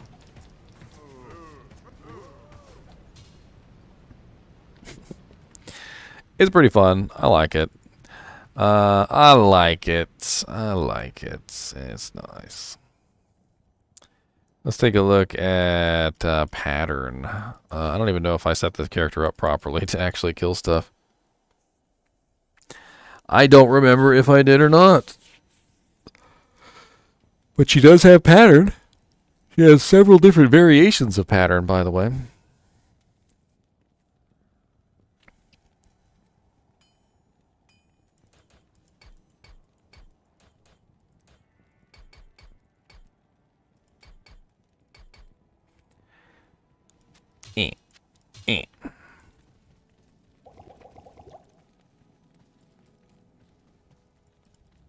What you need?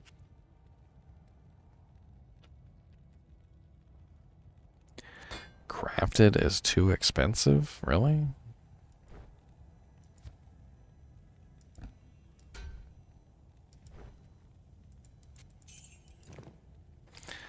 Let's go kill some stuff today with some skills and let's go roll in the hay.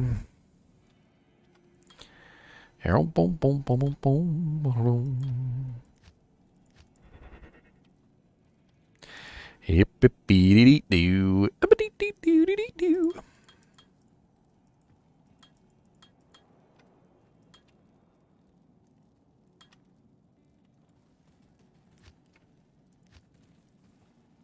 No, I didn't even put a point in a finisher. That's funny.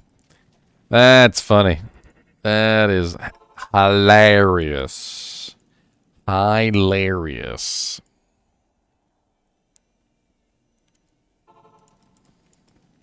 I've always felt like monster density affected Magic Find, but it's only, you know, in my head.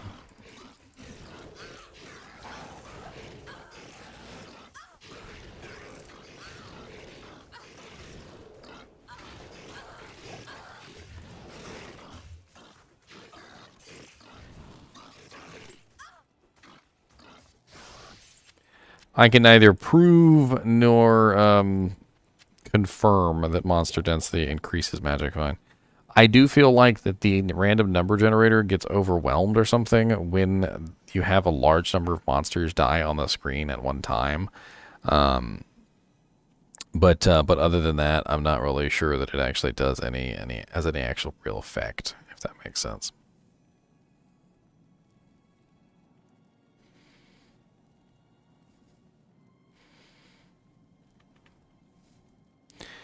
Boom.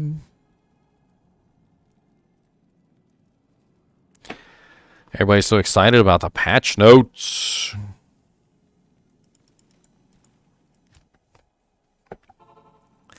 Like it's kind of hard to explain for those of you who may not have spent like decades playing MMOs and dealing with fake number generators.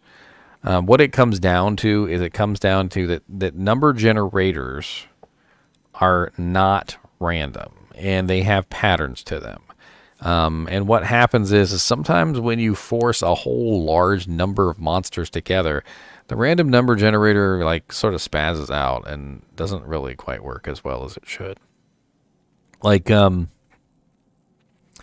if I were to flip a quarter, for instance, and I were to flip one quarter, the odds are 50-50 that I will either get heads or tails, right? But the thing is that I could actually flip a quarter like 200 times and get heads every single time. It's a possibility, although a relatively crappy possibility. It's still a possibility. And sometimes number generators, like, they don't really quite get the probability right. And what'll happen is like sometimes you'll get 6 or 7 heads in a row, and that 6 or 7 heads in a row is the equivalent of like 6 or 7 uniques in a row. Like and these little faux pas in the pattern can sometimes be exploited by killing large number of monsters at a time. And I've actually had this happen in many games. What I'll do is I'll gather as many monsters as I can, and I'll kill them all as quickly as I can. And I notice that when you kill a large number of monsters very quickly, it does seem like more items drop.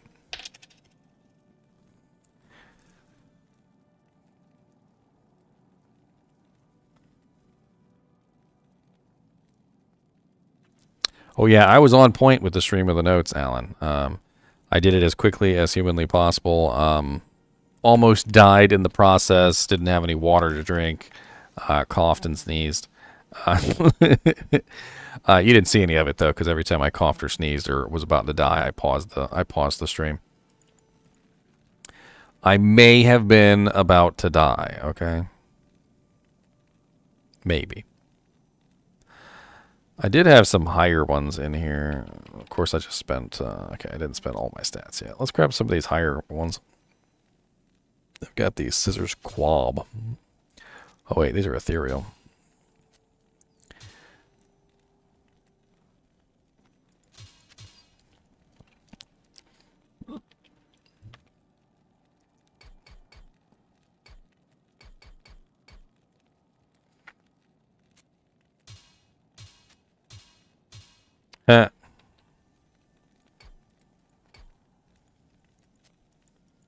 They actually give me dex and strength. Both claws give me dex and strength, so I can't just put them on, even though it says I can put them on. It's pretty funny. I can't use this yet.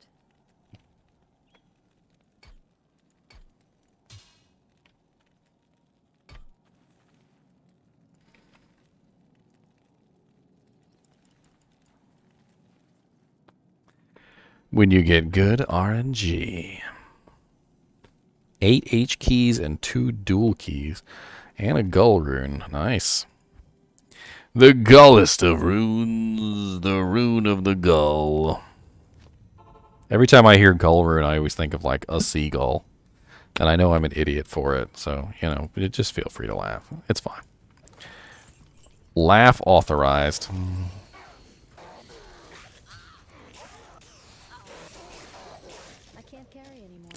Your laugh has been authorized by the makers of Hasbro and Takara.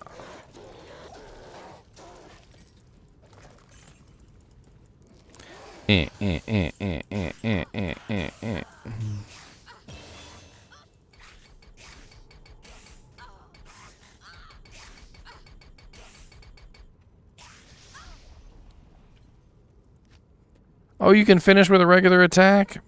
Poopies.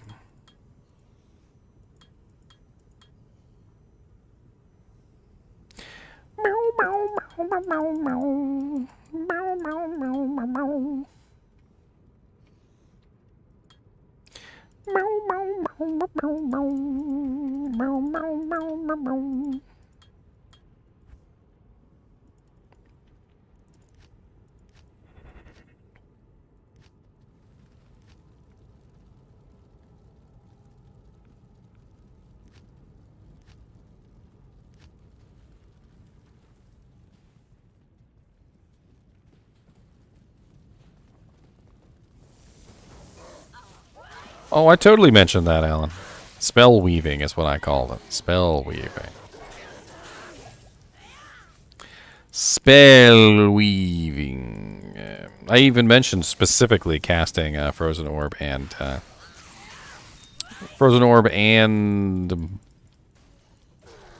Blizzard together.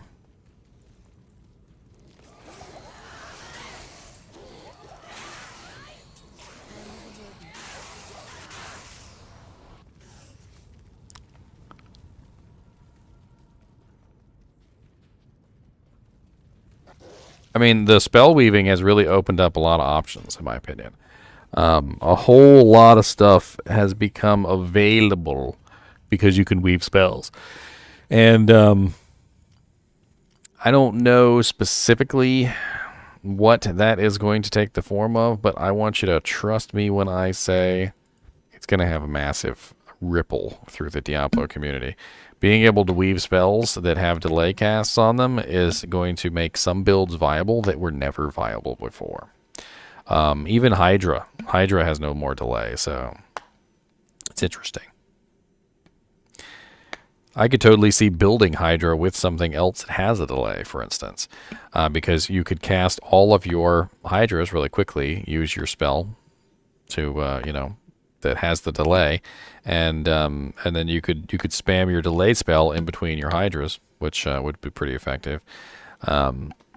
The Hydras almost act as like a nuking, though, because the way they've got them set up now, you can just spam 6 of them like instantaneously in a room, and you can just freaking demolish, right? Demolish. Where's my my beautiful Vegomatic? There you are, Vegomatic. She can go there. She can go here. She can go anywhere with her blades of steel. Gonna cut your throat.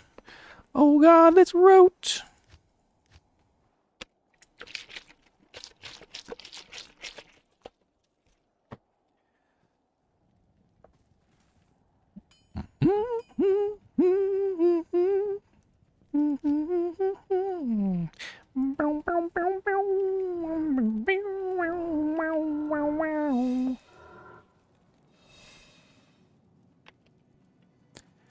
Pink. This is my little Blade Fury says. They're gonna beat the crap out of Blade Fury. This character is gonna be all freaking boss.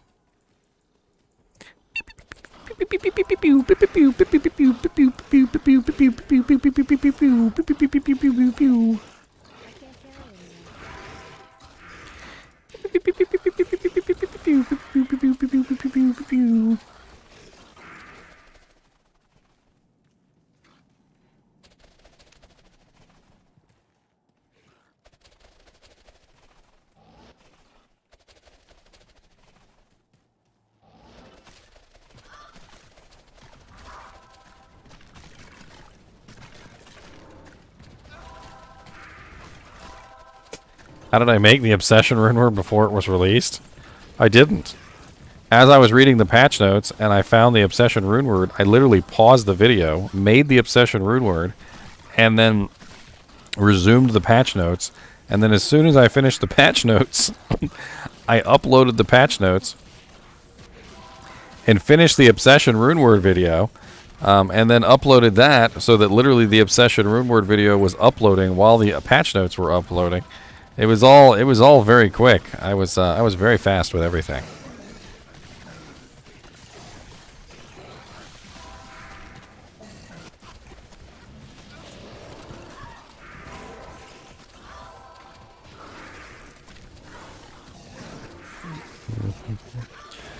Besides, you could do just about anything you want in Hero Editor. You could make the most godlike broken items that ever existed, or you could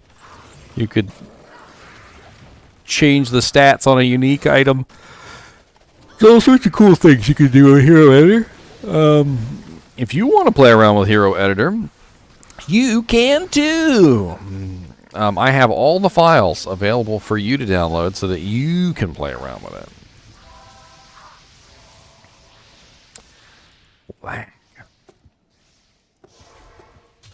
'Cause I will be here.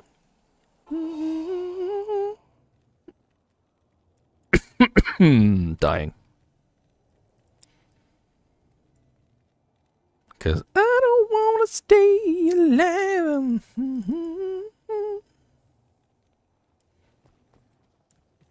Can I remove the clothes on a sorcerer?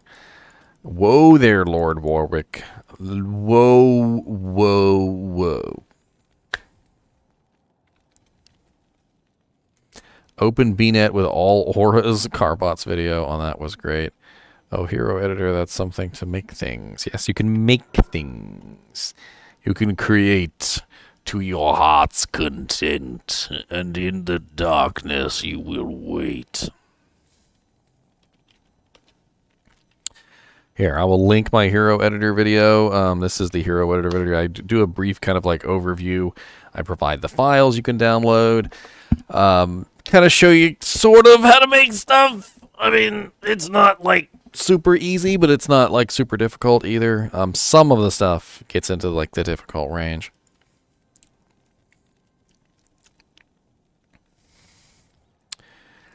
Some of it, but not all of it. Just some of it. I'm also pretty excited about this guy. You guys wait till you see this guy. This is my boy over here. This is my little druid. His name is Gilbert. His name is GGM Gilbert. Gilbert is a a hybrid hurricane slash like twister spamming werewolf. So he transforms into a werewolf, and a lot of the buffs that they did for the hurricane druid or the werewolf druid are going to affect this guy heavily. So so I do a lot of pre-buffs when I go into battle. I have some very interesting pieces of equipment. I've got Windhammer Eth Ogre Maul with a Zod in it. I've got Rain. So I've got 33% chance to cast level 22 Twister, which if you notice by the patch notes, they buffed up Twister damage. I also have the 8% chance to cast level 13 Twister, and then I also have the 8% chance to cast level 13 Twister and the 5% chance to cast level 15 Twister. They also talked about adding a synergy bonus with Arctic Blast that would increase the stun duration of the Twisters. So not only is Twister getting an extra damage bonus, it's also getting a stun duration increase, which I'm super excited about. They also talked about making it so that you can cast a bunch of these abilities, which I cast right now as pre-buffs. I can cast them while I'm in my werewolf form. So I don't have to go through this whole process of casting my Cyclone armor beforehand, casting my Hurricane beforehand, waiting for the delay to disappear, and then finally when the delay disappears, I hit my F2 to go into the werewolf form, and then I can go Myoida. And look at all my beautiful little tornadoes. Look at all my beautiful little tornadoes. I got little twisters and tornadoes, and they're popping out everywhere. Got that twisters and tornadoes, and they're all up in your hair.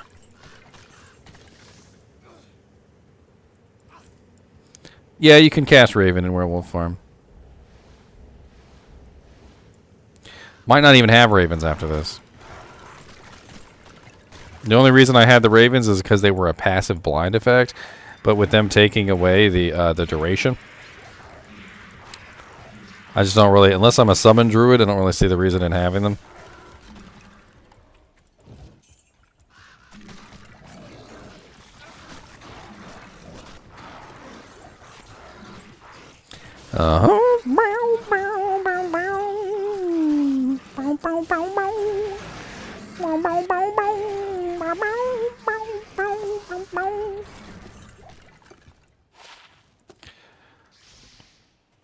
$26 strength belt. Ooh, 26 strength, 26 fire resistance. Well, a lot of 26s on this belt. Too bad it's level 63. I like to hang on to like freaking 26 strength belts though and stuff like that, because if I ever need strength, it's really nice. Yeah, so I'll be able to use my Hurricane and my Cyclone armor in the patch while I'm transformed. They're going to be adding stun increase to the Twister, which is going to be a huge boon to me since I'm spamming Twisters. and they're also going to force Arctic Blast to be that synergy. So I guess I'm going to be building Arctic Blast. And I don't know what's going on with the attack speed thing with the werewolf. I don't understand what they're doing with him. Are they changing it for the better? Or are they changing it for the worse? It sounds like they're really mixing up a lot of meta builds if they're doing what I think they're doing. I guess we're gonna find out. Act 1 Insight Mercs is kind of an interesting one.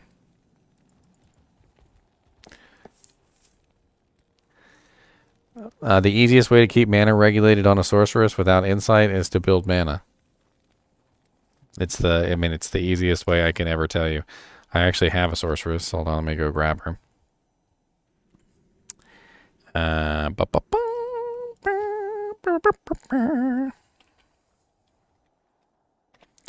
So the way that mana regeneration works is mana regeneration increases in effectiveness as your mana pool increases. It's a percentage of your mana pool. So if you have nothing, it does nothing. And that's basically the gist of it. So even if you have 438% regeneration to mana or whatever it is that you've got, if you have no mana, you're not getting anything back. So so your mana pool is where this comes in. So the higher your mana pool is, and the better your regeneration, you can balance it out. But the higher your mana pool is, the more mana that you will get back. So, like for instance, I actually have a pair of Frosties, which I may or may not still have on me. I do not. But I'm rocking max warmth with 893 mana, which is probably more than most people have because I'm an energy shield sorceress, and I'm also missing my torch, and I'm missing my Annihilus charm, and I'm missing a bunch of stuff. But but we'll go ahead and play around with this anyway. I think I got a torch. I'll just put a torch in here. That'll work for right now.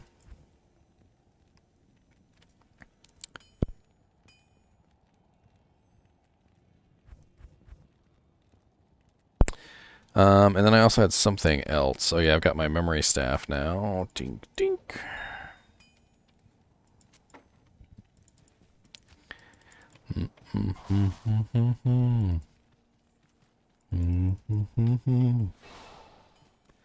Alright, so I want you to see how quickly my mana goes down. Alright, that's basically the goal of this, is I want to show you my mana pool.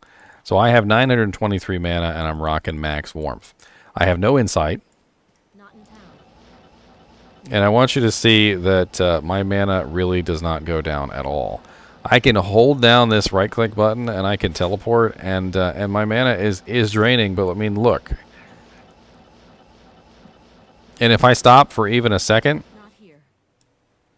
it bumps right back up again very, very quickly. And this isn't even just no. I mean, well, this is an energy shield sorcerer, so yes, I put all my points into energy instead of vitality.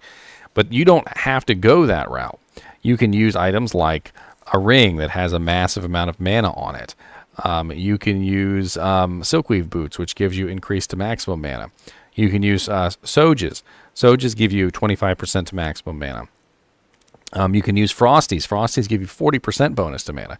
You can also use Mage Fists, which give you 25% regeneration, and +1 to Fire Skills, which also gives you more regeneration on top of that, because Fire Skills is a... warmth is in the Fire Skills.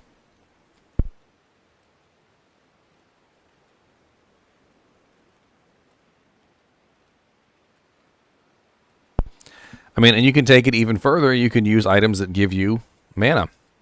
There are a lot of items in the game that give you maximum mana, and if you really want to balance it out, you can figure out exactly where the sweet spot is, and you can put a couple points into energy.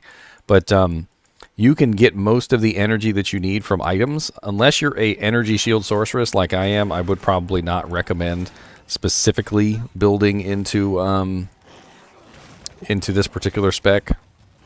Like max energy is what I mean.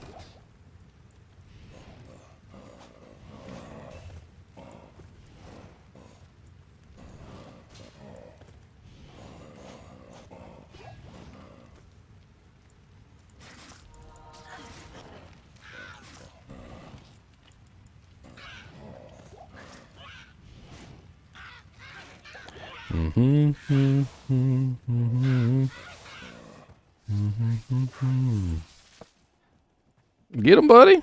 Get him. This guy is going to be beefed up considerably. My barb merc on this guy, he's going to be rocking when the freaking patch hits. He's going to have a lot of fun. I also have an Act 3 mercenary on my paladin, and he's going to be doing really good too. I already have 2 out of the 3 mercenaries that they're buffing. I probably should set myself up a rogue mercenary on somebody, actually. That'd be a good idea. I might actually have one on somebody. I'm not 100% sure about that, but I'm going to have to check.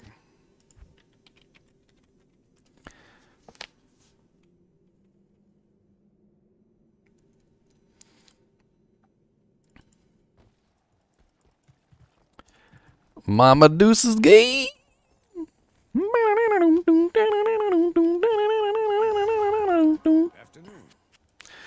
Here's my buddy right here. This is my buddy old pal. My buddy old pal.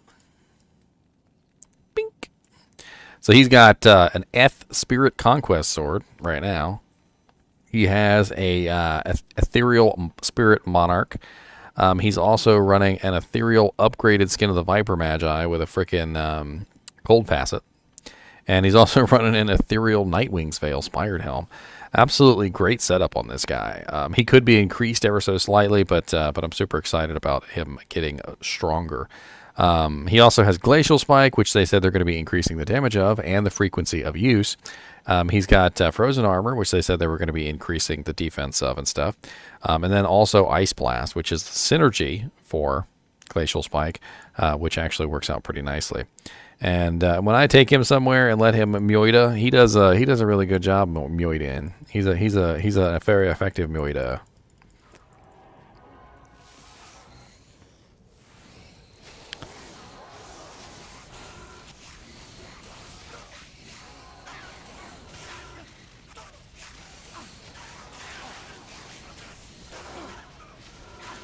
Ooh, what the hell?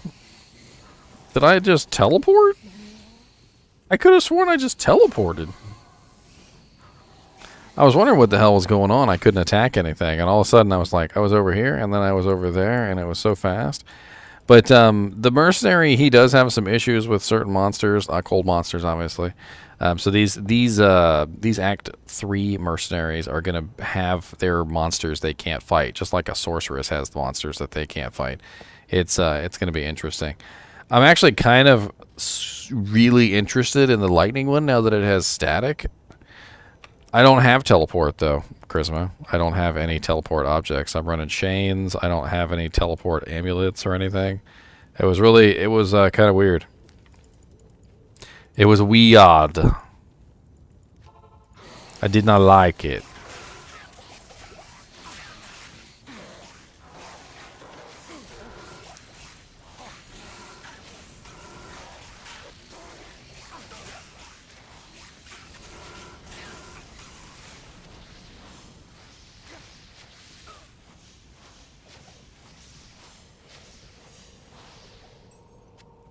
Anyway, he's going to be way more powerful after the patch, and I'm super excited about that. I think I have a bow girl on, I want to say my Valkazon? My Valkazon has a bow girl. Sapphire. I'll have to have some fun playing around with the bow girl as well. Hopefully they let me transfer all over these characters, because that way I'll already have the mercenaries set up with the correct equipment, and I can test them out. Yeah. So she's running Fortitude. She's got Witch Wild String and a Steel Skulls cast. She's running some pretty legit equipment there. So she's going to be pretty boss as well. Of course, this particular character is not about the mercenary. It's about It's about the Valkyrie. The Valkyrie is freaking OP as hell on this this build. She's like level 49.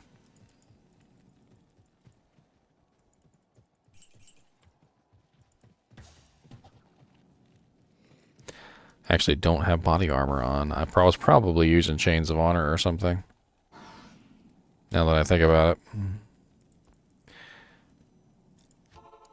But she's running Cold Arrow right now, which means she's going to swap to Freezing Arrow.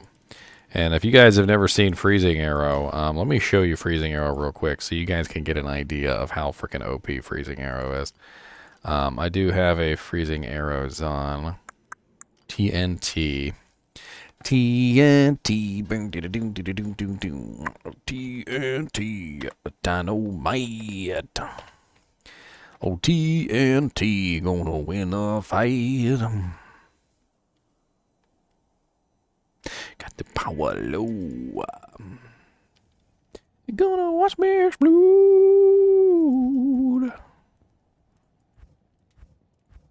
I don't even need anything special. So I'm gonna put a freaking Twitch throw on there. I don't even care. Here, have a nature's piece. Bam, done.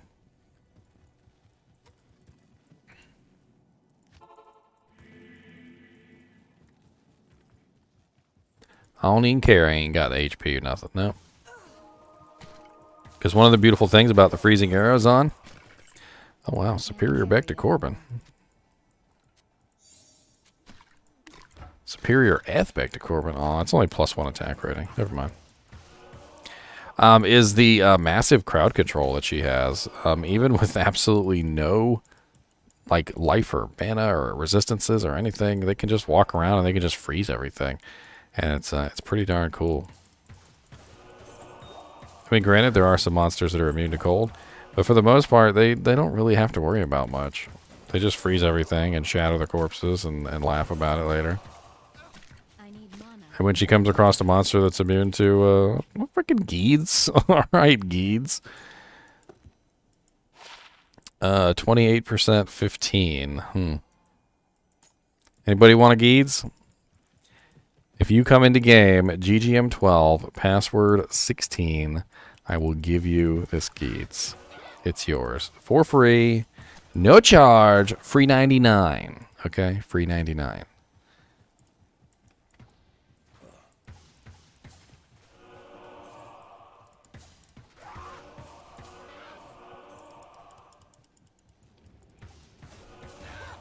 I mean, this is a 15%er. 15%'s good.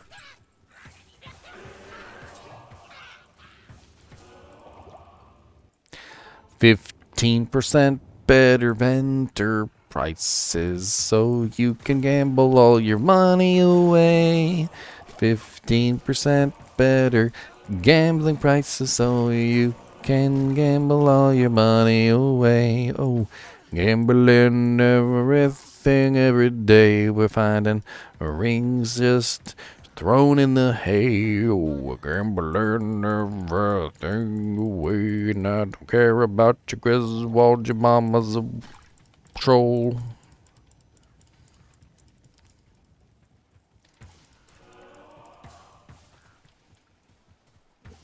They didn't say 750% damage increase to mages. They said 750% damage increase to the poison mage. They also locked the poison mage's duration at 4 seconds. Each one of the mages had a different bonus to their increase. The lightning was only 5%. The cold was 50, I think, and the poison was 750%. Part of the problem with the poison one, from what I remember, is the as the skeleton leveled up, the duration of the poison also leveled up with the skeleton for some reason.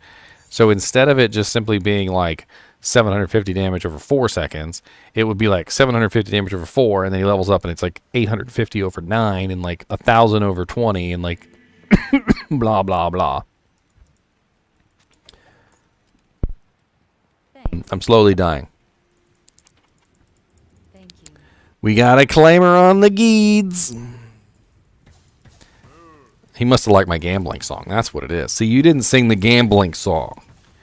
That's the trick. If you'd sung the gambling song, they would have liked it. I need mana. But no.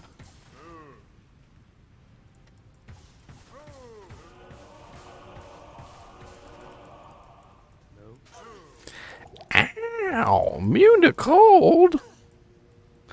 So what? I don't have my Raven Frost. They can tell I don't have my Raven Frost. They smell blood in the water.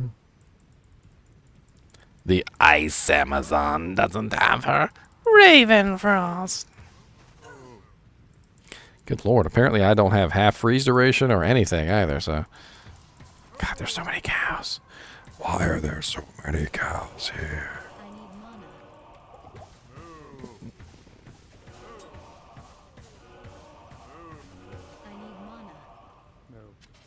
Mana potions. Mana potions. Mana potions. Mana potions. Mana potions. Mana.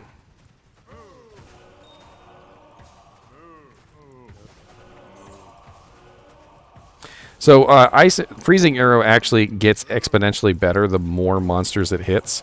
That's part of its charm, just the same way that lightning fury gets better the more monster it hits.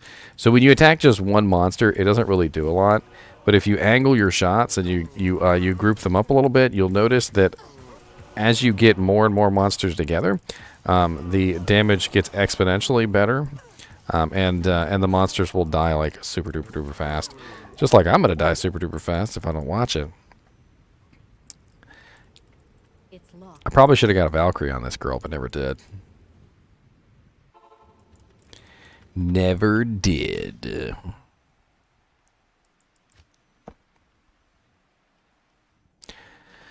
Who else am I excited for? I mean, I got a Barbarian. It's a Whirlwind Barbarian. Shield Whirlwind Barbarian at that. Mr. Sanic.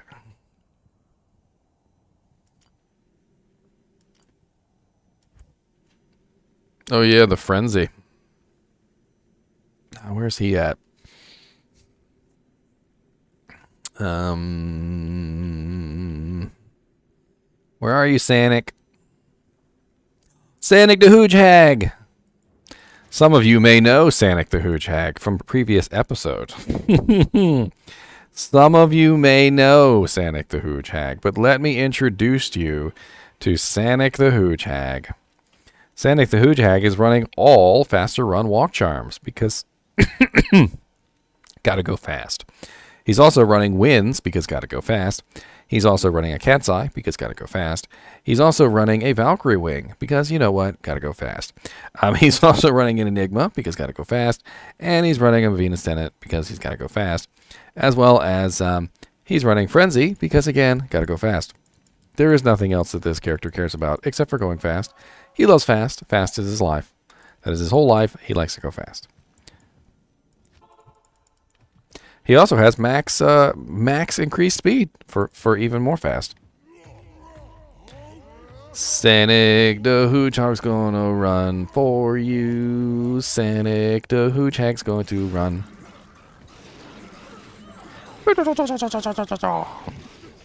You think your cold damage can affect my run speed?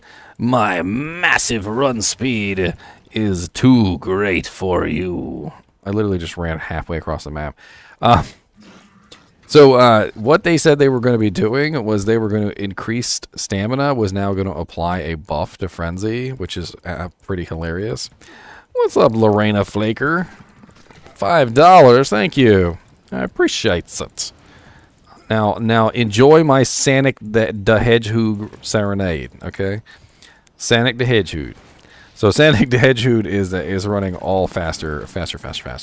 But he's gonna get a buff. Sanic the Hedgehog is gonna get a the Hooge Hag is gonna get a buff to his Frenzy, because Frenzy is gonna last longer. Right now it only lasts 6 seconds. So as you can see, when Frenzy wears off, my speed goes down. But with this buff, Sanic the Hooge Hag is gonna be going for 14 seconds, right? He's going to be running for 14 seconds with his Frenzy, which is ridiculous. Oh, here's one of those new areas. This is one of the areas that's going to be level 85. It's going to be, what is this, Abaddon? This is Abaddon. So this is going to be one of the level 85 zones now. Oh, I'm pretty good, Lorena. I didn't even see the message at the bottom there. I'm pretty good. Lots of fun stuff going on today. With all the patch notes and everything that's been going on, I'm super excited. I managed to get my patch notes video out on time and everything, and everybody. I think it was the first one with my my video up, which you know, I'm impressed. I managed to actually get it up on time. That didn't come out right. Ooh, boy. That did not come out correct. That is not correct. That is not correct.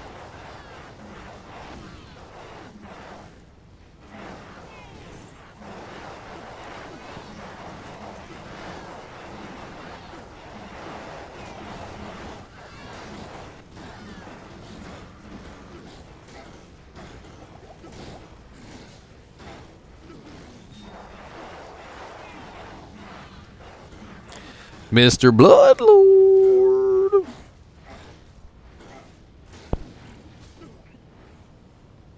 Whee!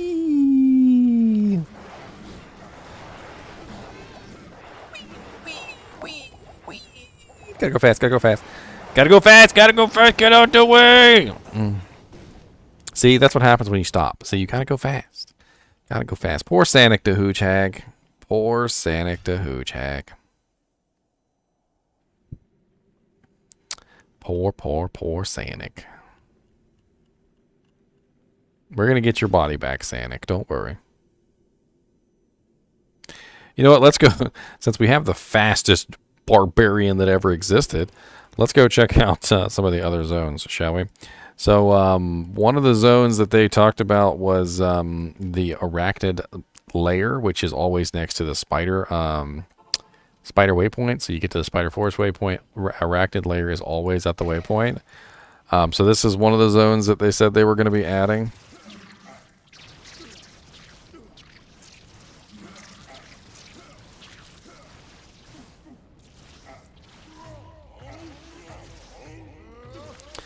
Full of spiders that are immune to poison. I believe there's also some spiders in here that are immune to fire. They're called Magnus spiders or Magnus something. They're red. I'm pretty sure. I mean, so far we've just got a lot of poison damage in here, so definitely not a good place to farm as a rabies druid or a poison nova necromancer, that's for sure.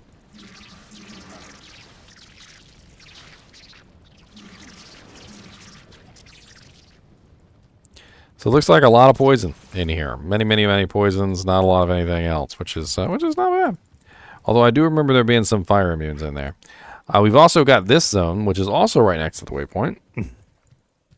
And that is the Swampy Pits. Insert jokes about stinky armpits.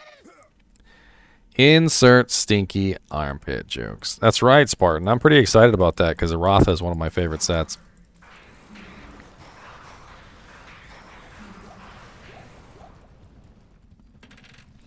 Oh god, gloams and dolls in here. My summon necromancer would have absolutely no trouble in here whatsoever, but I could definitely see this this area being a little bit of a troublesome magic find spot for some characters. My conviction paladin also would have no trouble in here, but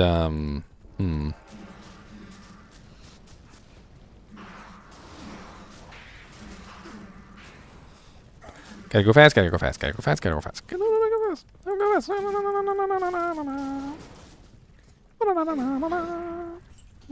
fast. So lightning immunes and fire immunes in here. It seems like this might actually be a good place for a cold sorceress. I'm not seeing a lot of cold immunes in here. Poison immunes, fire immunes, lightning immunes, but no colds. That would be nice for cold sorceress to have another place they can farm. I'm not sure if the cold sorcerers want to come in here, but, you know, I haven't seen any cold immunes in there yet. Let's check out another zone, shall we? Another zone that they talked about was in Act 1. What was it called? God bless it. Underground Passage. That should be fairly easy to find, actually. So Underground Passage level, level 2, not level 1, which is a little bit more difficult to find.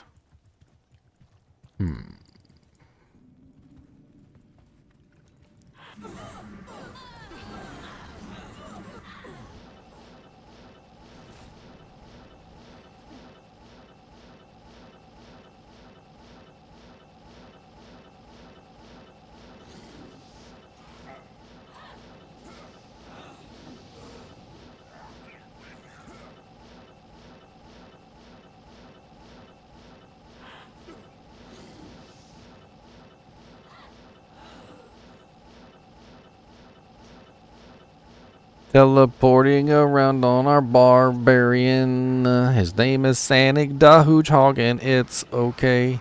Cause he's gotta go really fast, you see. He's got an addiction and he doesn't want to do a drug test or go pee-pee in any bottles because he might get flagged and booted out of the Olympics.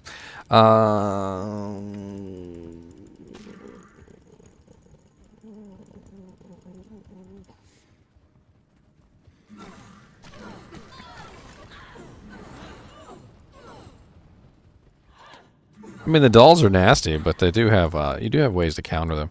I have actually a video up on the dolls. If you guys are having trouble with the dolls and you need some advice on how to deal with them, I actually have a video up, goes over all the mechanics and stuff of the dolls to give you an idea of how to protect yourself and make things a little bit easier on you.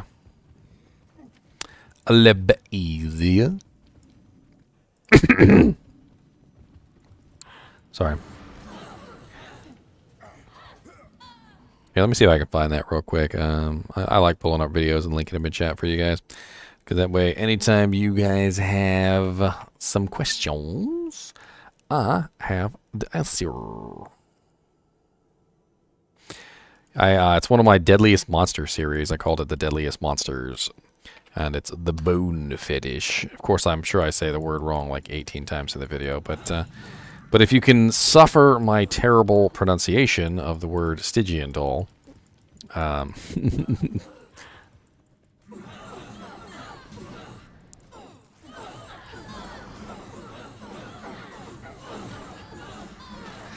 Underground Passage Level 2 might not be so viable. I mean, in Hell difficulty, it's not exactly easy to find. Maybe you would get lucky, or you could teleport around real fast and eventually find it. But this is an 85 zone now, so it's very similar to the pit. Lots of fire immunes, probably no cold immunes.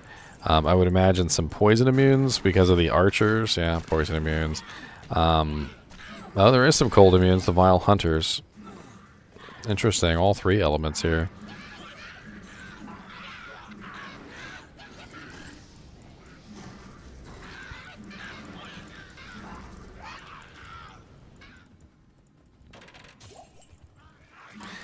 Sanic the Hedgehog coming at you with the rag. Sanic the Hedgehog gonna clean them windows real fast.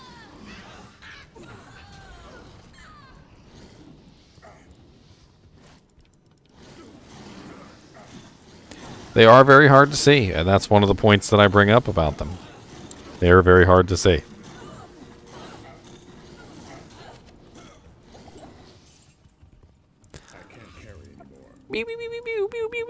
All right, let's look at some of these other zones. I've got the list pulled up here so we can take a look at it. So Disused Fane, Ruined Temple, and Forgotten Reliquary. Those are actually pretty easy to get to. Super easy, actually. And there's actually two more that I can show you that actually are already 85 zones that you can go to. So generally, what I would do in my Magic Fun runs is I go kill the council. So I come here, I go kill the council, and then all you need to do is after you go kill the council, you head directly south, or sorry, I don't even know if this could be considered south, but you head down this way, and there's two temples here in the Kurast Causeway. One of them is called the Disused Reliquary, and the other one is over here, and it is called the Ruined Fane. The Ruined Fane and the Disused Reliquary are both level 85 zones. However, there are 3 temples or 4 temples like down this way. Get out of my way.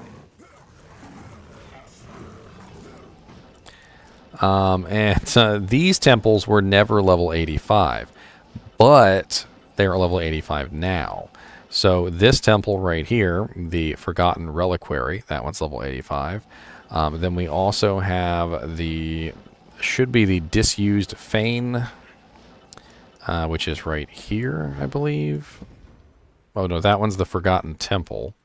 The Forgotten Temple is not on the list.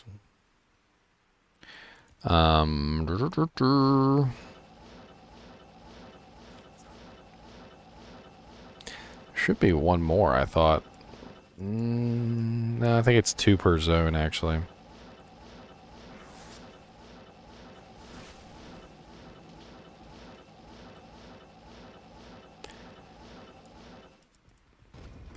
The Ruined Temple, this one here. And then they're kind of a little randomized, though, so they're not always going to be in the same spot.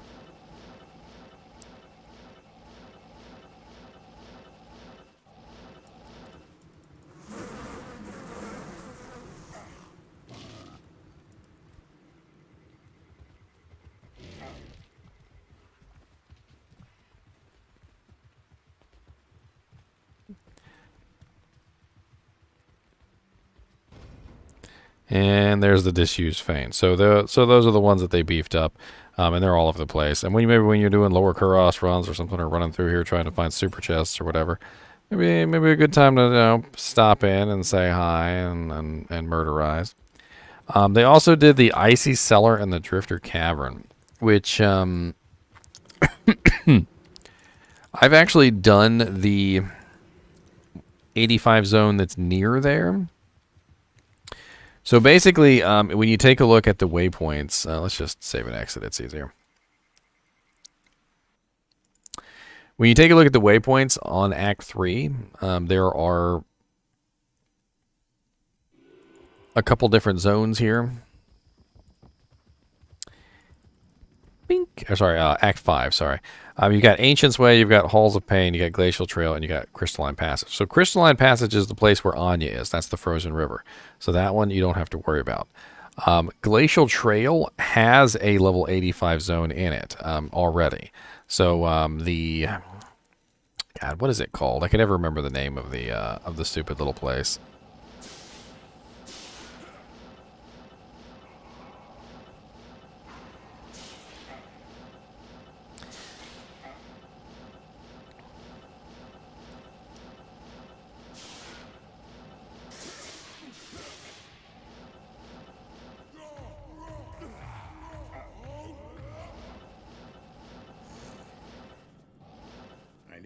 Need a key.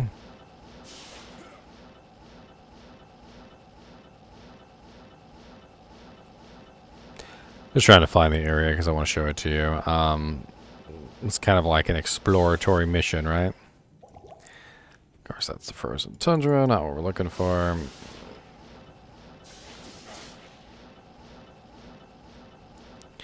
All right, so this one right here, this is one of the 85 zones. So this is going to be 85 here in the Drifter Cavern. This one is in the, as you can see, the Glacial Trail. So so Glacial Trail gives you this little zone, and it's kind of little. It's not like really little, but it's not really like a big giant area like Frozen River is. To give you an idea, let me sort of like go around the entire thing in a circle, and you see it's not super duper big, and there is usually a chest in here, a super chest. I don't know exactly where the super chest is, but it should be here. Yeah, there it is. So super chest, there's champions, there's elites, there's a bunch of stuff in here for you to kill as a magic finder.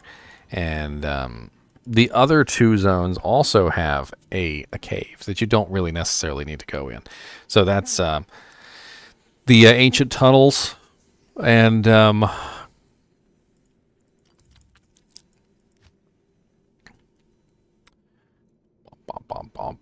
Ancient Tunnels has the Icy Cellar, and the Glacial Trail has the Drifter Cavern, both of which are level 85, which is not bad. So so those are going to get buffed up, which is pretty sweet. And then, of course, the Abaddon and the Pit of Acheron and the Infernal Pit, those are like in Frigid Highlands and stuff like that. So when you teleport or you're coming down this way, they're usually just sitting right in the middle. You know, fairly obvious. That's what they are with with the giant red portal. They even appear on the mini map, as you can see up here. So that's the Abaddon. The other one is Pit of Acheron and Infernal Pit are in the other zones. So when you go to like Frozen Tundra, there should be another one in Frozen Tundra. You know, they're in random places, so it's not always in the same spot. But you should see the same thing appear on the map, the red eye or whatever. And it's probably not that difficult to find. Especially since these areas tend to be rather linear in their shape. It may be back further or it may be forward But I imagine these would probably be pretty easy to find. I mean, they're big, giant red structures. All you really have to do is just teleport straight up and down until you see it.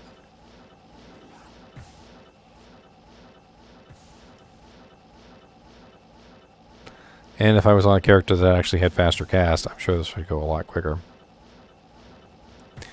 And there you go. So that one is the Infernal Pit. So we got the Abaddon, the Infernal Pit, and then we also have the Pit of Acheron, which the Pit of Acheron should be also in Act 5. I'm trying to remember where the Pit of Acheron actually is.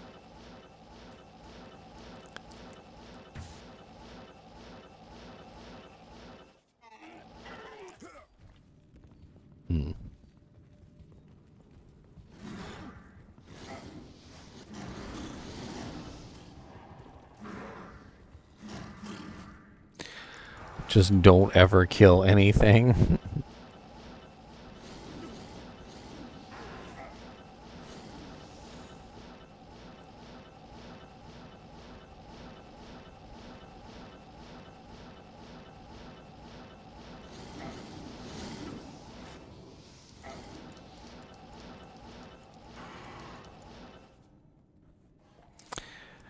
Icy Cellar, where are you?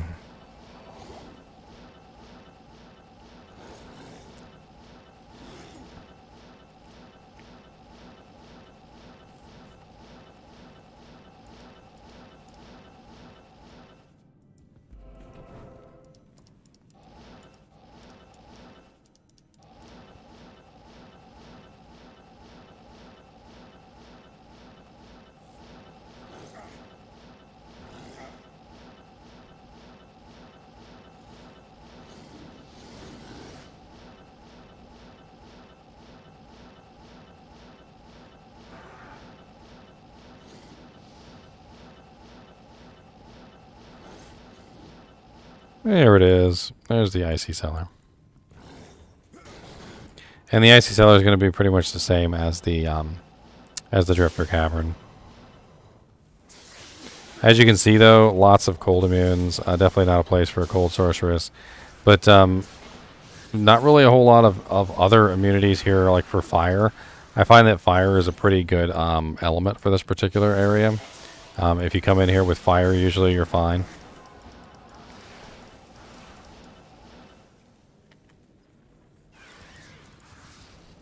Oh, yes.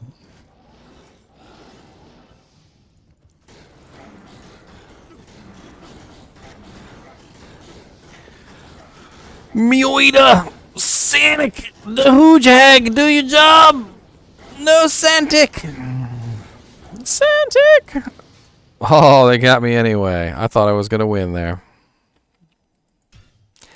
I thought I had it, but I didn't.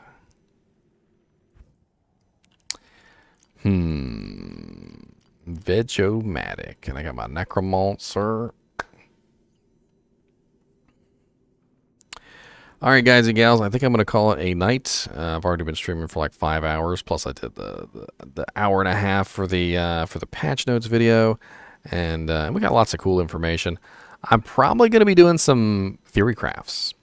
I have a couple ideas for some really cool theory crafts, and they're probably going to be coming up soon, so keep an eye out for those. And that's pretty much it. I will have some more videos coming out tomorrow. Not specifically to do with the patch or anything, but I always have videos coming out on random items and things like that that people have requested. I'll give you a heads up on what's coming out tomorrow, just so you get a sneak peek for those of you who have stuck with me all stream. So tomorrow I'm going to be doing a unique video on Gold Wrap, Tear Haunch Greaves, and the Humongous Axe, which is pretty cool. And since tomorrow is Saturday, I also have a special horror game which will be coming out. I'm starting to schedule horror games on Saturdays. This one is called The Swine, and it's pretty scary. So have a look out for the horror game. That's going to be sometime around 6 o'clock EST, and I hope you guys enjoy the horror game. there's still a bunch more videos other than that coming out. There really is. You know, various days and things like that, stuff that I'm still working on. I'm actually still working on an Iron Maiden video, which is going to be coming soon. And I also want to do a couple theory crafts with the new rune words, so that's going to be fun. And that's pretty much it. So I'm busy as a bee, really. I'm just busy, just doing this stuff. And then, of course, Tuesday next week we're going to be in the PTR. So look out for that. Plan to be here Tuesday because we're going to be doing some public test realm, testing out all sorts of cool stuff. Probably crashing the servers. I don't even care. We'll get it done.